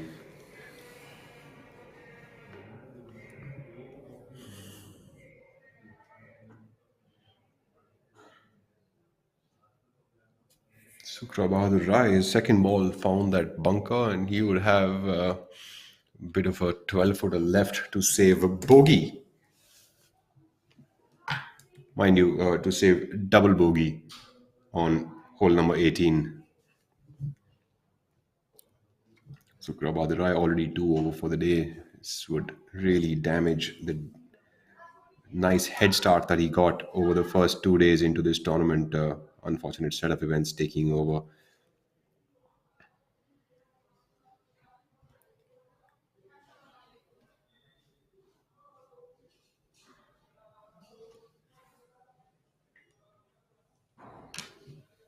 Well done, Shukra Bahadur. I mean, the end of the day, even saving a double bogey sometimes to the skin of your teeth is really the scramble that one player has to do. So superb, decent save for Shukra Bahadur. That should give him a little bit of confidence on that flat stick coming into tomorrow. And I'm sure with 2 good rounds on day 1 and day 2, this will help him gain that confidence and keep it up for the next day.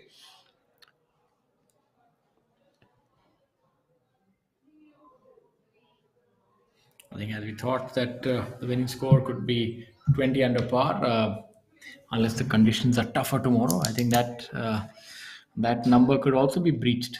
We're seeing some movement there in the trees behind. Let's see if Karandeep can make his birdie here. He's also a player that is very good with the putter. My apologies, Karandeep is putting for par here because he missed the green on the left side. Wouldn't be saving par. That would drop Karandeep 1 shot, and that would take him further down to 3 under par for the tournament and leaves him with a scorecard today of 73, which is 3 over par. He's really been, going with the ebbs and flows of the game. He's had some ups and downs. Very rock solid over the last couple of years, but over the last 6 months or so, we've been seeing Karandeep, sort of produce some really good rounds and some not so good rounds. He's seems like he's not getting that groove going for himself. He had a good finish recently on the Asian Tour. Zamal preparing himself to make birdie. Very careful, ultra careful with that line. Let's see if Zamal has got the right line here. This would take Zamal Hussain to 8 under par, which would tie him alongside Manu Gandas, SSP Chaurasia, and Jeev Milkha Singh. It's coming from just past the hole. Ball ran up about 10 feet straight up the hole. Let's see if Zamal can make this.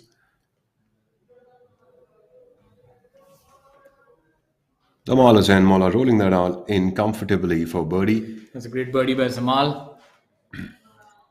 Would move him to 8 under par and with an outside shot at victory tomorrow.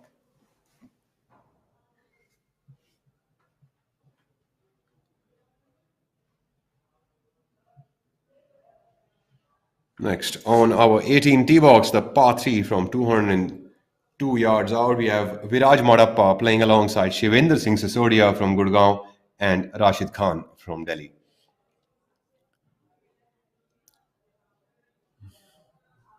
Viraj seems to be discussing a club on that tee box.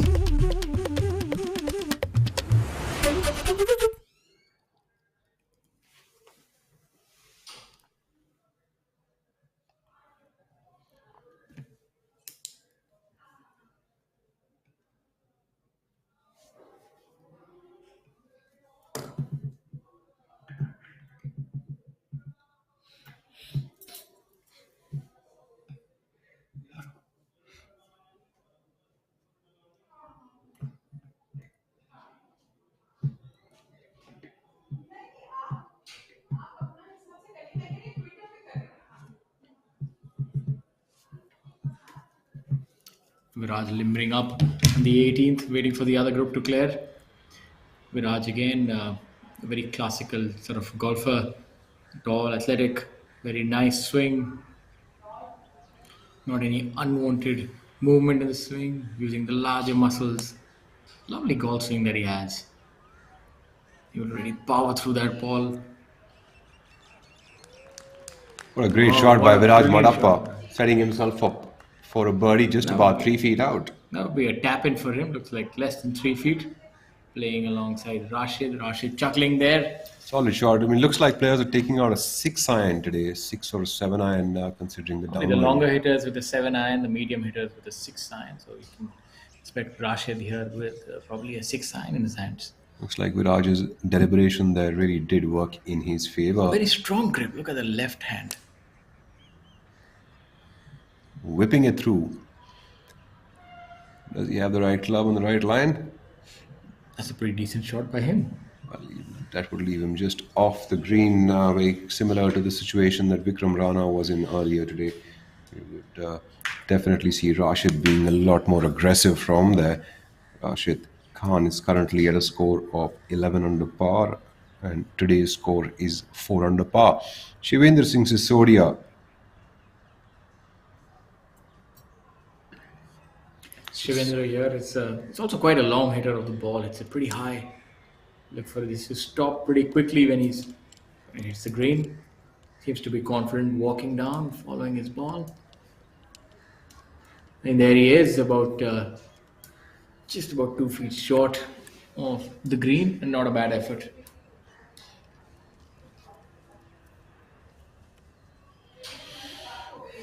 Sisodia definitely not getting the right club in the hands there. Viraj's deliberation definitely helped him get to a very successful spot. That should leave him with not much to be done to finish that hole out.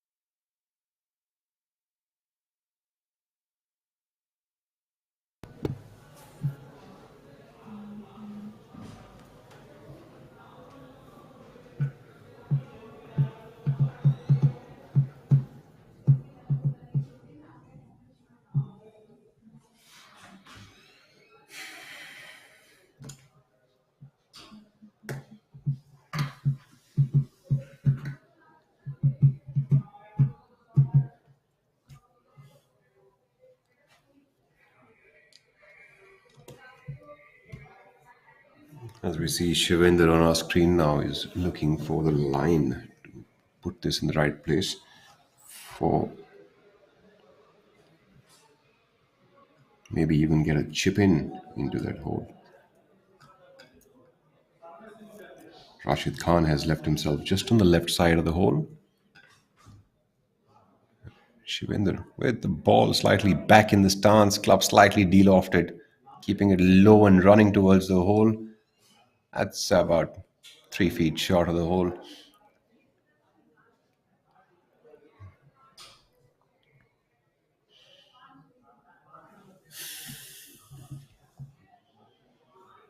Rashid Khan, choice of club again, a putter from off the green. This is the second time we're seeing Rashid doing that.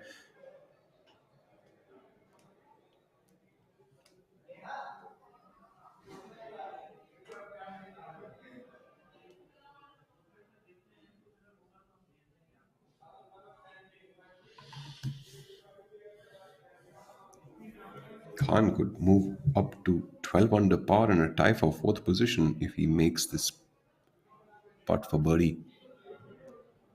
Well, technically he's off the green, but he's using the putter.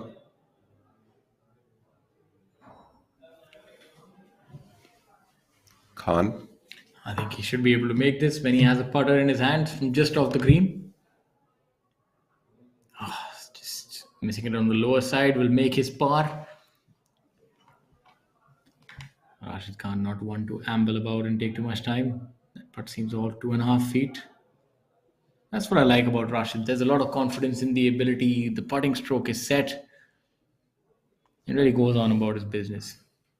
I think more so also, you start to get comfortable in certain situations and spots that you're in, and it just becomes a matter of repeating the process and going about your business. It's like a daily thing. Shivendra Sisodia making par. Viraj Madappa now for birdie. This would take Viraj up to 13 under par for the tournament and just 3 shots shy off the lead. That would give him a good chance and a good shot at this championship come tomorrow.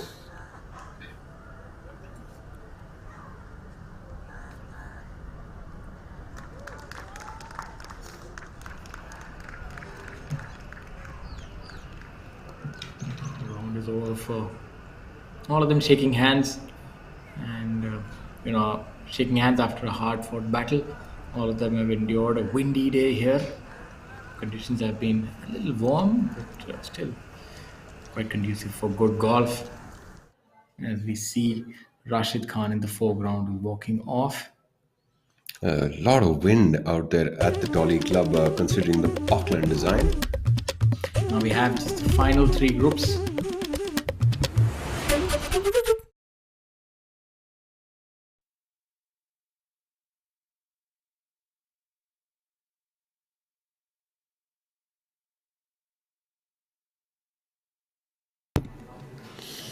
Wind seems to have picked up a fair bit on the golf course. Today, players will have a lot of challenge on the course, although there are no challenges out there for Yuvraj Singh Sandhu, who seems to be on a completely different gear altogether. We now have 3 more groups coming in.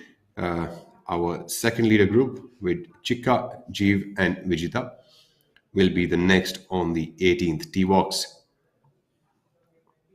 While we wait for them to come in, Shamim Khan has picked up another shot on the course, and he is now only 2 shots shy of Sandhu. And another Sandhu, who is Ajitesh, is at 13 under par.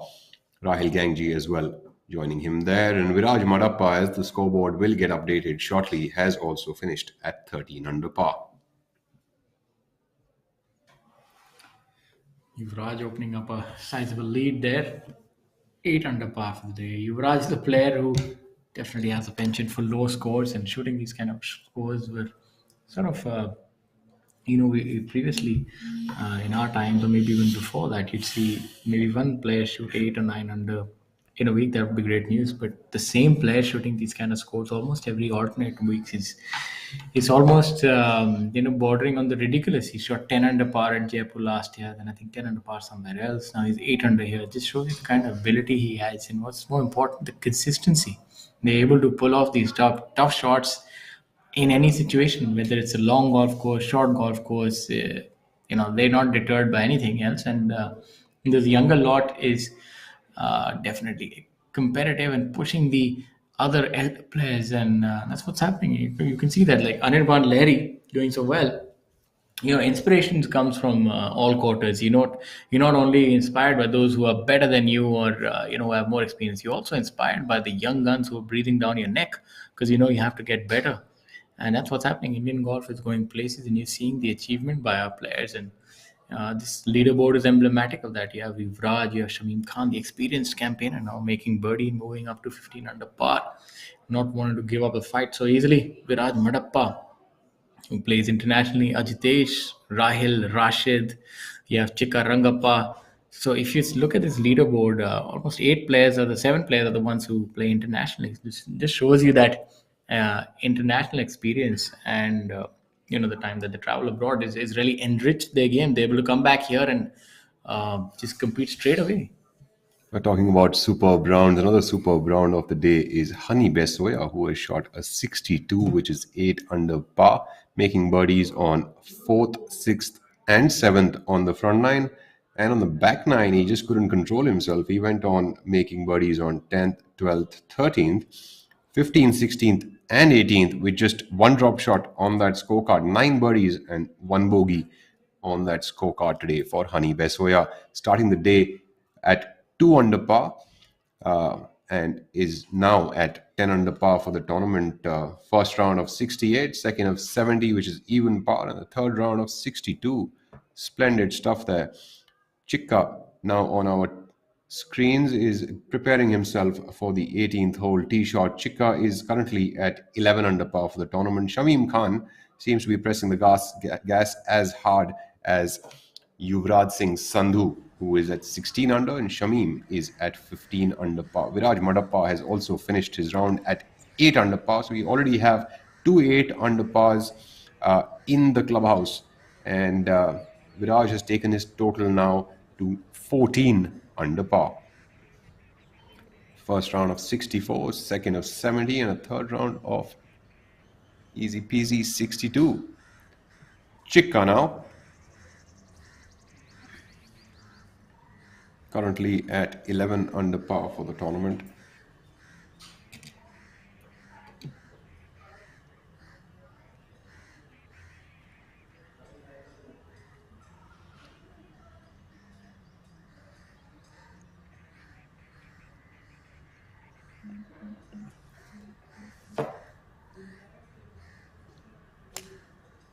We have a look at the 18th hole.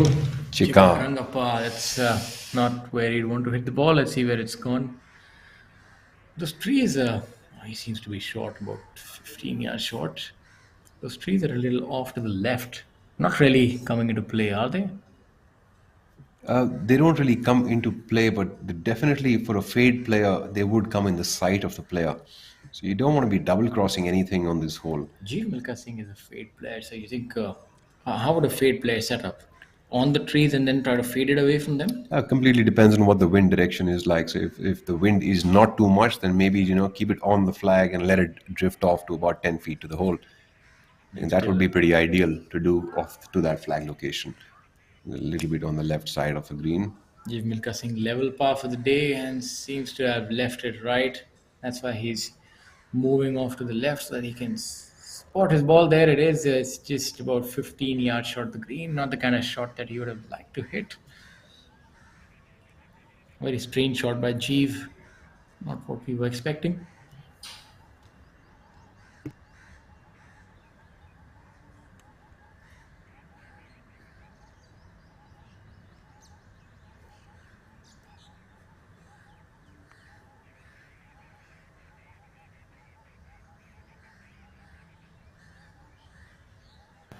Now we have Vijita Bhandara. Let's see what he can do. The other 2 players in this group have not been able to hit a good shot so far. Let's see if Vijita can do that. Top contender this week from Sri Lanka, currently at -1 for the day and 9 under par for the tournament. Not too happy, it seems like, with his shot. Like maybe this group is just tired coming into this hole. Yeah, all they're of them looking, just seem to have miscued their shots. Yeah, if you saw that nobody was really holding their finish either, and that fatigue can build up We're not saying that that would have been the cause, but fatigue does build up over cumulative days, and that can affect you, especially if a hole is difficult. Now we have Shamim sharing a lighter moment with his caddy, trusty caddy who's been with him for ages. Gullu on his bag. Now we have Rahul Ganji pacing up, seeing the kind of shots that he is faced with. And he's up to 13 under par for the tournament. He's still 3 shots away from the leader. And there's a lot of good names in the middle. Shamim Khan, Viraj Marappa, Ajitesh Sandhu, Rahil Ganji, Rashid Khan, Chikka, Hani Besoya, and Zamana Senmola. All such great names out there competing this tournament. Yuvraj Singh Sandhu, of course, leading the way currently only by 1 shot. Even though he is playing 8 under par for the day. It shows you the quality of play that we see on this golf course and this tour. So this hole is almost not quite drivable, but the longer hitters are able to get up and around the green, right? Yes, absolutely.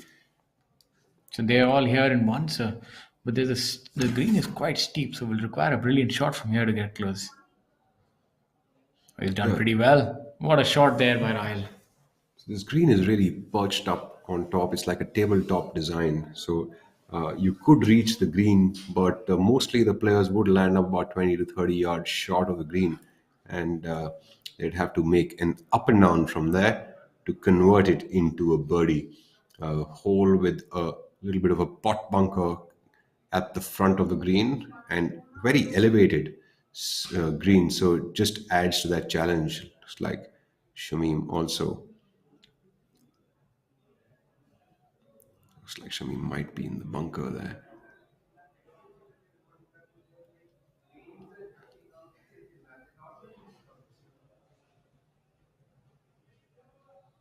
It's a little bit of an open face shot that he's going with. Ball needs elevation and drop dead soft over there. And Shamim does a fabulous job of judging that shot. He's got just about 2 feet left.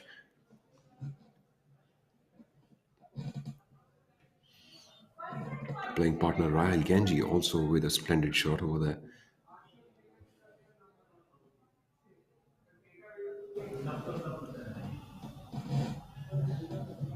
Third playing partner Ajitesh Sandhu currently playing to 4 under par for the day and 13 under par for the tournament.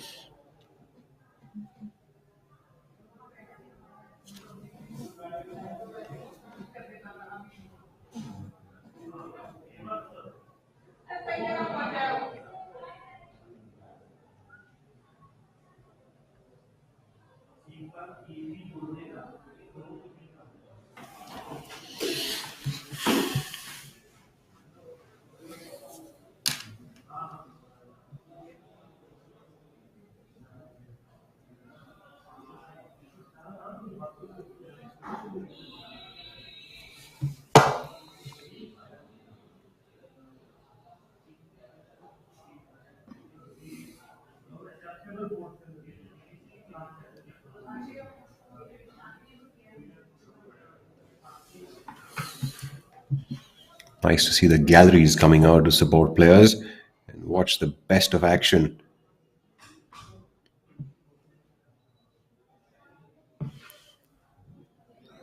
Ajitesh Sandhu wouldn't be making that putt. He has about 2 feet left to come back.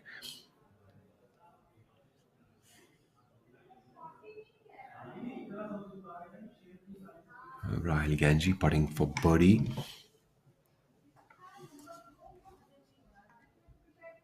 We're on hole number 15. 311-yard hole. Longer hitters can definitely get on the green, but due to the elevation of the green, the balls never really reach up there. So the players usually are pitching it up onto that elevated green from the bottom. He should be turning a little to his left and should be easy pickings.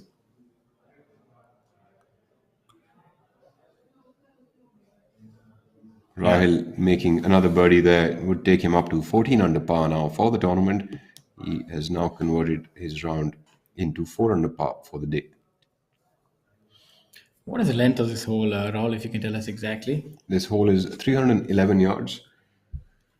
So it should be reachable for the longer hitters. That's why Rahil and We saw Rahil right at the edge, left edge of the green.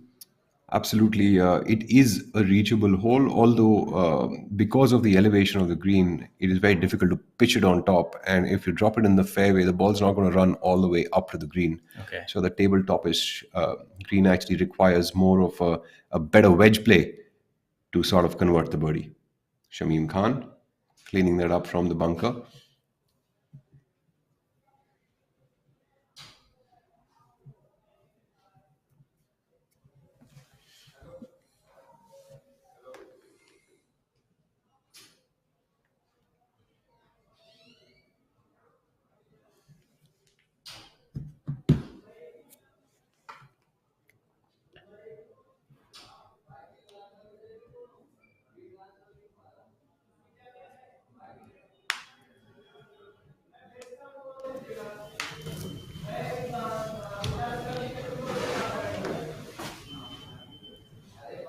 Ajitesh Sandhu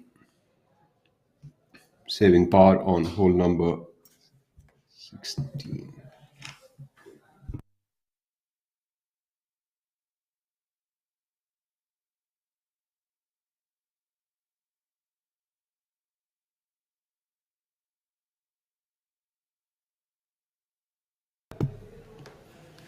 G. Milkha Singh putting for par. Almost making it, unfortunately. G wouldn't be able to save par on hole number 18. That would take away one more shot of his total score of 7 under and drop him down to 6 under par for the tournament. So G will have a lot of work to do in case he wants to contend for this tournament. It's gone way off the mark.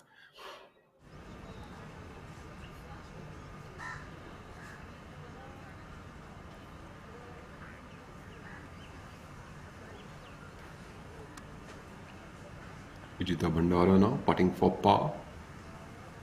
Vijita needs this putt to stay at 9 under for the tournament, coming all the way from Sri Lanka to compete here in Calcutta.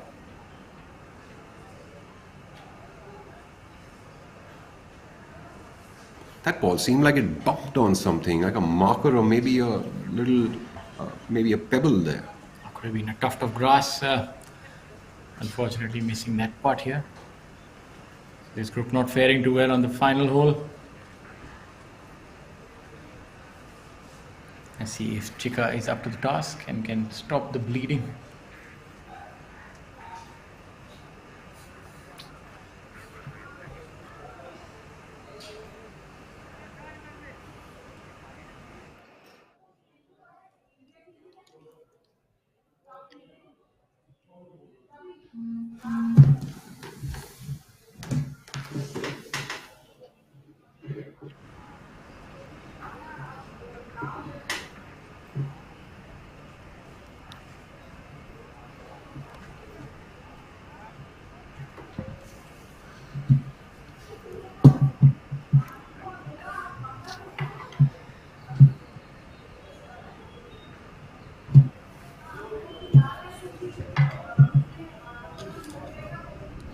Chika also putting for par over here.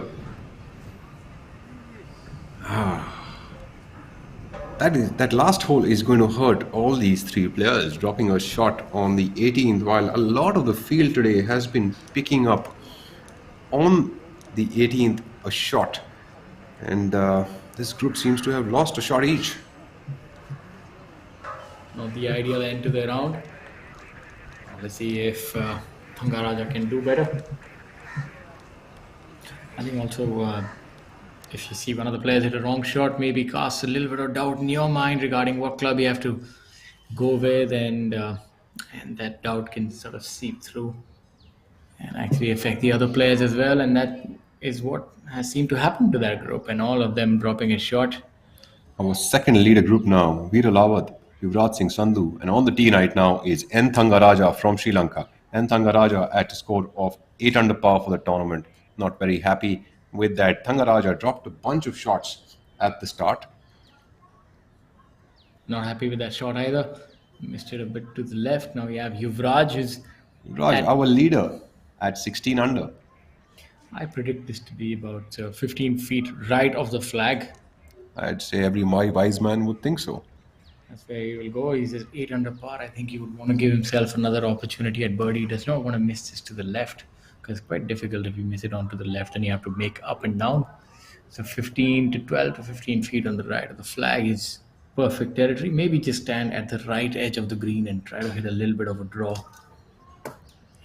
Hit a little bit of a medium flight, compressed draw. Yuvraj is predominantly a draw player, if I'm Seems to not have the wrong. ball a little behind. Seems like what a good swing. It's very quick. Lot of compression on that. Seems to like it, actually. Oh, great shot by Yuvraj Singh Sandhu. In great spin control over there, considering a lot of players we've seen have been releasing the balls past when they actually drop the ball over there. Great shot that- by him, looking uphill about 15 feet short of the hole. Shows us the compression that he's able to put on the balls. Obviously, that is, a result of the speed that which he has. Talking about compression, Veer Lawat. Yeah, He can compress the ball quite a bit himself. Unlike his usual days, he's at 2 over for the day and 6 under for the tournament. What a steady swinger of that golf club. Very excellent camera work. It's coming up a little short.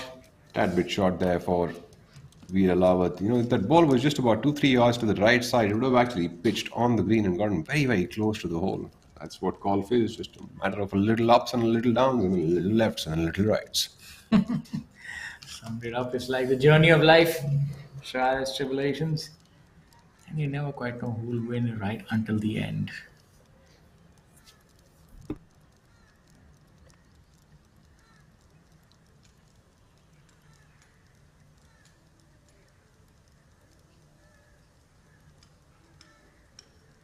Ladies and gentlemen, we are live at the Tata Steel PGTI Players Championship 2022 presented by Tollygunge Golf Club.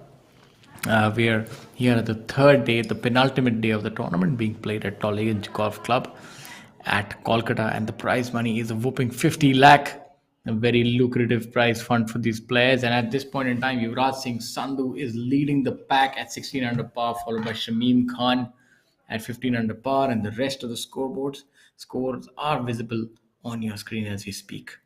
And in our view, we have the second leaderboard, it's leader group, mind you, who's coming through on the final hole. Big thanks to all of the sponsors that support the PGTI in its endeavors to grow the game of golf in India and provide professional golfers an opportunity to make a career out of the sport. Tata Steel, Amrutanjan, Fruitnik, American Express, Rolex, and Incredible India, all these companies come together to support professional golf in the country. Big names this week, as we can see on the leaderboard. Of course, Yuvraj Singh Sandhu leads the way. We have some names who play mostly now on the international circuits, like Ajitesh Sandhu, Viraj Madappa, Rahil Gangji. We've got Rashid Khan, Chikka Rangappa. We have Jeev Milkha Singh here this week. So a lot of SSP Chaurasia, of course, a local lad from Calcutta and a 3-time European Tour champion. So multiple international players from India in this field this week, and also international names like Zamal Hussain Mola, Vijita Bhandara, N. Thangaraja, as well as Sukra Bahadur Rai and Badal Hussain, all of them who have made the halfway cut. There were many other international names as well. These are the ones who have made it through to the final 2 days, including Mithun Pereira from Sri Lanka. Let's have a look if Yuvraj Singh Sandhu can take his total from 16 under to 17 under over here. He needs to continuously keep separating himself from the others.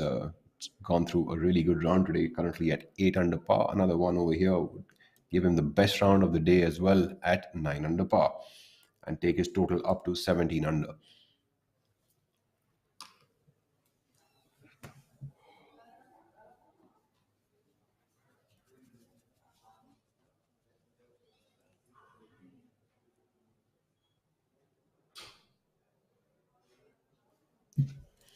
Veer Lawat from just short of the green, electing to change his club. Looks like he's trying to find the way to get this ball into the hole. Veer Lawat currently losing ground. on the course. He's at 2 over for the day. Needs to chip this one in. It's a very possible shot. Has he got it? Oh, almost. I think he just missed out on that line just a tad bit. A ball breaks slightly from his left to the right. Superb effort though. Nice and aggressive. Got the right speed. Thangaraja from Sri Lanka.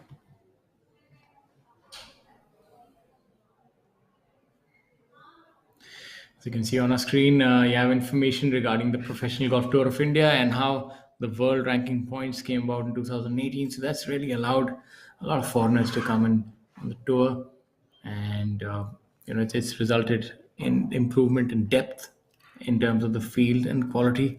Unfortunately, due to COVID, we could not have the kind of participation we'd be expecting in the Q School. But I'm sure by next year's time, things would be a lot better. Fingers crossed. And also a word of appreciation for the entire Professional Golf Tour of India team, the media team, and everybody else involved in this endeavor of bringing live golf and this to make this partnership possible with ABP Network, and also to the logistics and operations team of the PGTI that they were able to stitch together this schedule in these very trying times. And even the entire duration of COVID, they were able to manage and have these protocols in place, follow the mandates set by the government, and still be able to have a professional tour for the players to compete on. Let's see if Yuvraj Singh Sandhu can make this birdie putt. He does. Yuvraj Singh Sandhu would move to 9 under par for the day and a total of 17 under par for the tournament. Really separating himself from the rest of the pack. A superb show there by Yuvraj Singh Sandhu, making himself the leader in the clubhouse as we wait for the final group to arrive. Raj is able to shoot such low numbers, it seems almost at will now. I have great expectations from this golfer. I think he can go on and emulate Anirban Lahiri and maybe do even more than that. He's I think at this point in time, golf is in such a good place in India. It's fantastic, the kind of talent that that is coming through the ranks, and the performances that this younger lot are putting through. It's really inspirational. Absolutely. And Thangaraja also cleaning that up for a par on the final hole. Just a quick mention out to N. Thangaraja's round today. Usually, when you're playing with a player like Yuvraj Singh Sandhu on a day where he actually changes gears so well, a player who shoots 61 and then the fellow player shoots even par might not look like a great round on the scoreboard. But if you actually look at his scorecard today, Thangaraja started the day with a string of 3 bogeys and a double bogey on the 5th hole. So he was already 5 over par through the first 5 holes of the day. And then he's made birdies on 7th, 9th, 10th, 11th, and the 15th hole to get back to even par for the day. What a great fighting spirit this man has shown. An even par round fought like that is a superb round of golf. Veer Alawat would save par with that 3-feet putt. Commendable work by all these gentlemen, including N. Thangaraja and Yuvraj Singh Sandhu. Splendid show by Yuvraj Singh Sandhu there, coming up to 17 under par to lead the Players' Championship 2022, presented to you by Tollygunge Club. That, ladies and gentlemen, is the Tollygunge Club.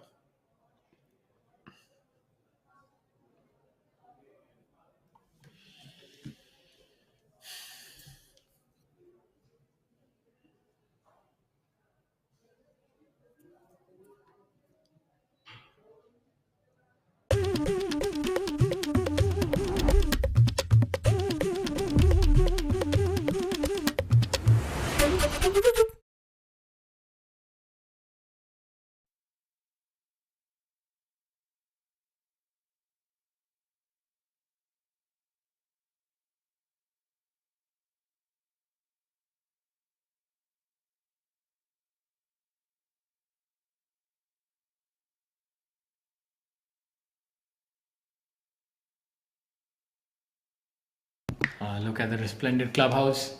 What a sight. Beautiful sight. What a historic venue.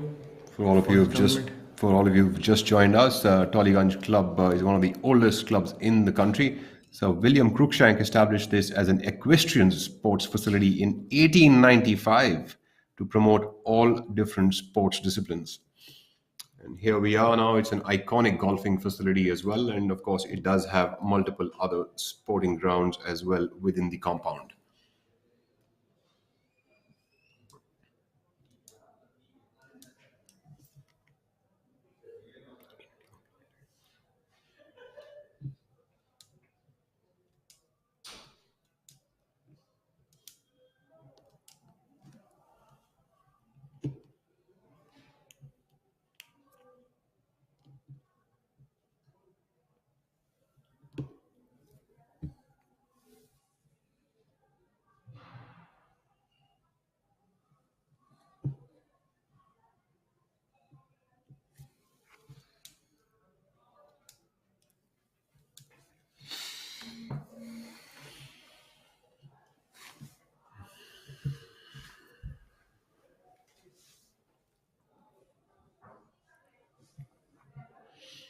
As we await our final group to come on to the 18th tee box.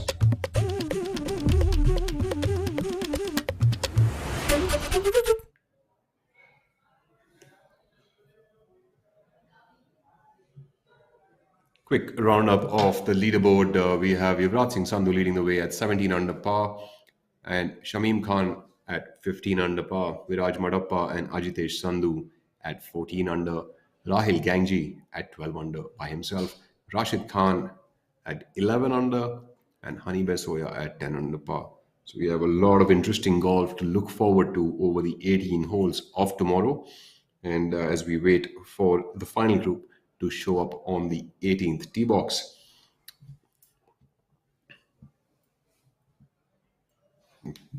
Final group, our leader group of the day is finally here. It comprises of Ajitesh Sandhu, Shamim Khan, and Rahil Gangji.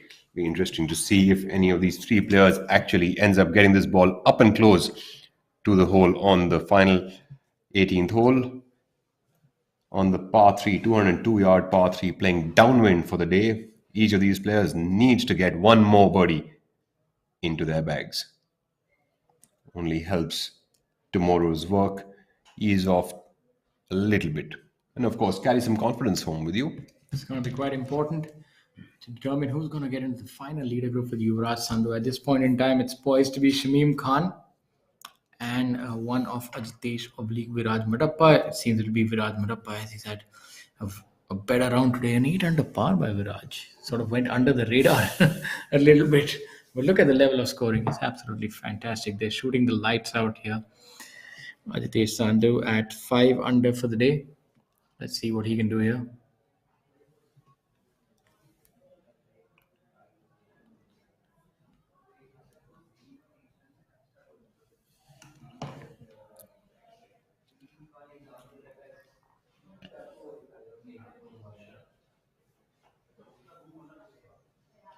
A steady swing. Seems like he likes that shot.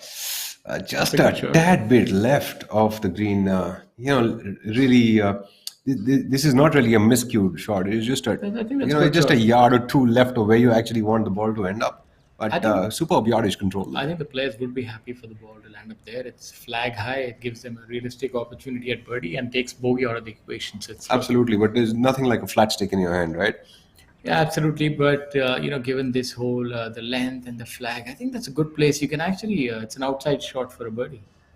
Rahil Gangji, man who spent most of his life playing golf on Tollygunge Club.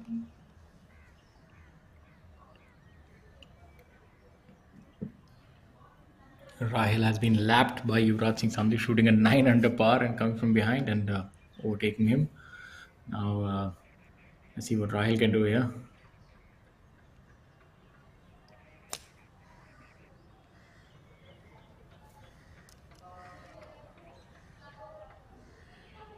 Good shot by Rahil there.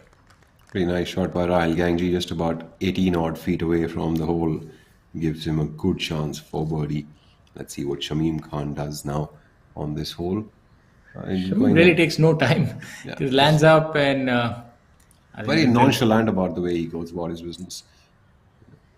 Shamim would maybe just pitch it off the green, one bounce and on the green, and roll up a little bit of a draw. You can see how high he tees the ball up, and that shows you that obviously it's very difficult to put any compression when the ball is so high, because you have to sort of hit down on the ball and take a divot. But he just sort of clips it from here.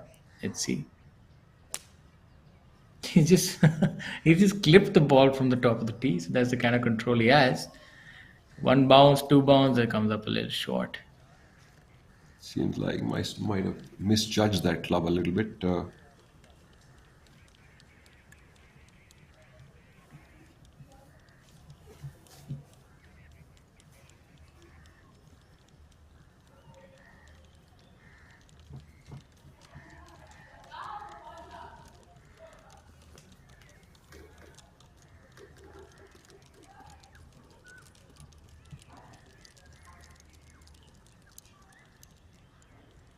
Shamim seems to have dropped a shot on either 16th or the 17th hole. Very difficult for us to claim as of now. He should have dropped one shot either on the 16th or the 17th holes.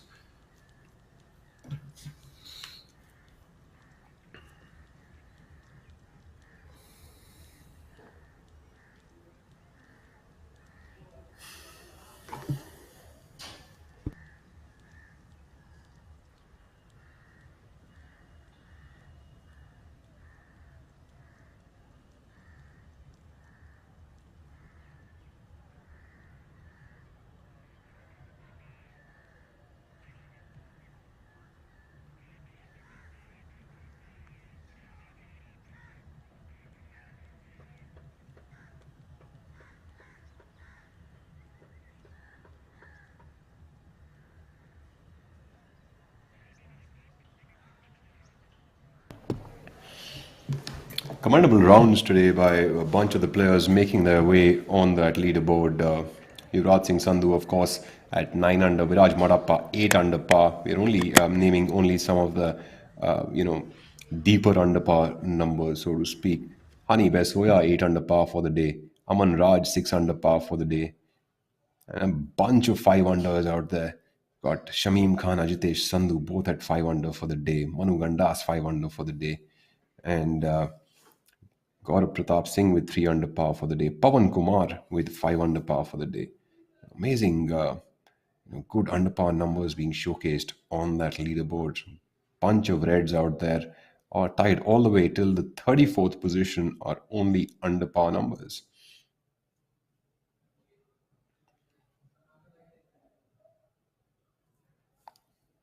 Highly competitive golfing on the PGTI, very similar to what happens on the PGA Tour or the European Tour or the Asian Tour. Good fields, superb under par numbers, great showcase of golfing, superb fields, all of it being put together by ABP and the PGT of India to showcase to the rest of the country who are unable to travel and watch tournaments, of course, from the comfort of their homes. Yes, you have a look at Shamim Khan. It's quite possible that Shamim, it's not outside the realm of possibilities of him holding this shot. Smart player, leaves it in the correct place. Knows his strengths. His short game is definitely his strength. Oh, almost, but will have his work cut out there for par. Shamim should have about 4 feet coming back into that hole for par. Nice and aggressive with his chip, keeping that confidence up. Ajitesh Sandhu eyeing that intently. That ball breaks off just a tad bit from the left side. If he can grab hold of that left edge or the inside of the cup, he would have a good shot at making this chip in.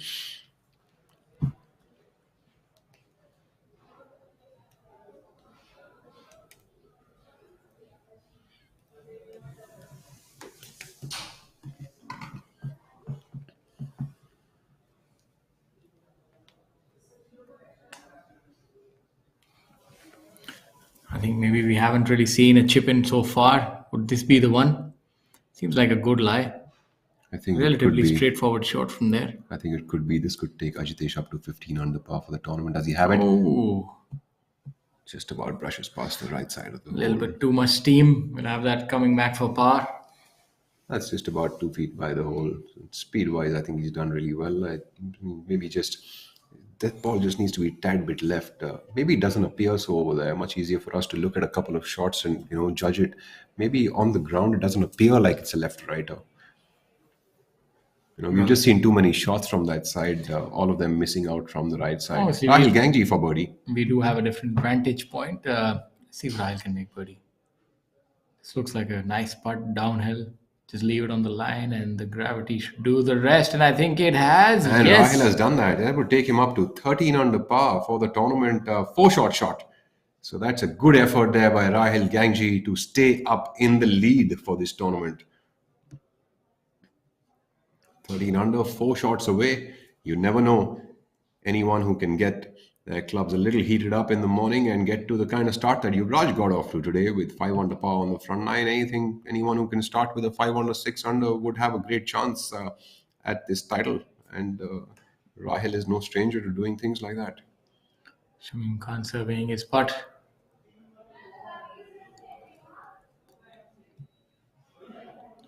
As of now, Yuvraj Singh Sandhu has a 3-shot lead. Not the simplest of putts for Shamim, coming back maybe about 6.5, 7 feet downhill left to right. Absolutely. It is not the easiest of putts, especially in these kind of situations. Little But bit I of think an Shamim's going to have this one. Uncharacteristic chip by him. Oh, well, look at how easy he makes it look. Exactly. So Shamim Khan would stay at 14 under par. He has shot around a 5 under par for the day. That would keep him 3 shots away from Yuvraj Singh Sandhu, tied alongside Ajitesh and Viraj Madappa. Very interesting day coming up tomorrow. I'm already looking forward to it, Shaurya. I think we are going to have a lot of great golfing tomorrow. A lot of birdies on the golf course. Yes, It's the kind of golf course that really invites them. If today is anything to go by, then there'll be more fireworks even tomorrow. I think, although I suspect that the pin positions might be a little more tricky tomorrow, owing to the final day. But I don't think that's going to really deter these kind of players. They're really good. They back themselves. They're shooting low numbers, and tomorrow the target is going to be painted on the back of Yuvraj Singh Sandhu. He's going to be the bullseye that everybody's going to be aiming for. I expect that, we expect this tournament to go up to 20 under par, and it depends on how Yuvraj plays tomorrow.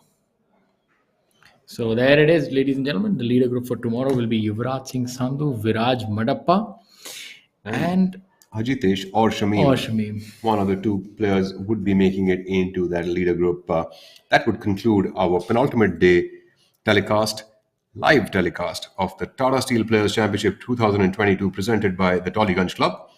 We are in Kolkata. We are left with 18 holes of scintillating golfing action with Yuvraj Singh Sandhu leading the way at 17 under par, followed closely by Viraj Madappa, Ajitesh Sandhu and Shamim Khan at 14 under par. Rahil Gangji is at 13 under par for the tournament. Great golfing to come up tomorrow, and we look forward to having you join us. Thank you very much to stay with us. Do let us know of any comments or any questions that you might have. Drop them in the chat box and we'll take them up tomorrow. Thank you very much, ladies and gentlemen, boys and girls. Signing off.